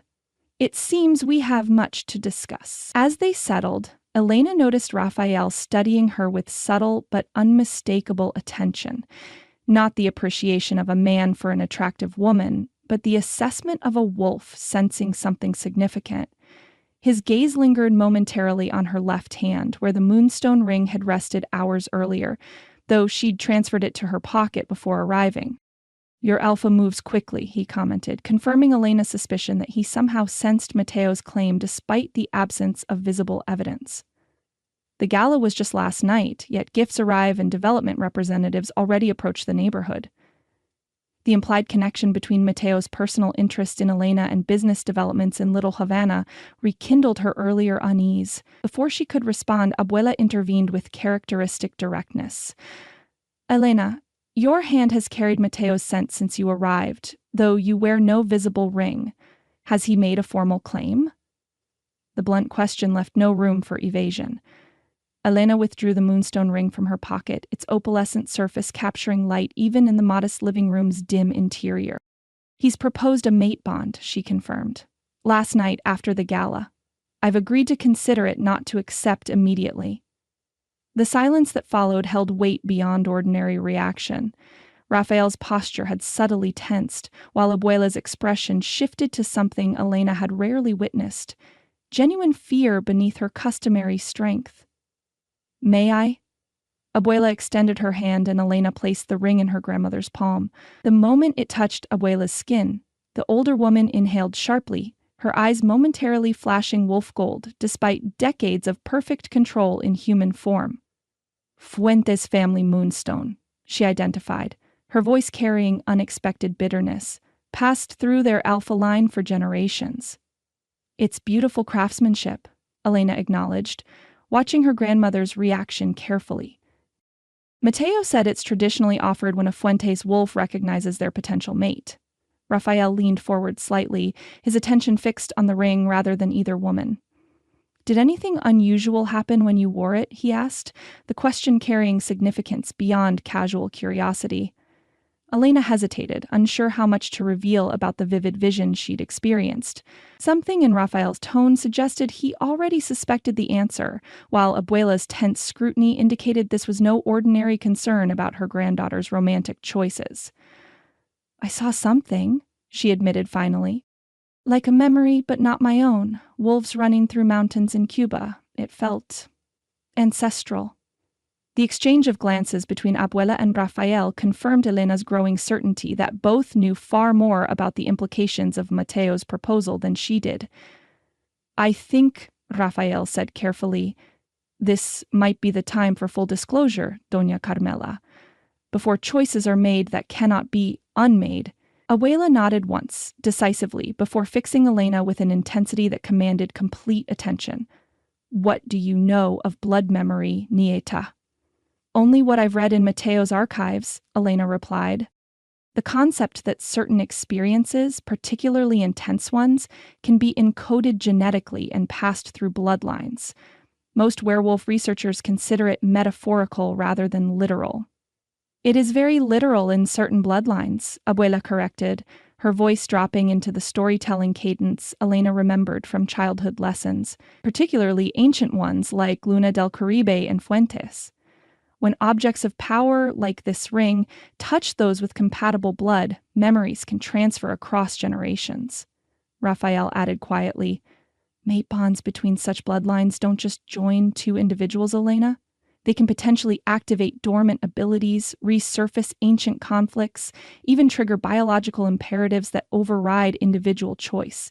A chill ran through Elena despite the warm Miami afternoon. Are you saying the ring somehow manipulated me? That what I felt for Mateo isn't genuine? No, Abuela assured her quickly. True emotions cannot be manufactured, even by powerful objects, but they can be intensified, contextualized within historical patterns you have no conscious knowledge of. What patterns? Elena demanded, frustration mounting at the cryptic warnings. What aren't you telling me about my own heritage? Abuela sighed deeply, exchanging another meaningful glance with Raphael before rising to retrieve a wooden box from the cabinet where she kept her most precious possessions. The container, carved with the same crescent moon and star symbol as Elena's pendant, looked ancient, its wood darkened with age and handling across what must have been centuries. The complete history of Luna del Caribe and Fuentes bloodlines. Abuela began, opening the box to reveal a small leather-bound journal and several loose pages of yellowed parchment. Is not recorded in Mateo's archives, no matter how extensive they may be. Some knowledge was deliberately kept from written record, preserved only through oral tradition, and these private documents. She extracted the journal with reverent care. Your parents intended to share this with you when you turned 18, after proper preparation. Their deaths forced me to make different choices, to protect you through ignorance rather than knowledge until absolutely necessary. And now it's necessary? Elena's voice had softened, recognizing the pain these memories caused her grandmother. Now you wear a Fuentes moonstone and experience blood memories? Abuela confirmed grimly. Yes, it is necessary. For the next hour, Elena listened as Abuela unfolded a history far more complex and troubling than anything she'd learned in Mateo's underground library. The origins of Luna del Caribe, healers and mediators between packs, aligned with what she already knew. But the relationship between her bloodline and the Fuentes wolves carried darker chapters entirely absent from Mateo's accounts. The Fuentes were not always business leaders, Abuela explained, referencing passages from the journal. For centuries, they were warriors, protectors of supernatural territories across Cuba and eventually Florida. Their bloodline carries extraordinary strength, tactical intelligence, and natural dominance, qualities that serve them well now in corporate boardrooms but originated in battlefield leadership. Their protection came with expectations, Raphael added quietly, allegiance, resources, and eventually bloodline access. Elena listened with growing unease as Abuela detailed how the Fuentes pack had historically sought mate bonds with Luna del Caribe wolves, not just for the obvious healing benefits, but because combined bloodlines produced offspring with unprecedented abilities.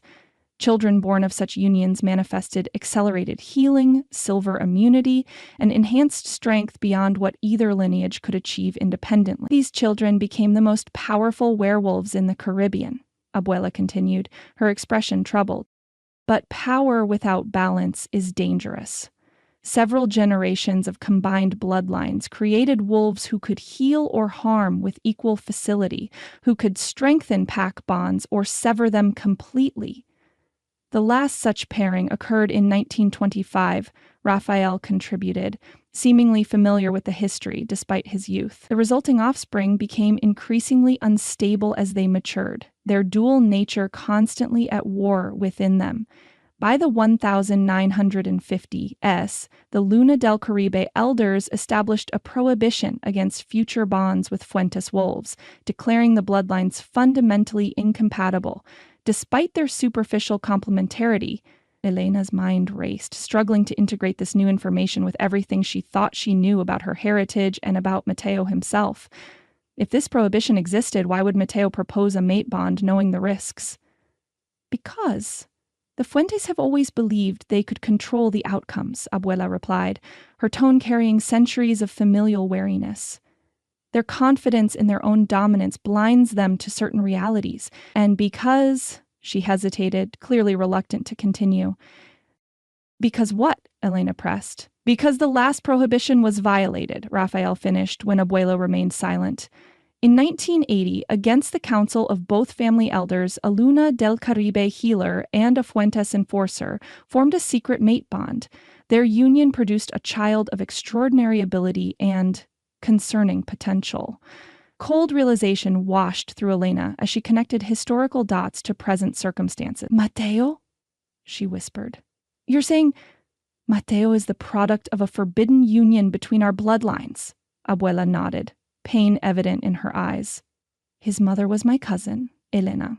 Catalina del Mar, perhaps the strongest healer of her generation. She met Felipe Fuentes during territory negotiations after both families immigrated to Miami. Their attraction was immediate and overwhelming, what modern wolves might call a fated mate connection. Despite warnings from both families, they bonded secretly. Rafael continued the story. When Catalina became pregnant, the union could no longer be hidden. The pregnancy was difficult, the birth nearly fatal. The child, Mateo, exhibited extraordinary abilities from infancy. By age 5, he could heal injuries with a touch. By 10, he could influence pack bonds between unrelated wolves, strengthening or weakening them at will. But the balance was always precarious, Abuela added. His dual nature created constant internal conflict. Catalina dedicated herself to teaching him control, to emphasizing healing over dominance. For years, it seemed the balance might hold. What happened? Elena asked, though something in her heart already suspected the answer. The boat accident that killed Mateo's father wasn't an accident, Abuela said softly. Felipe lost control during an argument with another pack leader. Catalina intervened, and in the chaos that followed, their boat capsized in a sudden storm. Felipe drowned immediately. Catalina, her voice broke slightly. Catalina used the last of her strength to keep Mateo afloat until help arrived. She died from her injuries the next day. Mateo was 23, Elena recalled from his own account. Suddenly alpha, suddenly orphaned, and suddenly without the only person who could help him maintain balance between his conflicting bloodlines, Rafael confirmed. The Fuentes Pack elders took control, ensuring his training emphasized dominance, strategy, and power consolidation rather than the healing and mediation his mother had prioritized. Elena sat in stunned silence, processing implications that stretched far beyond a simple mate proposal. If what they described was accurate, Mateo himself represented both the potential and the danger of joined bloodlines. Power without precedent, but at constant risk of imbalance. Why wouldn't he tell me this? She asked finally. In all our conversations about bloodlines and heritage, why conceal such a significant connection? Perhaps he doesn't know the full history, Rafael suggested, though his tone conveyed skepticism. The Fuentes elders who raised him after his parents' deaths would have had reason to emphasize certain aspects of his heritage while minimizing others. Or perhaps, Abuela said more directly, he recognizes that knowledge of the prohibition might influence your decision regarding his proposal. The possibility that Mateo had deliberately withheld such crucial information stung more deeply than Elena would have expected. Their connection had felt genuine, their growing closeness built on mutual respect and understanding. The idea that he might have calculated his approach, might have selected her specifically because of bloodline compatibility rather than personal connection, threatened foundations she'd only recently allowed herself to build. Yet something in the story didn't align with the man she'd come to know. If Mateo represents such danger, such fundamental imbalance, why have I seen no evidence of it? He's controlled, measured, strategic, yes, but not unstable or threatening. You've known him only weeks, Abuela reminded her gently, and in controlled circumstances of his own creation. Besides, Rafael added, power imbalance doesn't always manifest as obvious instability. Sometimes it emerges as excessive control, as strategic dominance disguised as logical business decisions. He gestured toward the window where Little Havana continued its weekend rhythm, unaware of the supernatural forces influencing its future. The Costadoro approach to development, technically legal but fundamentally transformative of existing communities, could be seen as a manifestation of Fuentes' dominance without proper tempering from Luna del Caribe values. The observation struck uncomfortably close to concerns Elena had harbored about Mateo's development plans, despite his assurances of cultural preservation.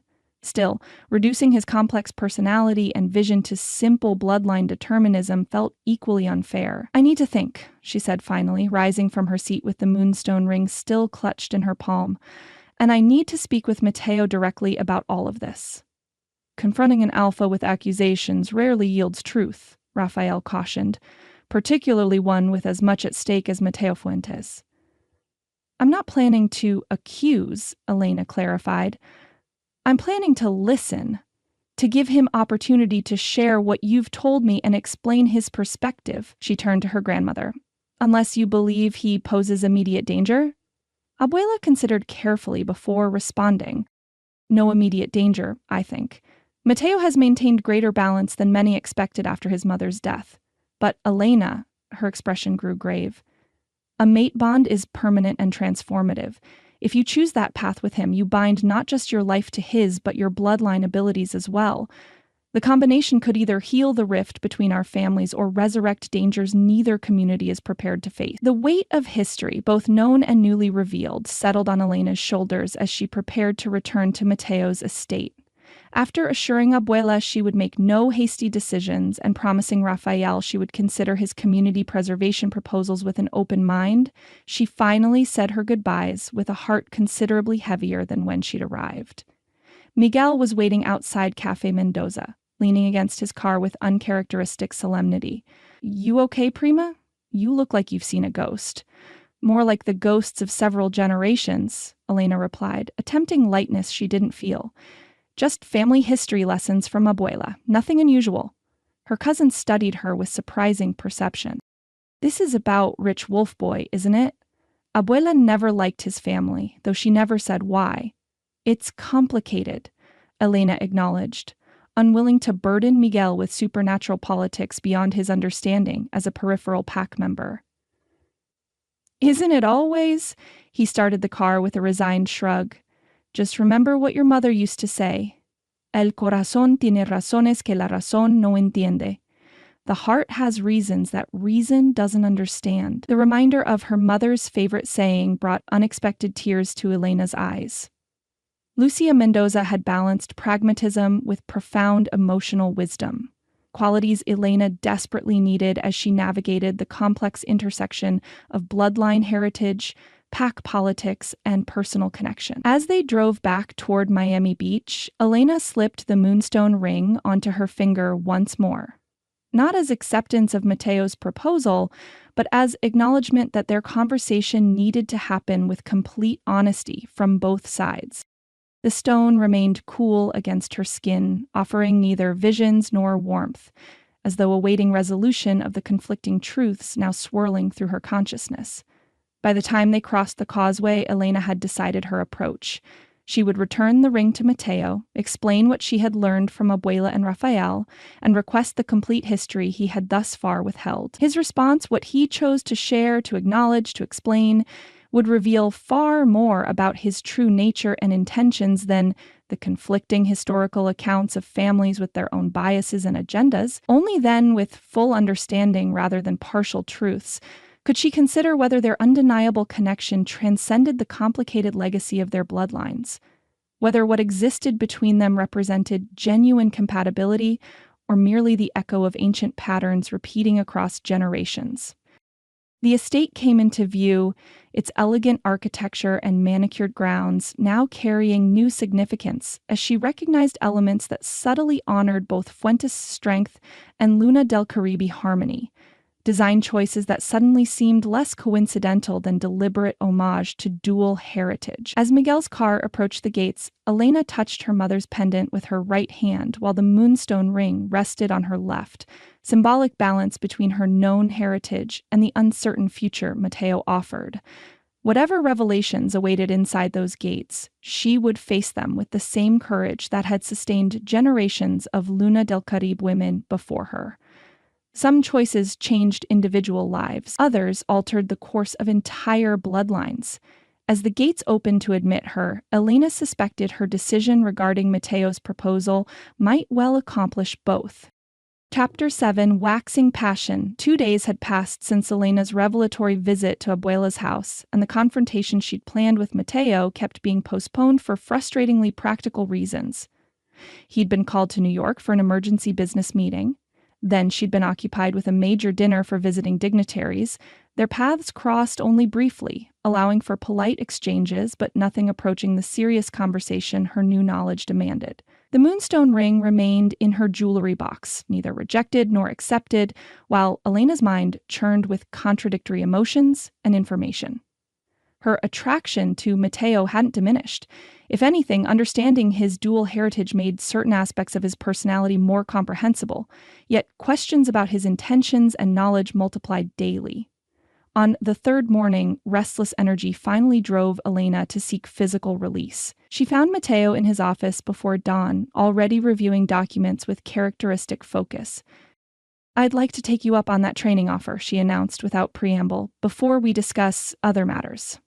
Matteo looked up from his work, genuine pleasure replacing business concentration. "I'd like nothing better." "When?" "Now," Elena replied decisively. "I need to move, to do something physical before my wolf crawls out of my skin." Understanding flickered in his dark eyes. The recognition of one wolf for another's needs that transcended human convention. "The Everglades facility would be perfect for what you're describing, if you're willing to miss breakfast service." "Mrs. Vega can handle it. I left instructions yesterday." Half an hour later, they were in Matteo's Range Rover, heading west from Miami toward the vast subtropical wilderness that separated Florida's coasts. Elena had changed into practical workout clothes, fitted leggings and a moisture-wicking tank top suitable for the humid environment they were entering. Matteo drove with relaxed confidence, his own athletic wear a departure from his usual formal attire. They traveled in comfortable silence until the urban landscape gave way to increasingly wild terrain.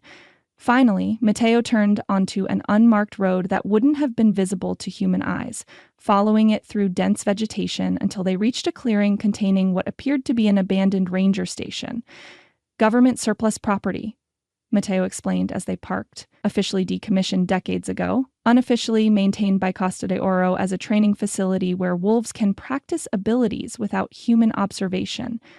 The weathered exterior proved deceptive once they entered. Inside, the facility had been modernized, with mats covering the floor, reinforced walls capable of withstanding supernatural strength, and equipment designed specifically for werewolf training. Large windows provided natural light, while one-way glazing prevented outside observation. "Impressive," Elena acknowledged, surveying the space. "I didn't realize PACs maintain dedicated training facilities." "Most don't," Matteo admitted, setting down their gear bags. "Costa de Oro emphasizes skill development more than most. Controlled power is an advantage in both supernatural and human worlds." He moved to the center of the training floor, gesturing for Elena to join him. "Before we begin, may I ask what prompted this sudden interest in training? You've been distant since returning from your grandmother's." The direct question deserved equal directness. "I learned things about our family's history that raise questions about your proposal," Elena replied, meeting his gaze steadily, "about whether you've been completely honest regarding your intentions." Tension rippled briefly across Matteo's features before he nodded. "I suspected Carmela might share certain perspectives when she saw the ring. We should discuss that history, but you're right that physical training might help clear your mind first. Wolves process complex emotions better after exercising our primal nature." The easy acknowledgement surprised Elena, who had expected defensiveness or denial. Before she could respond, Matteo continued in a more focused tone. "Let's begin with what you already know about partial shifting.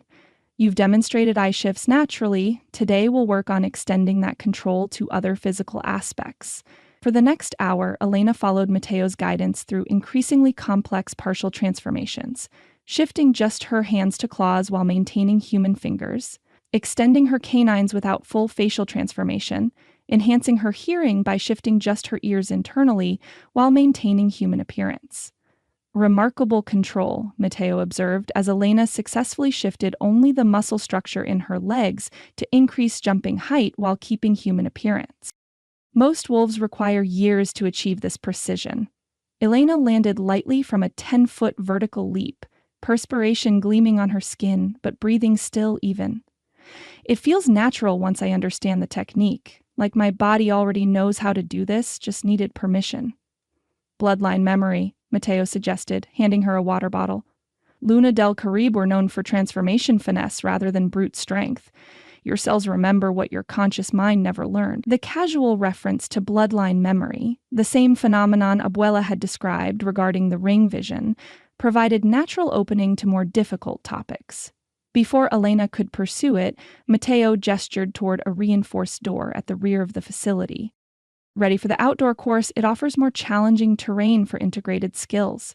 The outdoor course proved to be several acres of carefully maintained wilderness behind the facility, a microcosm of Everglades environments from dense hammock forest to open marsh, all enclosed within subtle but effective barriers that would prevent accidental human intrusion. We'll start with sensory integration, Mateo instructed, leading her to a wooded section. Partial shifts of multiple senses simultaneously while navigating complex environment. I'll demonstrate first. Elena watched, fascinated, as Mateo executed a seamless series of microtransformations.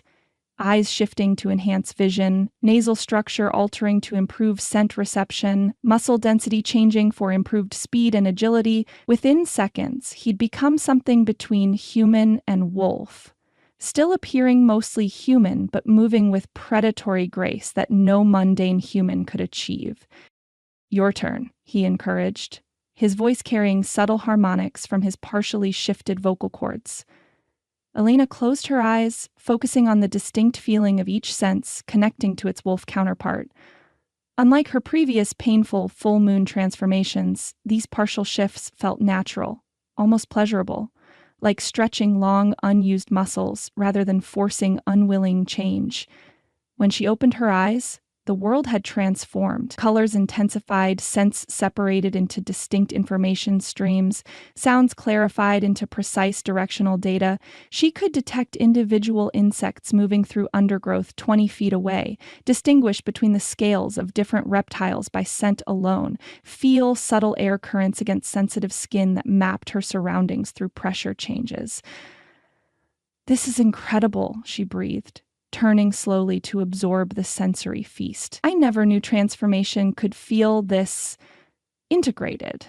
"Because you've never been properly trained," Mateo replied, satisfaction evident in his tone. "Full moon shifts become painful when wolves spend the rest of the month suppressing their nature. Your abilities have been fighting against artificial constraints." He beckoned her deeper into the wooded area. "Let's test your new awareness. Catch me if you can." With that challenge, he disappeared into the vegetation with supernatural speed, leaving only a fading scent trail for Elena to follow. The playful proposition awakened something primal in her wolf, the joy of chase, of using abilities for their intended purpose rather than fearing their emergence. Elena launched herself after him, her partially shifted body moving with fluid grace through terrain that would have challenged her fully human form. She tracked Mateo through scent, sound, and occasional glimpses of movement, gradually closing the distance between them as her confidence with her enhanced abilities grew. The pursuit led them through varied environments: dense vegetation requiring agile navigation, shallow water demanding different movement techniques, open areas where speed became the primary advantage. Throughout, Elena felt her skills improving almost exponentially as dormant abilities awakened under stress and stimulation. She finally cornered Mateo in a small clearing, launching herself in a calculated tackle that caught him mid-turn. They tumbled together onto soft ground, Elena landing atop him with a triumphant grin that displayed partially extended canines. "Caught you," she announced, breathless, more from excitement than exertion. Mateo's expression combined surprise and admiration, his own shifted eyes gleaming gold in the dappled sunlight. "Extraordinary speed for a first integrated training session. You're a natural hunter." The praise sent unexpected warmth through Elena's chest. Their position, her straddling his waist, his hands steadying her hips, suddenly registered as intimately charged rather than merely the result of playful pursuit. His scent intensified in her heightened awareness, calling to something primitive and powerful within her. Before either could address the charged moment, Mateo's phone vibrated against his thigh. With clear reluctance, he glanced at the screen. "Diego needs approval for security protocols at tomorrow's event. Let me respond quickly so we can continue." As he typed a brief message, Elena rolled smoothly to her feet, using the interruption to collect herself. The ease with which she'd fallen into physical sync with Mateo, the natural coordination of their movements, the instinctive understanding of each other's capabilities, underscored the compatibility Abuela had described as both blessing and curse between their bloodlines. "Ready for sparring practice?" Mateo asked, returning his phone to his pocket. "Nothing aggressive, just controlled wrestling to develop muscle memory for defensive techniques." Elena nodded, still processing the implications of their seamless physical harmony. They moved to a section of the course covered with special training mats made from materials that could withstand supernatural strength without environmental damage. "The key to effective defense isn't matching strength with strength," Mateo explained, demonstrating a basic stance. "It's understanding leverage and momentum. Even smaller wolves can defend against larger opponents with proper technique." His teaching style proved unexpectedly patient and methodical, breaking complex movements into manageable components, demonstrating each element clearly, providing guidance without dominating. Elena found herself enjoying the training despite her lingering questions about his motives and knowledge. They progressed through increasingly complex defensive techniques, Mateo adjusting his own strength and speed to challenge without overwhelming her. The training demanded complete focus, leaving no mental space for dwelling on complicated emotions or unanswered questions. After successfully executing a particularly difficult counter move that sent Mateo stumbling backward despite his superior strength, Elena felt a surge of exhilaration rush through her body. The sensation built rapidly, a warm energy that expanded outward from her core through her limbs in pulsing waves. Before she could identify or control the sensation, the energy discharged in a visible burst that extended several feet around her body. The rippling golden light washed over Mateo and two nearby training dummies, then dissipated as quickly as it had emerged. "What was that?" Elena gasped, staring at her hands where residual energy still tingled beneath her skin. Mateo didn't immediately respond. Instead, he executed a vertical leap that carried him nearly 20 feet into the air, at least twice the height he'd demonstrated earlier. He landed with perfect balance, his expression a fascinating mixture of surprise and calculation. "I believe," he said carefully, "you just manifested another aspect of Luna del Caribe abilities, pack enhancement. The energy you released temporarily amplified my physical capabilities." He approached a training apparatus designed to measure Werewolf's strength, gripping the sensor bar and exerting pressure. The digital readout displayed numbers that clearly exceeded normal parameters based on his reaction. 30% strength increase, he noted, producing a small journal from his training bag and jotting quick notes. "Fascinating. Historical accounts mentioned Luna del Caribe healers could enhance pack members' abilities during conflicts, but the mechanism was never fully documented." The clinical assessment contrasted sharply with Elena's emotional experience of the energy discharge. "It didn't feel calculated," she explained, still processing the sensation, "more like joy or satisfaction overflowing into something physical." Mateo's expression softened as he finished his notes. "The strongest werewolf abilities are often tied to emotional states rather than conscious direction. Fear triggers battle shifts, contentment facilitates healing. Your enhancement ability seems linked to feelings of accomplishment or triumph."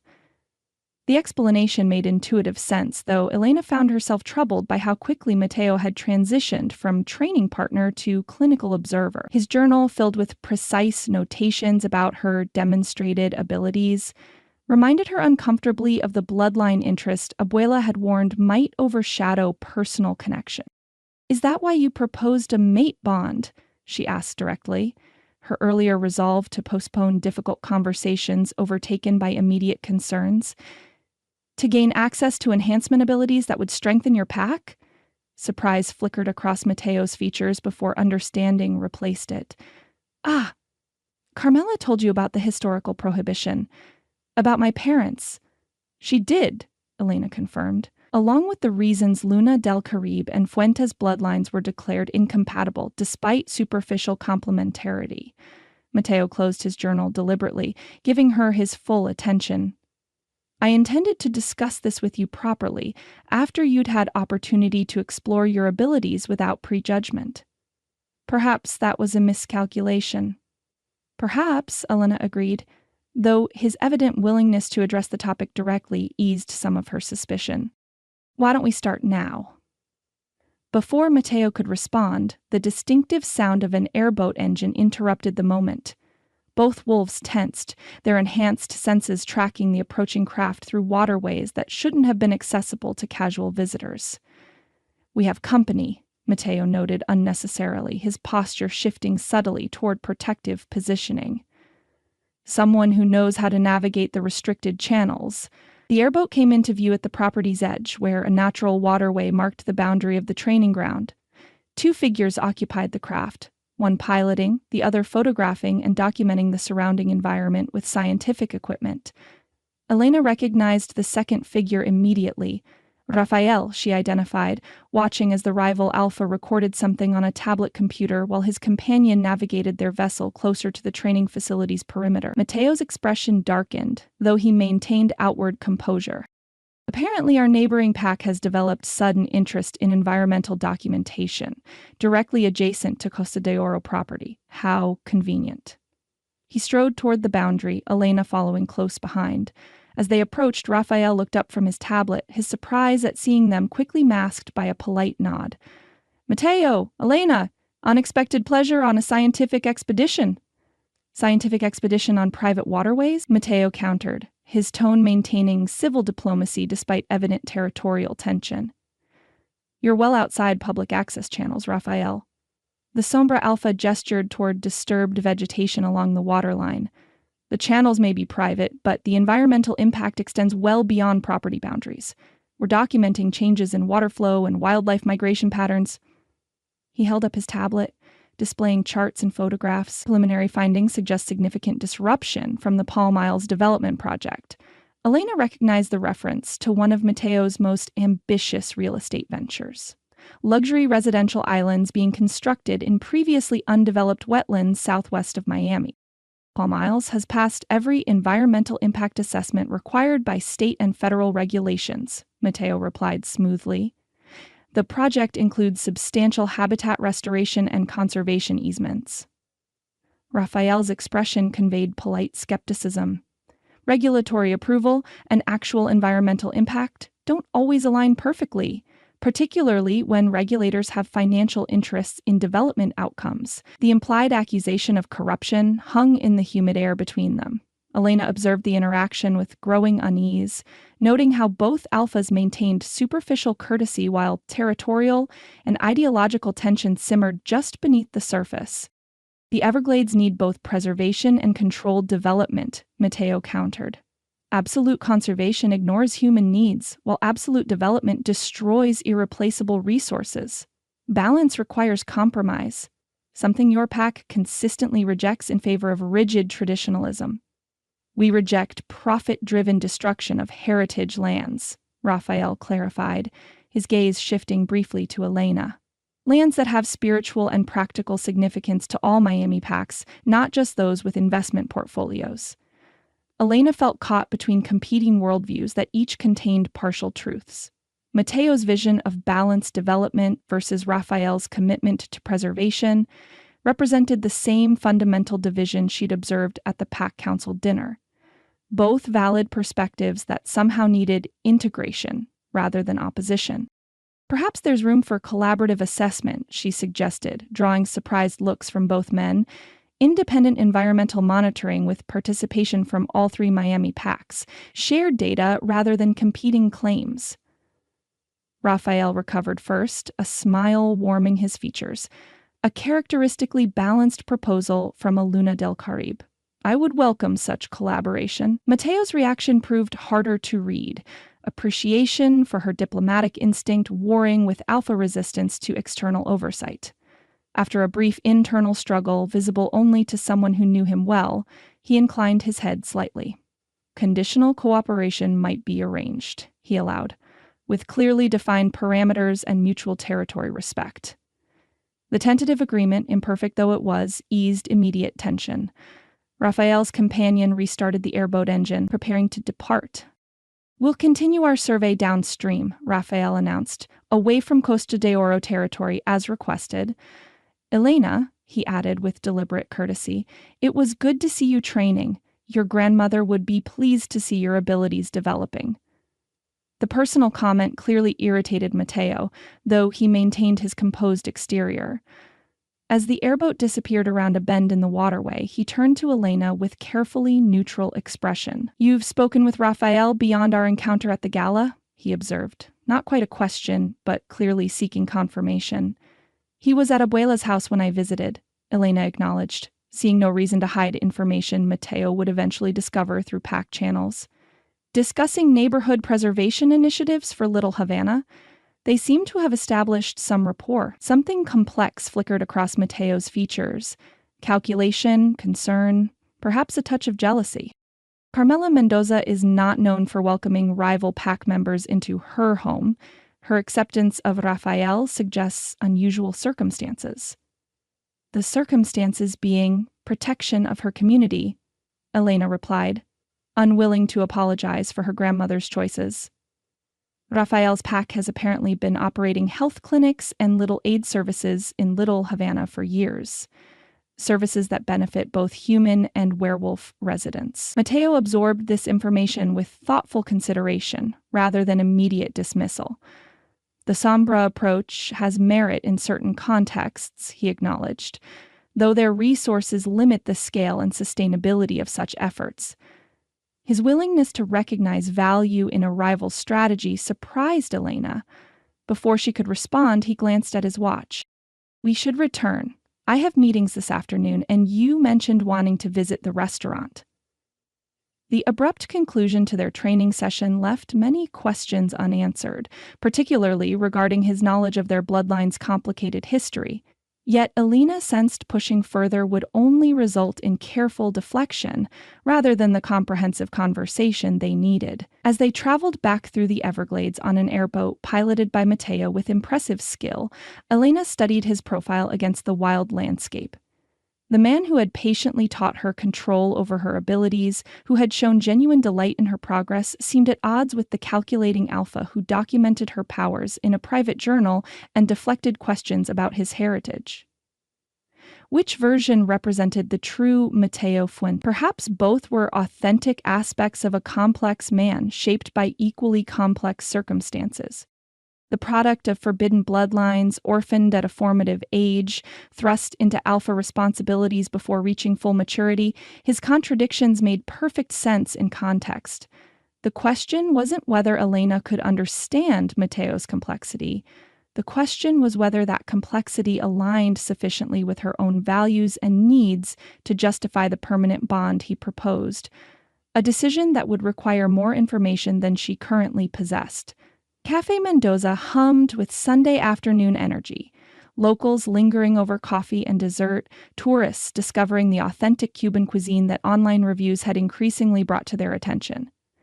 Elena moved through the dining room with professional efficiency, having insisted on working a full shift despite Rosita's protests that the boss shouldn't wait tables.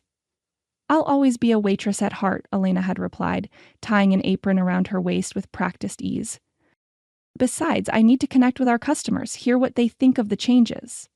The feedback proved overwhelmingly positive.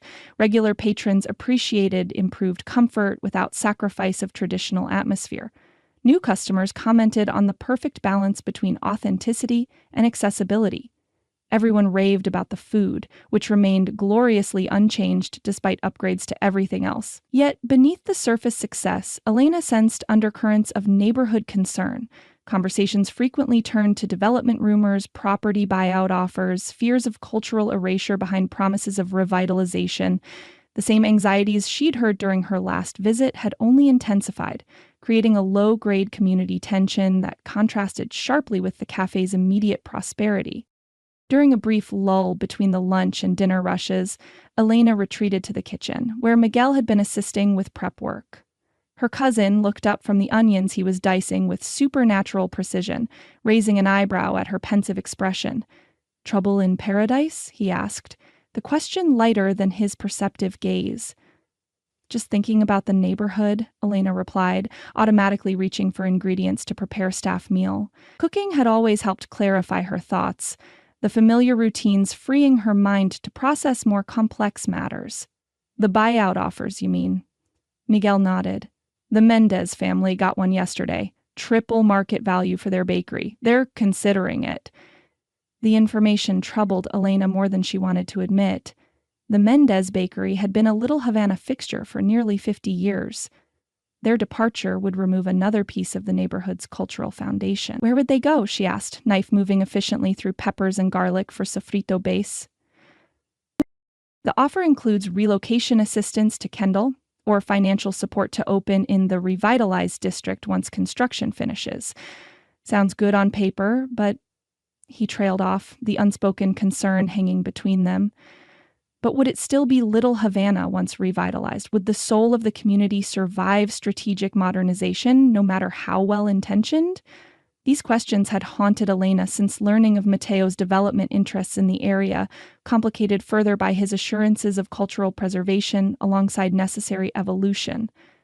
I'm taking these empanadas to the free clinic, she decided abruptly, packaging the staff meal she'd prepared into portable containers. They're always short on food for their waiting room. Back in 30 minutes. Miguel's knowing look suggested he recognized the flimsy pretext, but he merely nodded. Say hello to Dr. Wolf for me, he called after her, confirming he knew exactly where and to whom she was headed. The Sombra del Rio Community Clinic occupied a modest building 3 blocks from Café Mendoza. From outside, it appeared little different from other small medical offices. Simple signage, wheelchair-accessible entrance, pamphlets visible through windows advertising health services in multiple languages. Only someone with werewolf senses would detect the subtle, territorial markers, identifying it as pack-protected space. Inside, the waiting room bustled with Sunday activity. Families with children, elderly patients, individuals of various ages all waiting for healthcare that Elena suspected many couldn't afford through conventional channels. The receptionist, a young woman whose scent marked her as werewolf despite her entirely human appearance, looked up with a practiced smile that warmed further when she recognized Elena. "It's Miss Mendoza. Welcome to Comunidad Health Partners." Elena placed the container of empanadas on the counter. "Just bringing some food from the cafe. We had extra, and I thought your patients might appreciate a snack during their wait." "That's incredibly kind," the receptionist replied, genuine appreciation in her tone. "Dr. Ortega is just finishing with a patient. If you'd like to say hello personally, I'm sure he'd want to thank you." Before Elena could decide whether accepting the invitation would reveal her flimsy pretext too obviously, a door opened and Raphael emerged from an examination room, escorting an elderly woman who leaned on his arm with familiar comfort. He spoke to her in rapid Spanish about medication schedules, his manner both professionally competent and personally warm. After ensuring the woman had proper care instructions and walking her to a waiting family member, Raphael turned and noticed Elena. Surprise flickered briefly across his features before a pleased smile replaced it. "Elena," he greeted her, approaching with the same direct warmth he'd displayed at Abuela's house. "This is an unexpected pleasure. Are you here as patient or neighbor?" "Neighbor bearing gifts," she replied, gesturing to the empanadas. "Café Mendoza's contribution to your waiting room." Raphael's appreciation seemed entirely genuine. "Generous and thoughtful, though I suspect not the only reason for your visit, given this morning's encounter in the Everglades." His perceptiveness matched Mateo's, though expressed with more open acknowledgement. Rather than feeling exposed, Elena found his directness refreshing after weeks of careful navigation around supernatural politics. "I have questions," she admitted, "about your clinic, about your PAC's approach to community integration, professional curiosity." "Professional curiosity I'm happy to satisfy," Raphael replied with a slight smile. "Would you like a tour while we talk? Sunday afternoons are busy, but manageable." The next hour provided Elena with fascinating glimpses into an entirely different model of werewolf-human interaction than she'd experienced with Costa de Oro. The clinic operated on multiple levels, providing conventional medical care to human patients while subtly incorporating supernatural healing for werewolves and those humans who suffered conditions beyond standard treatment. We maintain strict separation between human and supernatural treatment spaces, Raphael explained, showing Elena a restricted area accessed through specially secured doors. Humans receive excellent conventional care.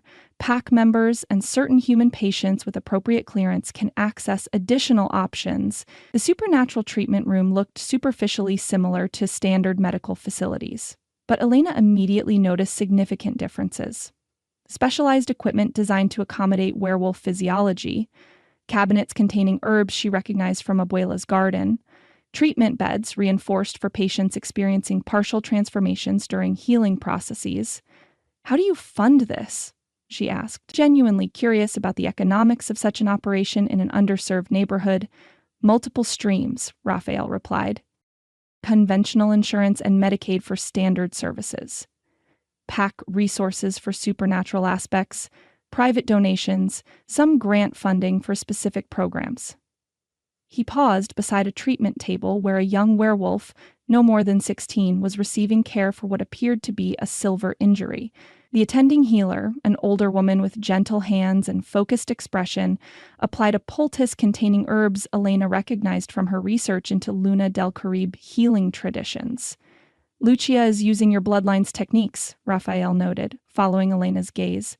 Adaptations of Luna del Caribe healing methods have been particularly effective for our younger PAC members struggling with control during transformation. The casual acknowledgement of her heritage's practical value, not as power to be acquired but as knowledge to be respected and implemented, touched Elena unexpectedly. Here, her bloodline represented healing tradition rather than political advantage or genetic potential. Why this approach? She asked as they continued their tour. Most PACs maintain rigid separation from human communities. Costa de Oro operates through influence rather than integration. What drove Sombra del Rio toward direct service? Raphael considered the question with evident seriousness, necessity initially. When my grandfather became Alpha in the 1970s, our PAC had limited financial resources but significant healing knowledge. Serving underserved communities created territorial acceptance while allowing us to practice our abilities constructively. They paused at a window overlooking the waiting room, where patients of various ages and backgrounds sat together, unknowingly sharing space with supernatural caregivers. Over time, we discovered something unexpected, Raphael continued. Integration strengthened rather than weakened our wolf nature. Regular, controlled use of abilities in service contexts improved PAC members' transformation control. Meaningful connection to place and people created territorial bonds stronger than mere dominance markers. The philosophy resonated with values Elena had absorbed from her parents and grandmother, the belief that werewolf abilities existed for purpose beyond power or self-protection. Yet she recognized limitations in the approach as well. The clinic, valuable though it was, remained small-scale compared to the systemic influence Costa de Oro wielded through corporate and political channels. Different paths to similar goals, she mused aloud. Raphael's expression suggested both agreement and reservation. Perhaps. Though I question whether preserving supernatural well-being through displacement of vulnerable communities truly serves similar ends to direct support of those same populations. The gentle challenge brought Elena's thoughts back to Little Havana, to the buyout offers and development plans that threatened to transform her childhood neighborhood regardless of promised cultural preservation measures. Before she could respond, Raphael's phone chimed with a message alert. Emergency case arriving, he explained after checking the screen. I need to prepare. But Elena, he added, his expression growing more serious, whatever you decide regarding Mateo's proposal, know that Sombra del Rio respects your autonomy and values your bloodline's traditions, without condition or expectation. The statement, offered without pressure or agenda, contrasted sharply with the complex political calculations surrounding her relationship with Mateo. As Elena left the clinic and walked slowly back toward Café Mendoza, she found herself weighing two fundamentally different approaches to supernatural existence in the modern world. Costa de Oro offered protection through power, influence through wealth, cultural preservation through controlled development. Sombra del Rio provided direct service, community integration, preservation through active participation in existing structures. Both models contained validity, both revealed limitations. Neither fully aligned with Elena's emerging understanding of her own values and potential. By the time she reached the cafe, a decision had crystallized, not from careful analysis of competing options, but from deeper recognition of her own nature and needs. The Luna del Caribe had historically served as mediators between competing interests, as healers who bridged divides rather than enforced particular visions. Perhaps that legacy offered guidance for her personal choices as well. Moonlight silvered the waves as Elena walked along the private beach adjoining Mateo's estate. She'd returned from Little Havana determined to have the conversation they'd postponed too long, about bloodline history, about his development plans, about the true nature of the connection between them that transcended political advantage or supernatural genetics. She found him where she expected, at the far end of the beach, where natural rock formations created a secluded cove perfect for solitary contemplation. He sat on the sand, gazing out at the horizon, his posture suggesting deep thought rather than mere relaxation. "I wondered when you'd arrive," he said without turning, Werewolf senses having detected her approach long before she came into view. "Your scent carries determination tonight." Elena smiled despite herself. Mateo's ability to read her mood through subtle chemical signals had initially unnerved her. Now it felt like natural communication between compatible wolves, one aspect of supernatural existence she'd grown to appreciate rather than fear. "We need to talk," she replied, settling beside him on the cool sand. "About several things I've been avoiding. The ring." Mateo nodded toward her left hand, which bore only her mother's pendant wrapped temporarily around her wrist. "You've made your decision." The simple statement carried complex emotions beneath its controlled surface. Resignation, disappointment, perhaps genuine grief carefully contained. Elena studied his profile in the moonlight, struck again by the contradictions embodied in the man beside her. Power balanced with restraint, strategic calculation alongside genuine feeling, dominance tempered by respect for her autonomy. "I have," she confirmed, "but not the decision you're assuming."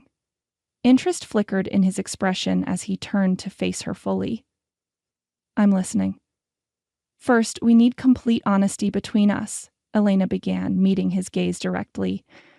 "I know about the prohibition between our bloodlines, about your parents breaking that prohibition, about the concerns regarding combined Luna del Caribe and Fuentes abilities." Mateo nodded, neither denying knowledge nor expressing surprise at hers. "My mother was Catalina del Mar, perhaps the strongest Luna del Carvi healer of her generation. My father was Felipe Fuentes, Alpha of Costa de Oro. Their union was opposed by both families for reasons that proved unfortunately valid." The calm acknowledgement reassured Elena that he hadn't intended to hide this history permanently, merely chosen questionable timing for its revelation. "Why didn't you tell me this when you first identified my bloodline? When you proposed?" "Partly strategic calculation," Mateo admitted with characteristic honesty. "Information that casts potential mate bonds in negative light is typically reserved until positive connection is established." "And partly," Elena pressed, sensing more personal reasons beneath the pragmatic explanation. Something vulnerable flickered across his features, an expression she'd glimpsed only rarely beneath his controlled exterior. "Partly fear," he acknowledged quietly. "Fear that you would see only the bloodline risks rather than the potential for something different between us. That history would overshadow possibility." The admission touched Elena unexpectedly. This powerful alpha, this strategic businessman who calculated outcomes with precision, harbored very human fear of rejection, based on circumstances beyond his control. "I've spent my life balancing contradictory aspects of my heritage," Mateo continued, gazing out at the moonlit ocean. "The dominance and protectiveness from my father's bloodline, the healing and connection from my mother's. After their deaths, my father's family emphasized power, while suppressing the Luna del Carbi aspects they considered potentially destabilizing." He turned back to Lena, his expression more open than she'd yet witnessed. "Meeting you awakened aspects of myself I'd been taught to control rather than embrace. Your approach to abilities intuitive rather than calculated, balanced rather than dominant. Reminded me of my mother's teachings before I lost her. The personal revelation carried more weight than any political advantage or supernatural benefit he might have cited. This wasn't merely strategic alliance between compatible bloodlines, but genuine recognition between two people who each carried similar internal dualities. I haven't been completely forthcoming either, Elena admitted. I visited Raphael's clinic today, saw how his pack integrates with the community, provides direct service rather than indirect influence.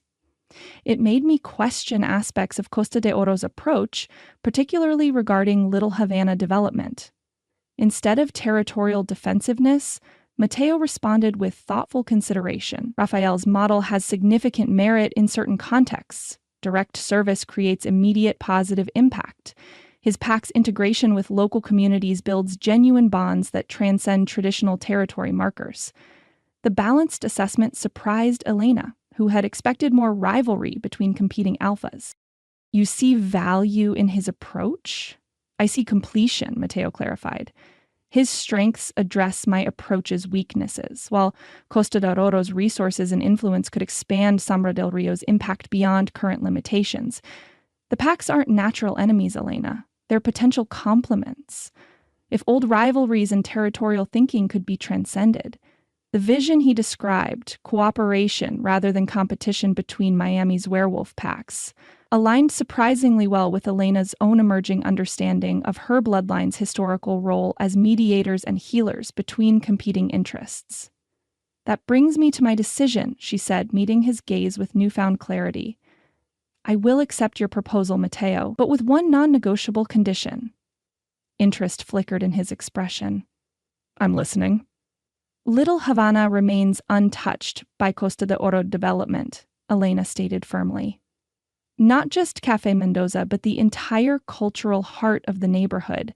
No buyouts, no revitalization that displaces current residents, no gradual transformation that erases what makes the community unique. Mateo studied her with thoughtful consideration. You would make the protection of a neighborhood your condition for accepting a mate bond? Not just any neighborhood, Elena clarified. The community that sheltered my family when our pack was decimated. The people who accepted us without knowing our true nature. The cultural heritage that sustained us when supernatural connection was lost. She leaned forward slightly, emphasizing her resolve.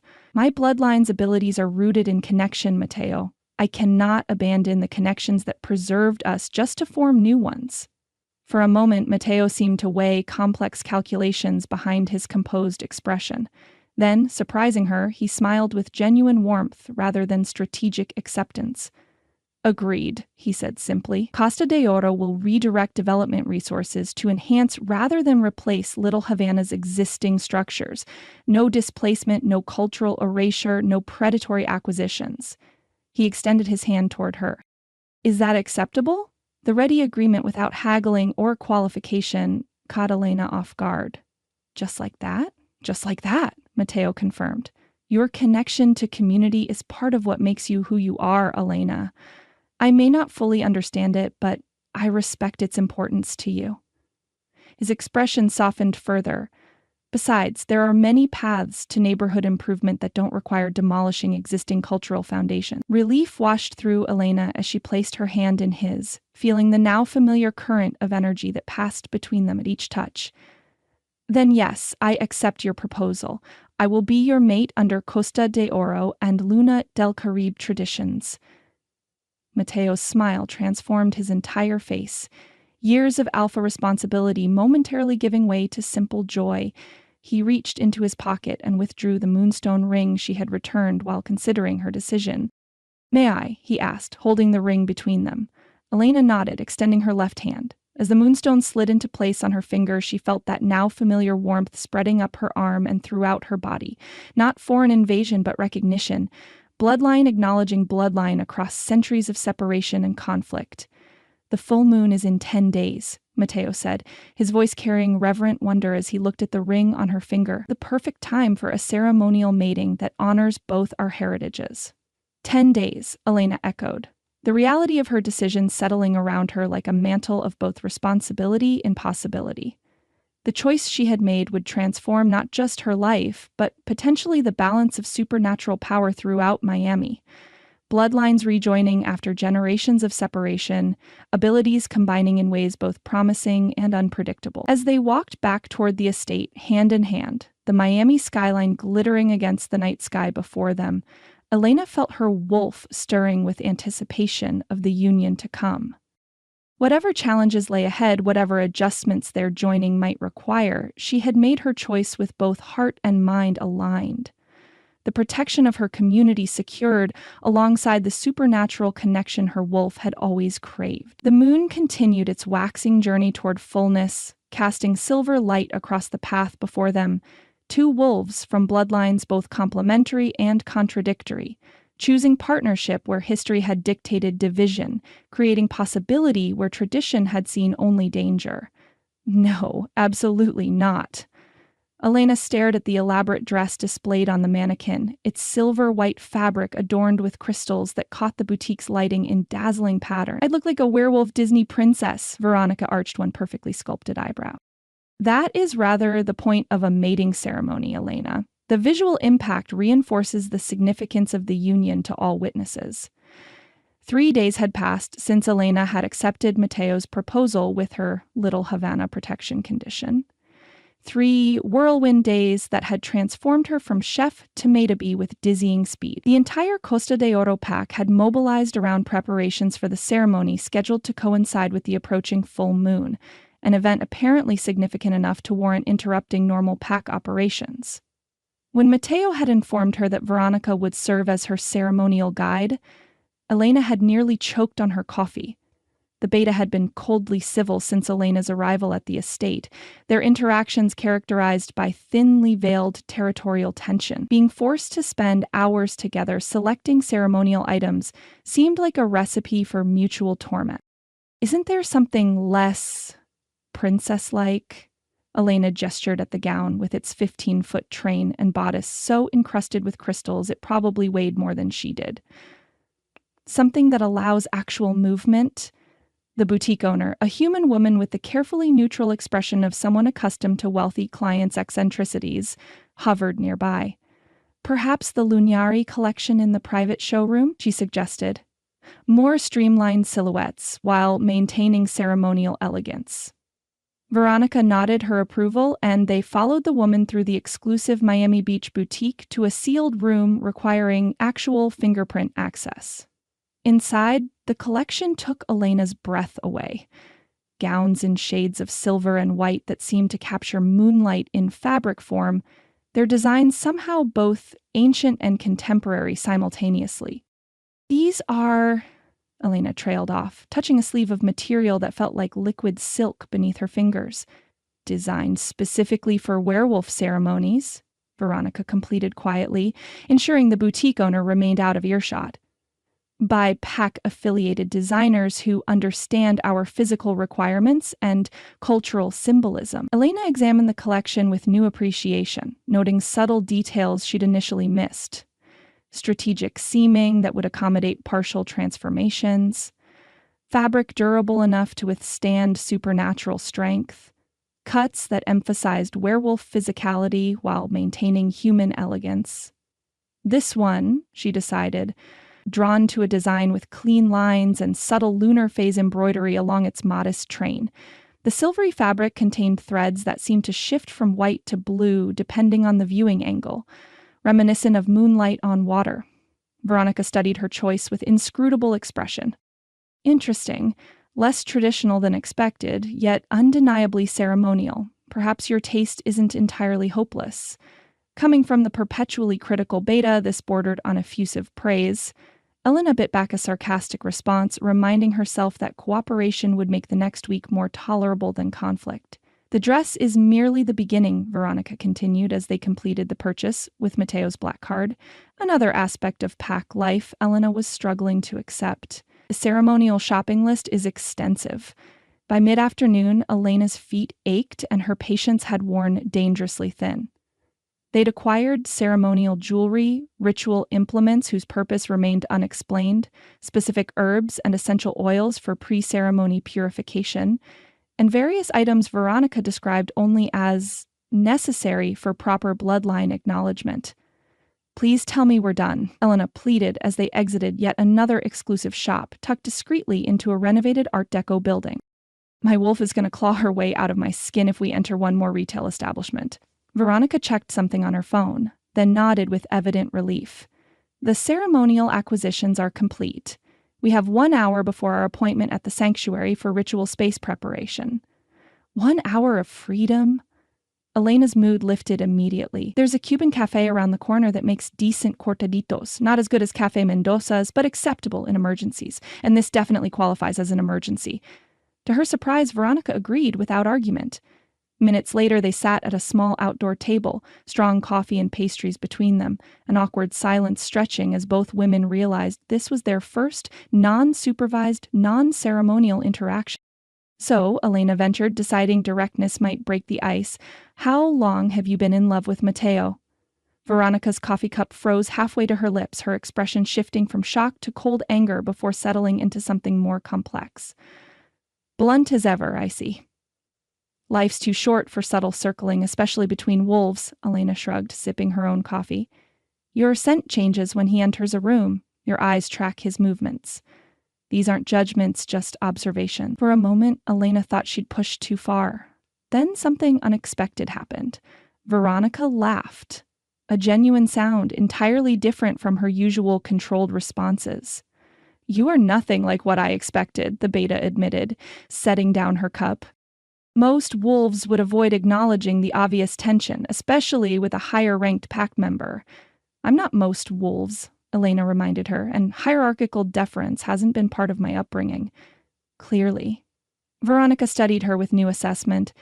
"To answer your inappropriately direct question, I've known Mateo since childhood. Our families assumed we would eventually mate, cementing the alliance between two prominent Costa de Oro bloodlines." She broke a pastry into precise pieces, her manicured nails gleaming against the flaky crust. "It wasn't merely a strategic arrangement. We were compatible. Understanding each other's positions, responsibilities, ambitions. What humans might call friendship evolved into something deeper over years." Elena hadn't expected such candor, nor the genuine emotion evident beneath Veronica's carefully controlled exterior. "What happened?" "You happened." The words carried no accusation, merely factual acknowledgement. "More precisely, Mateo's discovery of your existence happened. He became obsessed with finding the last female Luna del Carrai. Initially, it appeared purely academic, bloodline research, historical documentation. Then his interest shifted from abstract to personal."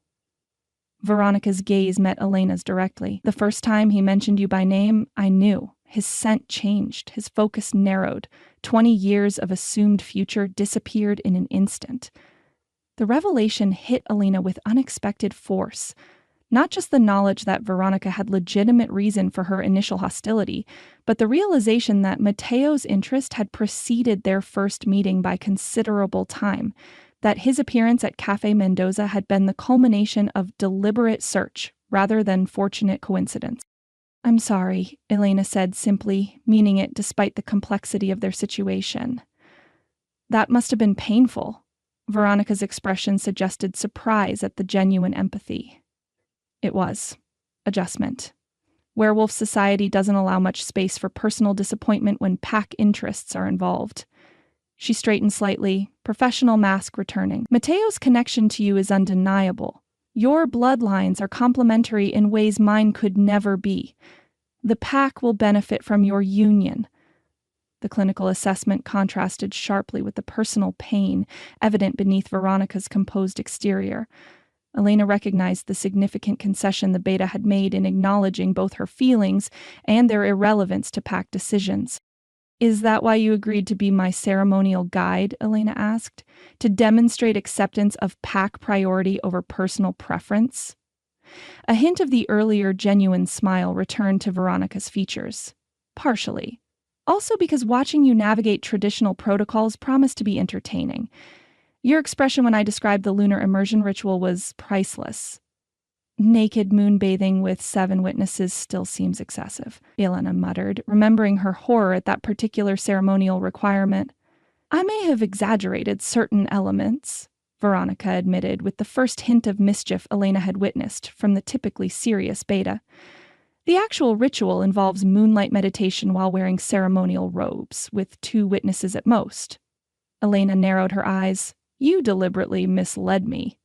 Consider it mild hazing, Veronica replied, finishing her coffee with evident satisfaction. New pack members traditionally endure some discomfort during integration.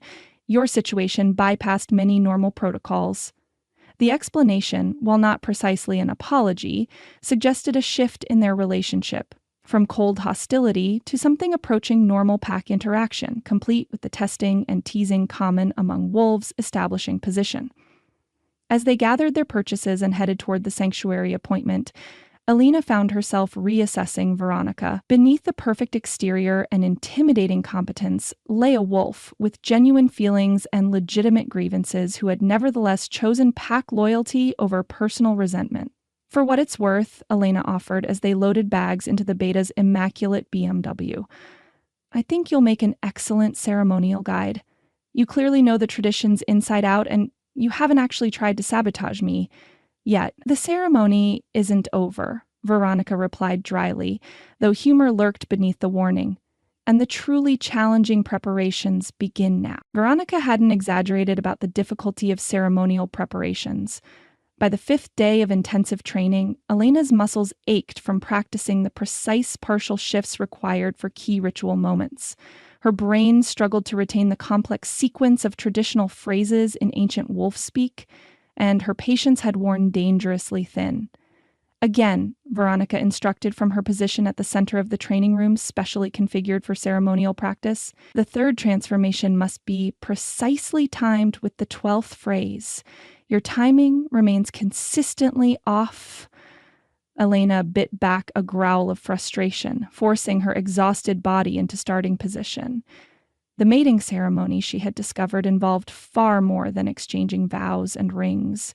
Werewolf tradition required demonstrating bloodline abilities through partial transformations synchronized with ancient vocalizations, creating a supernatural resonance that supposedly strengthened the mate bond being formed.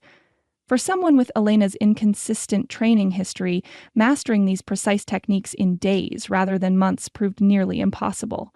Perhaps we should rest, suggested Sophia, another pack member assisting with preparations. Elena has been practicing for 6 hours straight. Veronica checked her watch with evident reluctance. 20 minutes. Then we resume with the pack acknowledgement sequence. The moment Veronica left the room, Elena collapsed onto a training mat with an undignified groan.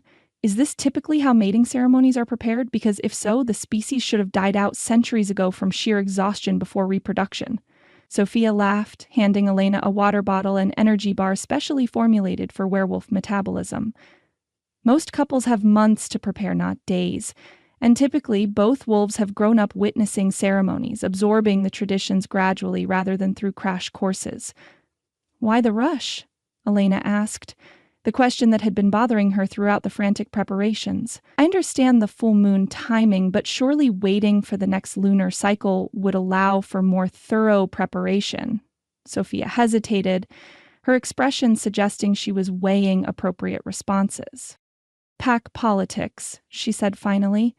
The alpha's mate choice affects alliance opportunities, territorial negotiations, bloodline strategies. Once Mateo announced his intention to claim you, certain timelines accelerated. The oblique explanation raised more questions than it answered, but before Elena could press further, Veronica returned with several scrolls that turned out to contain yet more ceremonial instructions requiring memorization. The preparation schedule had proven so demanding that Elena barely saw Mateo outside formal training sessions where he demonstrated specific ceremonial movements. He seemed perpetually occupied with business matters, pack responsibilities, and long meetings with elders, from which Elena remained excluded, despite her pending Mate status. By the 7th day of preparations, with the full moon ceremony less than 48 hours away, Elena's frustration reached breaking point. After a particularly grueling practice session where she failed repeatedly to master a complex shifting sequence, she finally confronted Veronica directly. This isn't working, she stated flatly, toweling sweat from her face. I can't master these techniques in the time remaining. Something needs to change. Veronica's expression suggested she'd been expecting this confrontation. The techniques are non-negotiable for a proper Cosa de Oro mating ceremony, especially with bloodlines of your significance. Then perhaps the ceremony should be postponed, Elena suggested, ignoring the immediate tension her words created among the practice assistants. Until I've had sufficient training to perform it properly. Before Veronica could respond, the training room door opened and Matteo entered. His timing suggested he'd been monitoring the situation from outside, another example of the constant supervision that had characterized the preparation period. Elena's suggestion has merit, he said, surprising everyone, including Elena herself. Traditional ceremonies require months of preparation. We've compressed that timeline significantly. Veronica's posture stiffened with unmistakable disagreement. The elders have been clear about the astrological significance of this particular full moon for bloodline bonding. Postponement would forfeit optimal conditions. Optimal conditions mean nothing if Elena isn't comfortable with the process, Matteo countered, his tone leaving no room for argument despite its reasonable volume. Everyone out, please. I need to speak with my mate-to-be privately. The immediate compliance with his request, even from Veronica, whose expression suggested significant reservation, reminded Elena forcefully of the power dynamics underlying pack structure. For all their progress toward personal understanding, these wolves responded to alpha authority with instinctive deference. Once alone, Matteo's authoritative presence softened considerably. He crossed to where Elena stood, concern evident in his expression. "You're exhausted," he observed, fingers gently brushing a strand of hair from her damp forehead.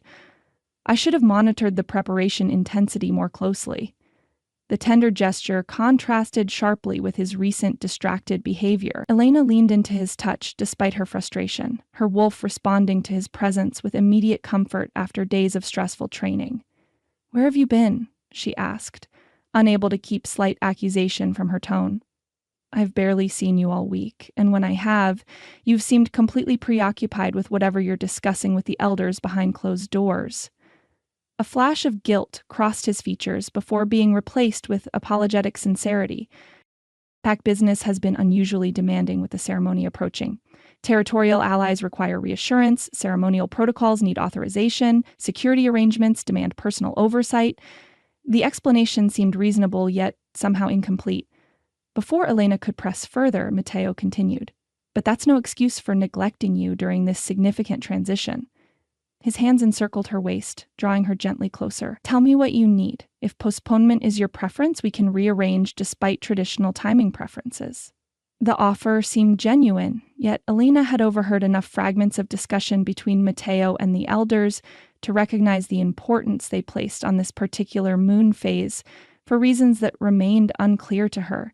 Phrases about bloodline preservation and ritual requirements had filtered through closed doors, suggesting complexities beyond simple ceremony timing. "I don't want postponement," she clarified, meeting his dark gaze directly.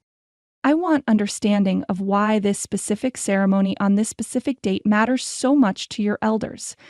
I want to know what they're telling you in those meetings I'm not invited to join. I want transparency, Matteo." His expression grew more guarded, though he didn't release her from his embrace. "The elders are traditionalists. They believe certain moon phases offer optimal conditions for bloodline bonding, particularly between lineages with your unique heritage in mind." "And," Elena prompted, sensing significant omission in his explanation. Matteo sighed, his thumb tracing small circles against her lower back in an unconsciously soothing gesture. "And they're concerned about ensuring our union preserves the strongest aspects of both bloodlines. The healing abilities of Luna del Caribe, the strength and dominance of Fuentes." The careful phrasing triggered Elena's suspicion. "Preserve how, exactly?" A moment of hesitation preceded his response. "Through traditional ceremonial elements designed to harmonize potentially divergent supernatural genetics. Nothing harmful," he added quickly, reading her growing concern. "Simply ancient practices intended to support successful blending of powerful bloodlines." Though his explanation remained frustratingly vague, his evident reluctance to discuss elder concerns in detail suggested pack politics beyond her current understanding. Elena made mental note to investigate further when opportunity allowed, but her immediate physical exhaustion demanded resolution of the training issue. "If postponement isn't feasible, then I need the ceremony simplified," she stated pragmatically. "Focus on essential elements rather than every traditional flourish.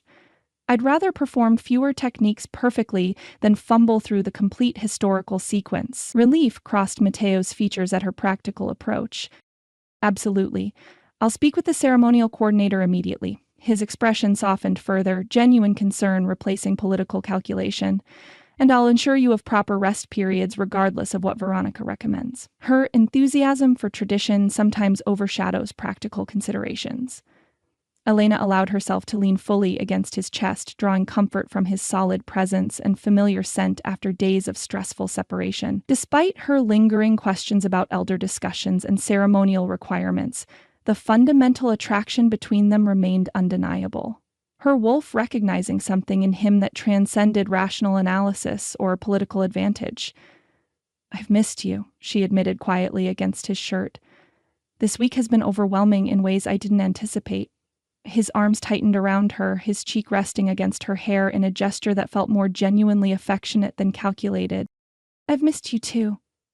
More than protocol would suggest appropriate for an alpha distracted by pack responsibilities." The hint of self-deprecating humor reminded Elena of why she'd agreed to this union despite her reservations and unanswered questions. Beneath his alpha authority and strategic calculation lay genuine warmth and surprising vulnerability that emerged in unguarded moments. "2 more days," she murmured, allowing herself to imagine the ceremony's completion, the formal recognition of their connection, the integration into pack structure that would ease her wolf's lifelong isolation, the security for her family and community that their union would provide.